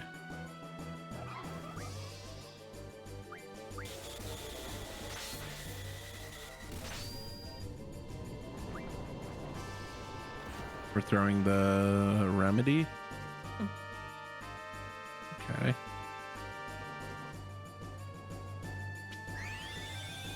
So if Irvine was not that low health, he would dark side him with Squall. And then just revive him with Selfie. But since he already was in crit range, that looks like it's clean. No, what? Glad we have the ATB. No, we only got 3 shots. Yeah.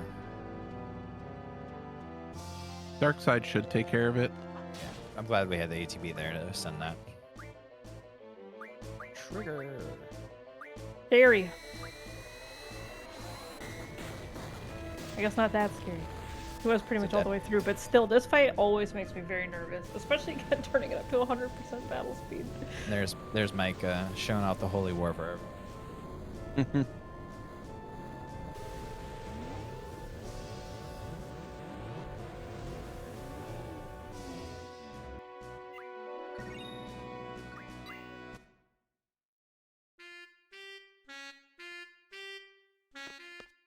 Yeah, Quetz, you're kind of the... Not even kind of, you're the lore nerd on FF8, right? Yeah, a little bit. A little bit. What is time compression? Ooh. It's a long story. There's lots of pockets of time. You have the junction machine alone, the JME, which was made by Dr. Odine Laboratories, or Dr. Odine of Odine Laboratories is what I should say.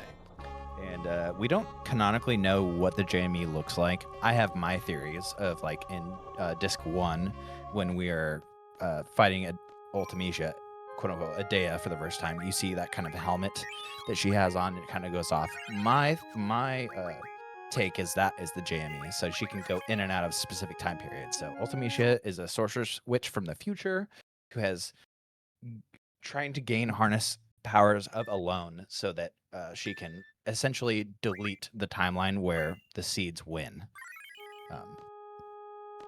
Yeah, that's kind of in a nutshell. I could definitely go on further, but I don't want to. Okay, fair, I guess. But thank you for answering that far.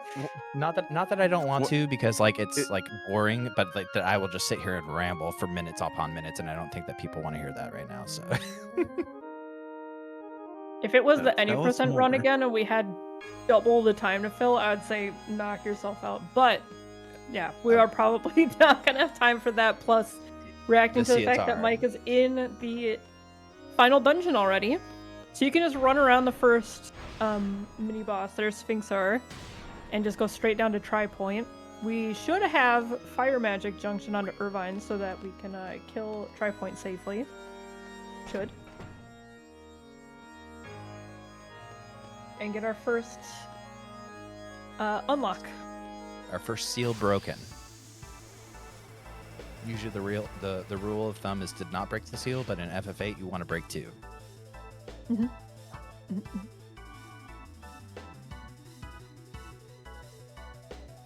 Windows and bodcap are both getting through the long, just pre-boss rush yapping point. Just a lot of talking to characters, getting context for time compression. What? All that. What? No way. Oh. Did I you was do something gonna junction wrong? Kill him with Squall. Do it. Send it. Send No. it. That would You'd be have so to run cool. back out. Did he not delete his magic? Maybe the Blizzars are still Is equipped? I was gonna say, are the Blizzaras still on elemental magic? Nope, he's got Faraga. Does he Yeah. have 100 triples? Does he have?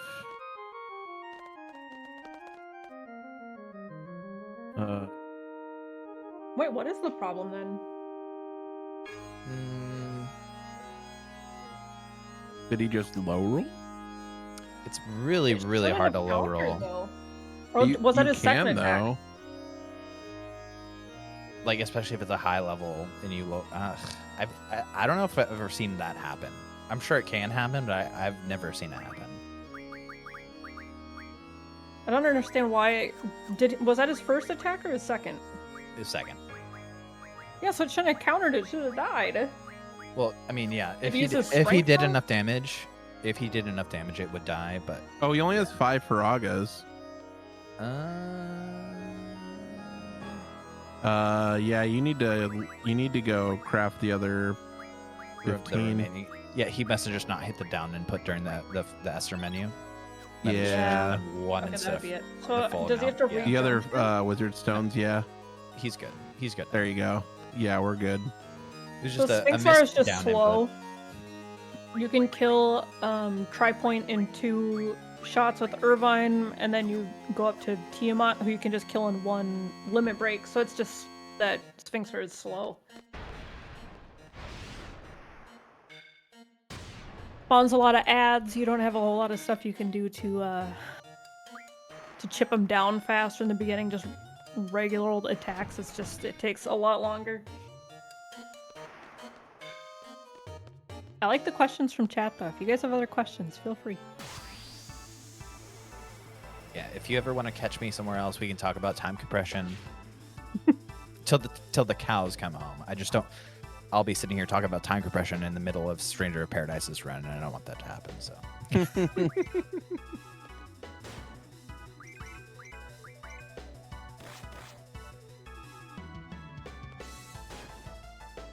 There we go. That's a better number. Oh yeah, much better. The extra 400 Oh. damage there looks about right. Easy fix.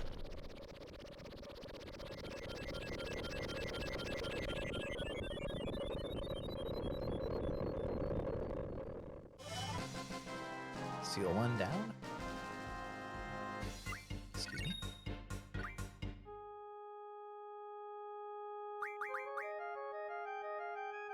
Alright, so first we unlock Limit Break, because we're going to use that on Tiamat to unlock the next seal, which is item. I like how That is Windows all and that you Bodcap use. went to the same, went to boss fights at the same time, like literally phased Look at into that! fights. Look at that! Look at Irvine go! Yep, they're like perfectly synced up. It's great. They entered the fight and got ATB at exactly the same time. It looks crazy seeing it like... Again, ending of seeing them each kind of like fight. run past each other on some screens. That's so cool.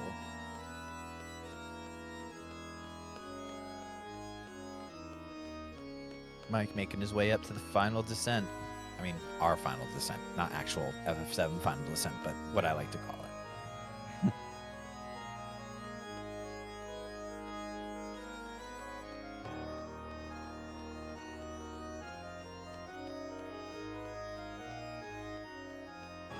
Alright, well, we get another holy war. Moment of truth. We're gonna get a fast bell my here. pressure pendulum as well. Let's go. Nice. Nice movement. Hero. Dang it, I was hoping for 3 holy wars. That would have been incredible. It would have been really nice. Don't run from the fight. I mean, he didn't run from the other fight, so I think he's good. Doesn't hurt to remind. It's so easy to do. You run in every other fight. Yeah, like 99% of this game you're fleeing, except for 2-3 specific fights. Bodcap's grabbing the safety save before MT8. Good idea. Again, he can be a jerk just out of nowhere.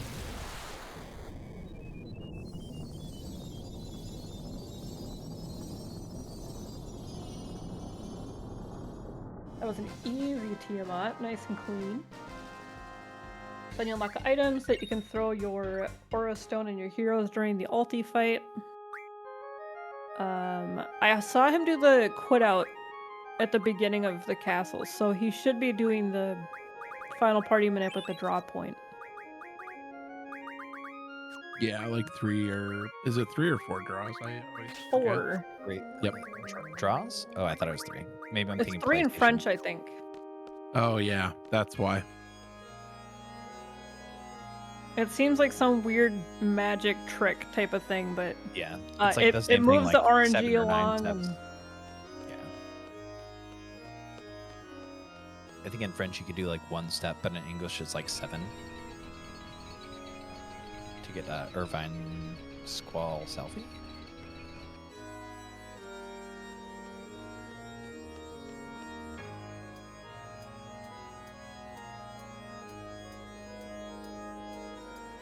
Okay, Bodcap, last chance. Holy War.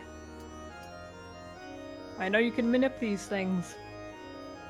That would actually be something awesome if, like, I don't know, Cerberus Dale Flick tells you if you're gonna get a Holy War or something. That would be amazing.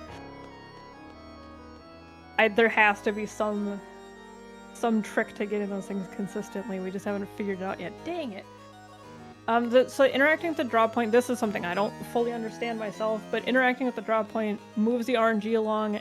If you do all the other steps correctly and then you interact with it 4 times, your final party will have Irvine in it, assuming that when you're crossing this bridge here, you cross it in the literal shortest amount of time possible, so you just hold up the entire time, and then the second that that text box pops up, you close it as fast as possible.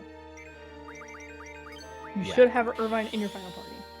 I think you did a perfect job explaining it. It just quite literally moves the RNG like 1. Like if you were to look at the address in it, like and you talk to the drop point, it just goes from 47 to 48 to 49. Kind of the same way of like you were saying, if you just hold up and we take those steps, it's essentially the same thing, but drawing is just a little more safer because you can mess up your steps.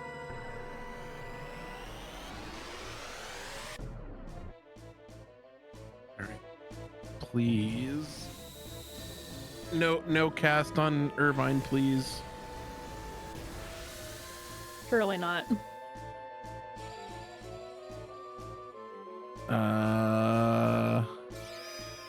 Surely Okay, phew. not. Triple? Phew. Yeah, triple. Sweet. Holy I think we're in there. War! I think we're in there. Holy War. Feels so good to throw We're that in thing. there. All right. Yeah. Nice. We've got to run. No, I'm kidding. Did magic arrange? Okay, magic arrangement was done. Let's go. Yeah. Oh.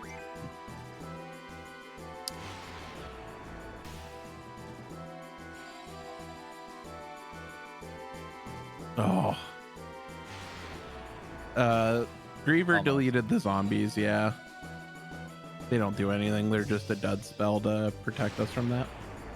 Yeah. Luckily, we know that, we know that Griever has the ability to knock away spells, so we put all of our important spells on page 8, so they're safe from being blown away. I'm guessing something about how the AI of which spells they delete prioritizes stuff on the first page, and zombies fairly high level magic, so it's just like they must care about that when I'm deleting zombie and you're like, oh no.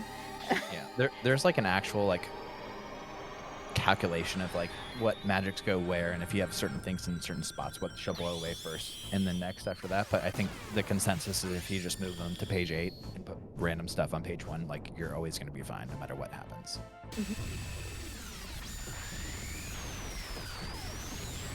Alright, Wendell's doing a sorcerer's fight as well. I didn't see what battle speed he put it on. It looks like also 100 from how fast that ATB filled up. Oh yeah. Terrifying. I shall junction myself onto bodcap.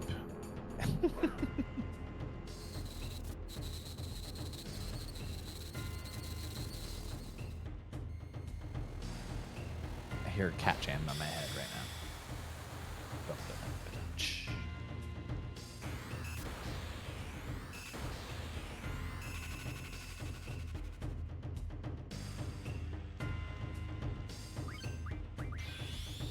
now. Nice.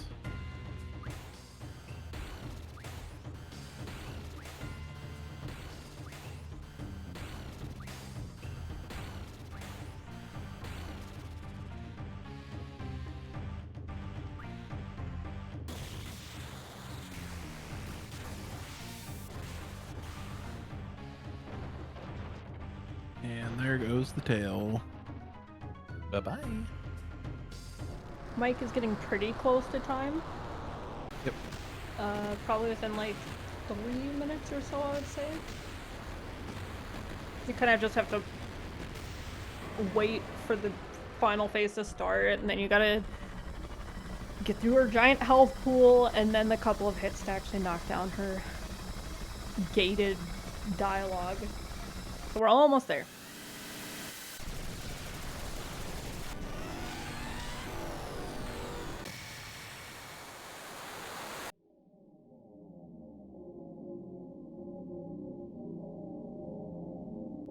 Mike, you can't escape.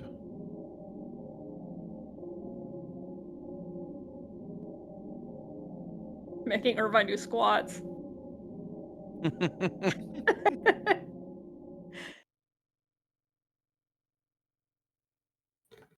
He got the holy war. It's Yeah, fine. Windows got through the sorceresses as well. Let's go. There we go.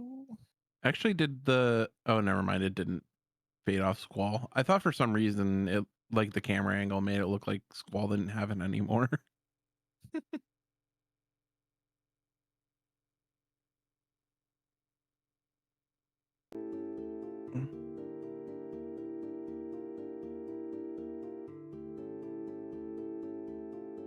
I'm kind of glad this isn't in French so that they don't ask me to act, so you don't ask me to say it in French again. That was a time. It was a good time. It was. That was after I died to Ultimecia GDU, but yeah, I still liked your portion better.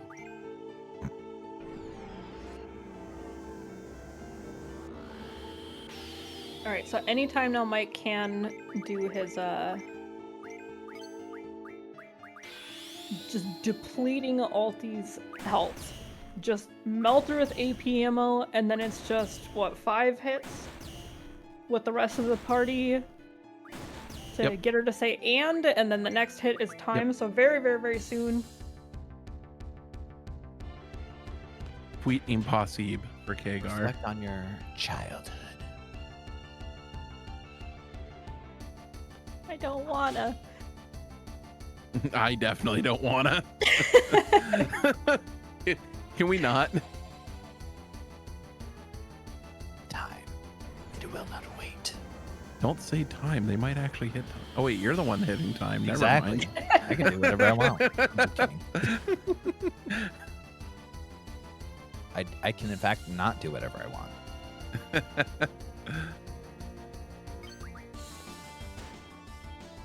And Come on, Bucket. time. GG Choco. Go, go, go, go, go, go, go. Let's go, GG's. Well, we got a couple of minutes. Does a stranger of paradise want to introduce themselves while we let them get through the castle a little bit? Yeah, sure. So we are starting Stranger of Paradise now. Action, not RPG. Yeah, like more of a Neo type action game, way different from most of the other games we're going to be seeing here. And we're basically being thrown into the combat right away. Oh, Dessa, by the way. Yeah, and I'm Denonator. I was running Final Fantasy Legend 2 earlier. Now I'm back commentating this game. Just wildly different than that game. Just a little, slightly more modern. Just a little bit. Yeah. So I know how much time we have for VIII right now. If you guys want to go over other stuff, otherwise we can start explaining about SOP a little. We probably have like what 3 minutes until we want to start commentating the. Yeah. Go ahead. You have a couple minutes. All right. So basically, with SOP, you have a few main mechanics. You of course have your HP. You right below the HP, you have an MP bar, which allows us to use some funky moves you saw every now and again. Santa was doing those somersault raging slashes, which deal a lot of damage. Those MP-based moves are going to be our bread and butter for most of the run. And a lot of the whole gameplay is also built around classes, because classes are making a comeback in this game. We're going to make sure to go for axe-based classes throughout the run, whenever we're able to. And yeah, right here we just have to start going through some tutorial stuff, basically having to learn how to combat enemies. It's just a sequence of attacks and actions we have to do, locking on, attacking, guarding, evading, and then whenever one segment is done, we just have to go and dispose of the goblin that we're fighting. The orbs always spawn in the same location. Sinus having a little bit of fun just spinning the camera around. But it's like you can kind of orientate yourself on the tree in the background. You might be able to see it if she's. Yeah, you keep able to catch a glimpse of it. But based off of that, you can get a good estimation of where that orb is gonna spawn.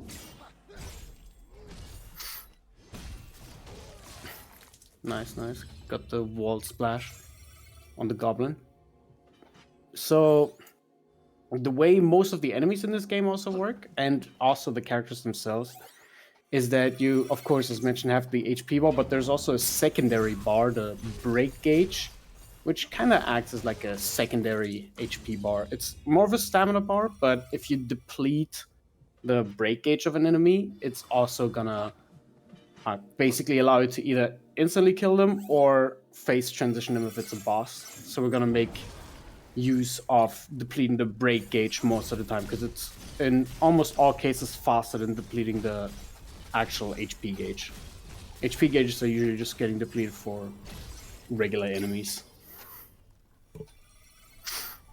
Yeah, and that's the tutorial section. So now we're gonna have just a few more cutscenes. There are a lot of cutscenes in this game, but it's actually really easy to skip. And you just kind of mash start, and it'll automatically buffer the skip input as early as possible. It's very comfortable in that regard.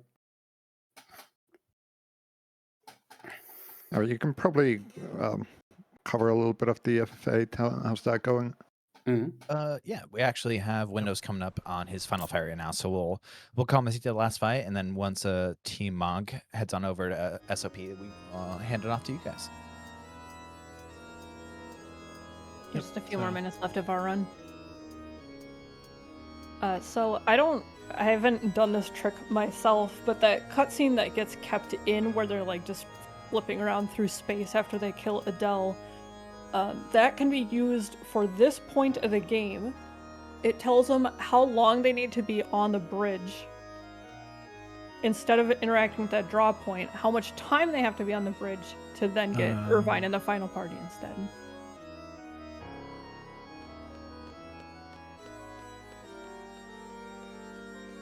I'm not sure why Windows stopped on that screen. I hope that's okay. Instead of walking? Instead of running. Yeah, because don't they usually like hold walk for a couple of steps instead? At the beginning, like, yeah, but a different... yeah, okay, it's fine. Okay, we're good.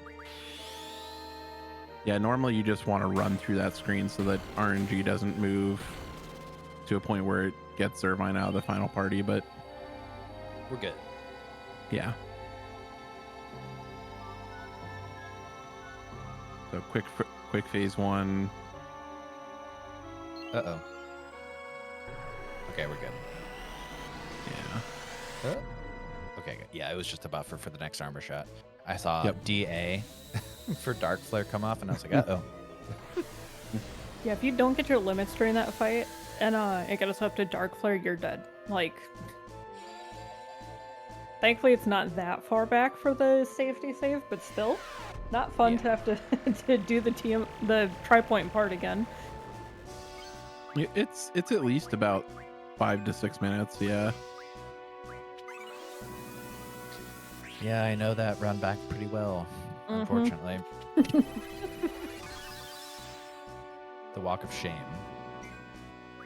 Okay, so Windows is putting he did the Aura Stone and now throwing the heroes on his 2 faster party members. Squall's attack is much slower than Zell's, so we want to put the hero on Zell. So that when we get to that final part with Ultimacia and you're just trying to force dialogue points to pop up to progress the fight, they go by a couple seconds faster. And the true boss of Team Mog, LD2 skip. So we're canonically on pace.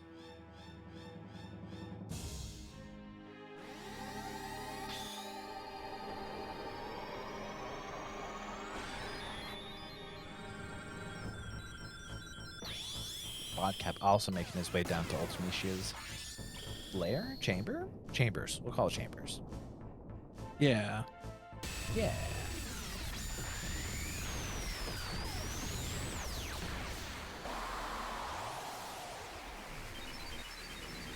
So Bodcap, I assume, is going to do the method of just walking a couple of steps.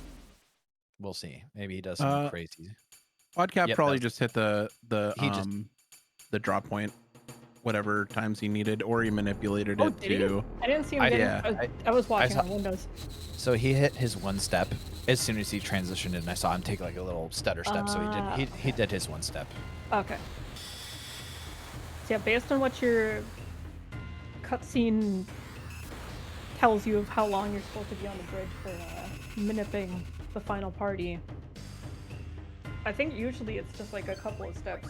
It's usually pretty brief, but I haven't had to actually like do that method myself yet. Because I think Bodcap just did his final party minute, just in general.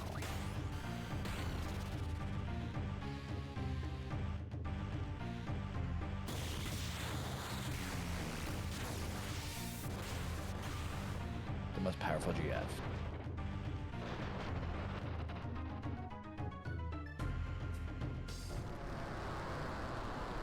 The tails down for Windows here.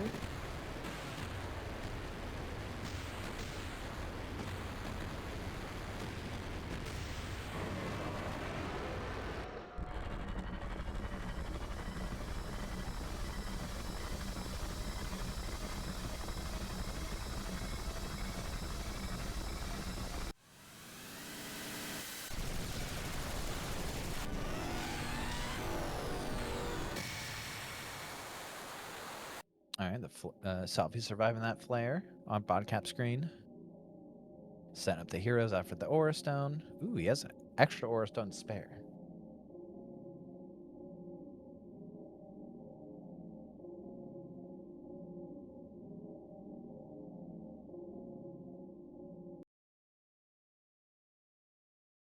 Windows not opting to run here? Crazy. On the part that you can't speed up animations. Exactly. But it's funny because everyone's always running here. I think it's just like I've been running the entire run, so I'm going to continue to run.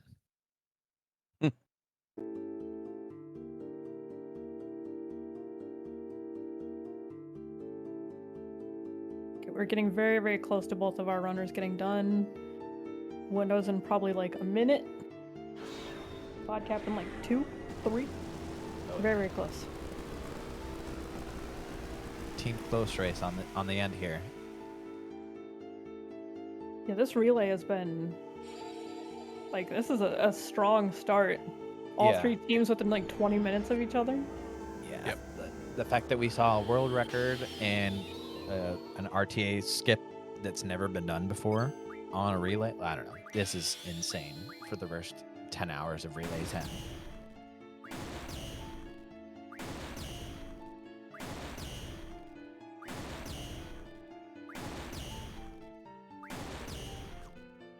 All right, we're good.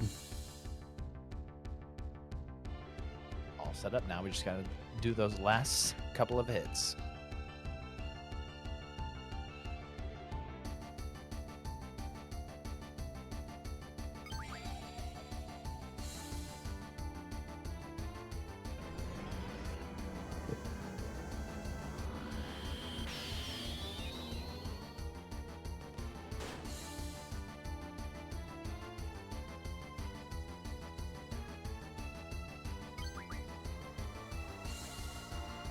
No, not the baby. The cherub always coming in to make a mess of things. This is a complete waste of time. So rude.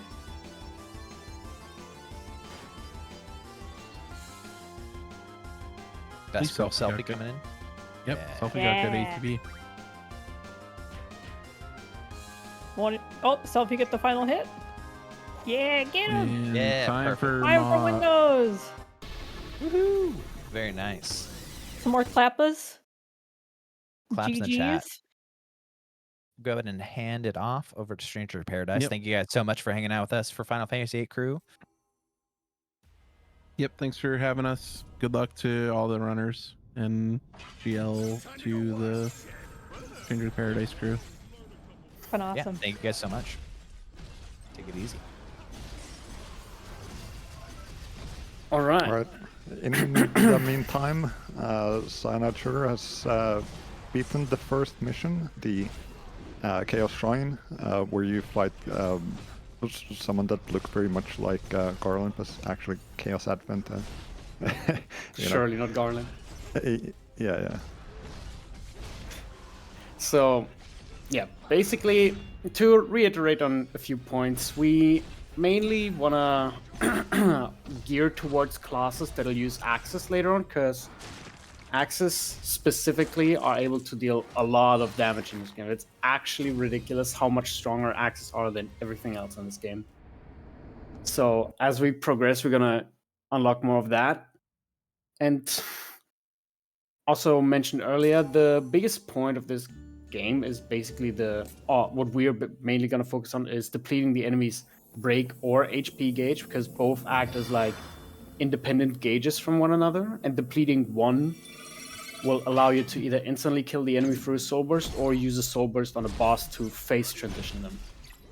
Meaning that outside of the helpful, we can also go and look out for the break gauge. We saw Cyanide now menuing a little bit. A very big thing in this game is that you saw her moving around in Chaos Shrine in a very funky manner. It's called the dash cancel. Basically what we're doing is what we want to do is we want to sprint and dash simultaneously. We constantly hold down the sprint button. You can remap it to be like L1 or something like that. And then you want to dash. You see every like lunge forward is a dash in itself. And you then have to stop for a tiny little bit between dashes to input the next dash. Because if you get two of them, you saw it a few times here, you get a dodge roll instead, which is much slower than the dash in itself. So it's kind of like an animation cancel. And this is going to be our movement throughout the entire run. From level traversal to combat, bosses, all the way through. We're going to want to dash cancel like this. We also want to make sure to buff ourselves with haste and later on flee as well, because haste just speeds up all of our animations, but I think it was like 25% or something like that. Oh yeah, bodcap is done. So go wins, the wins. Go wins.